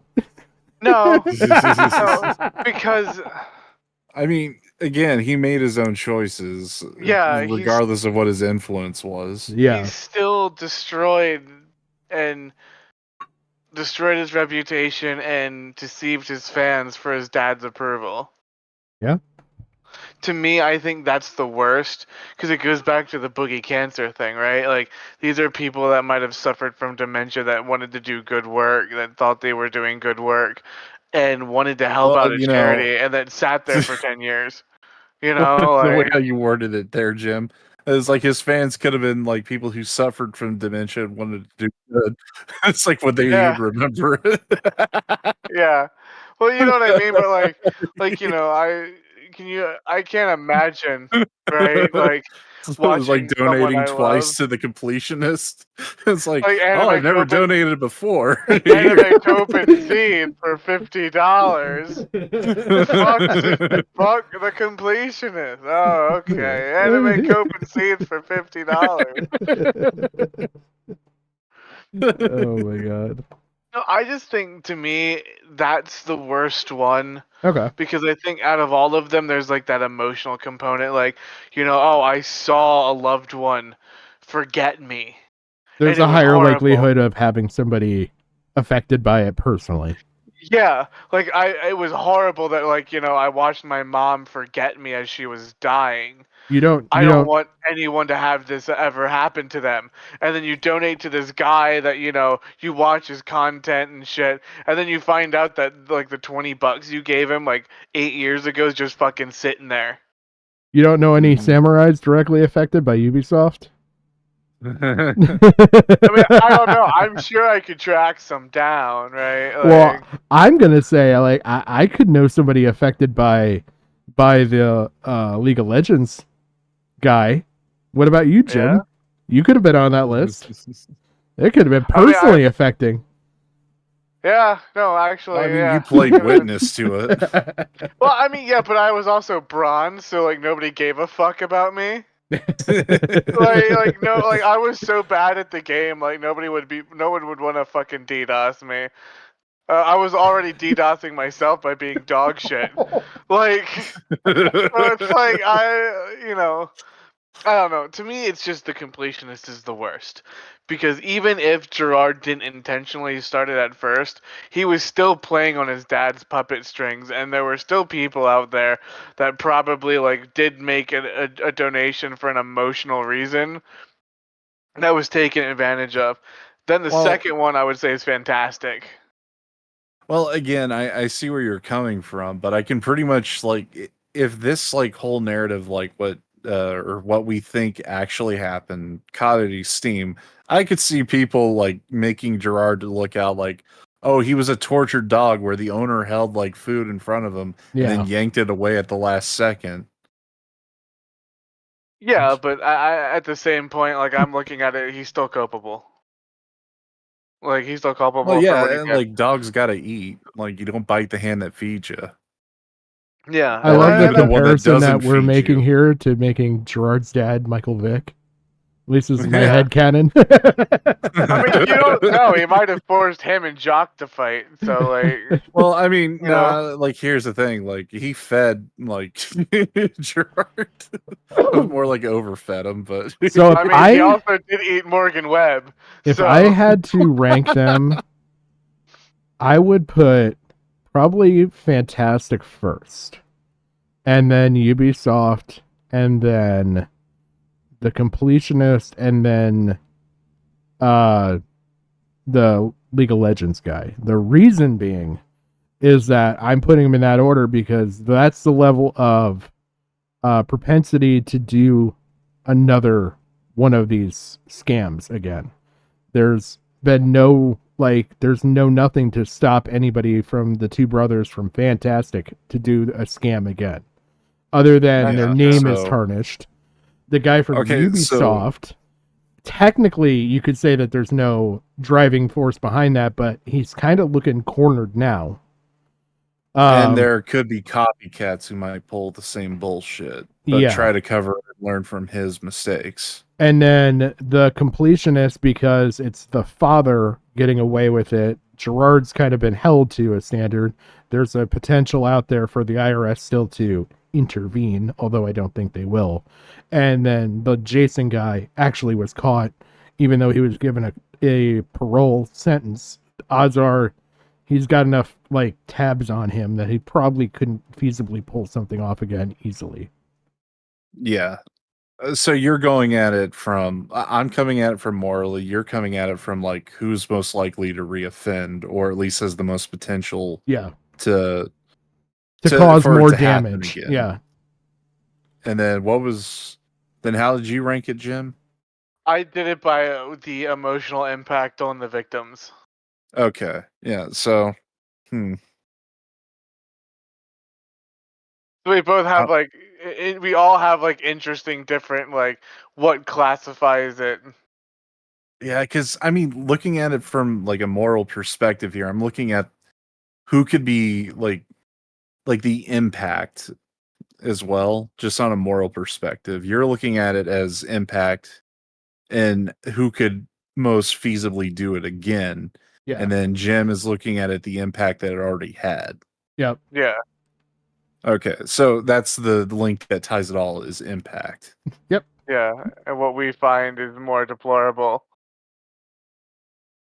Oh man. Well, I've gone like 3 hours more than I wanted to on this stream.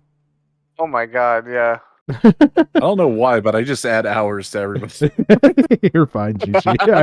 I welcome the panel shit because, like, for this stuff, especially because you guys are gamers, so like you have better perspectives to weigh in on some of this shit. Where like, yeah, I could talk. I literally feel like I kind of convinced you guys to change your perspective on just financial data on the completionist stuff.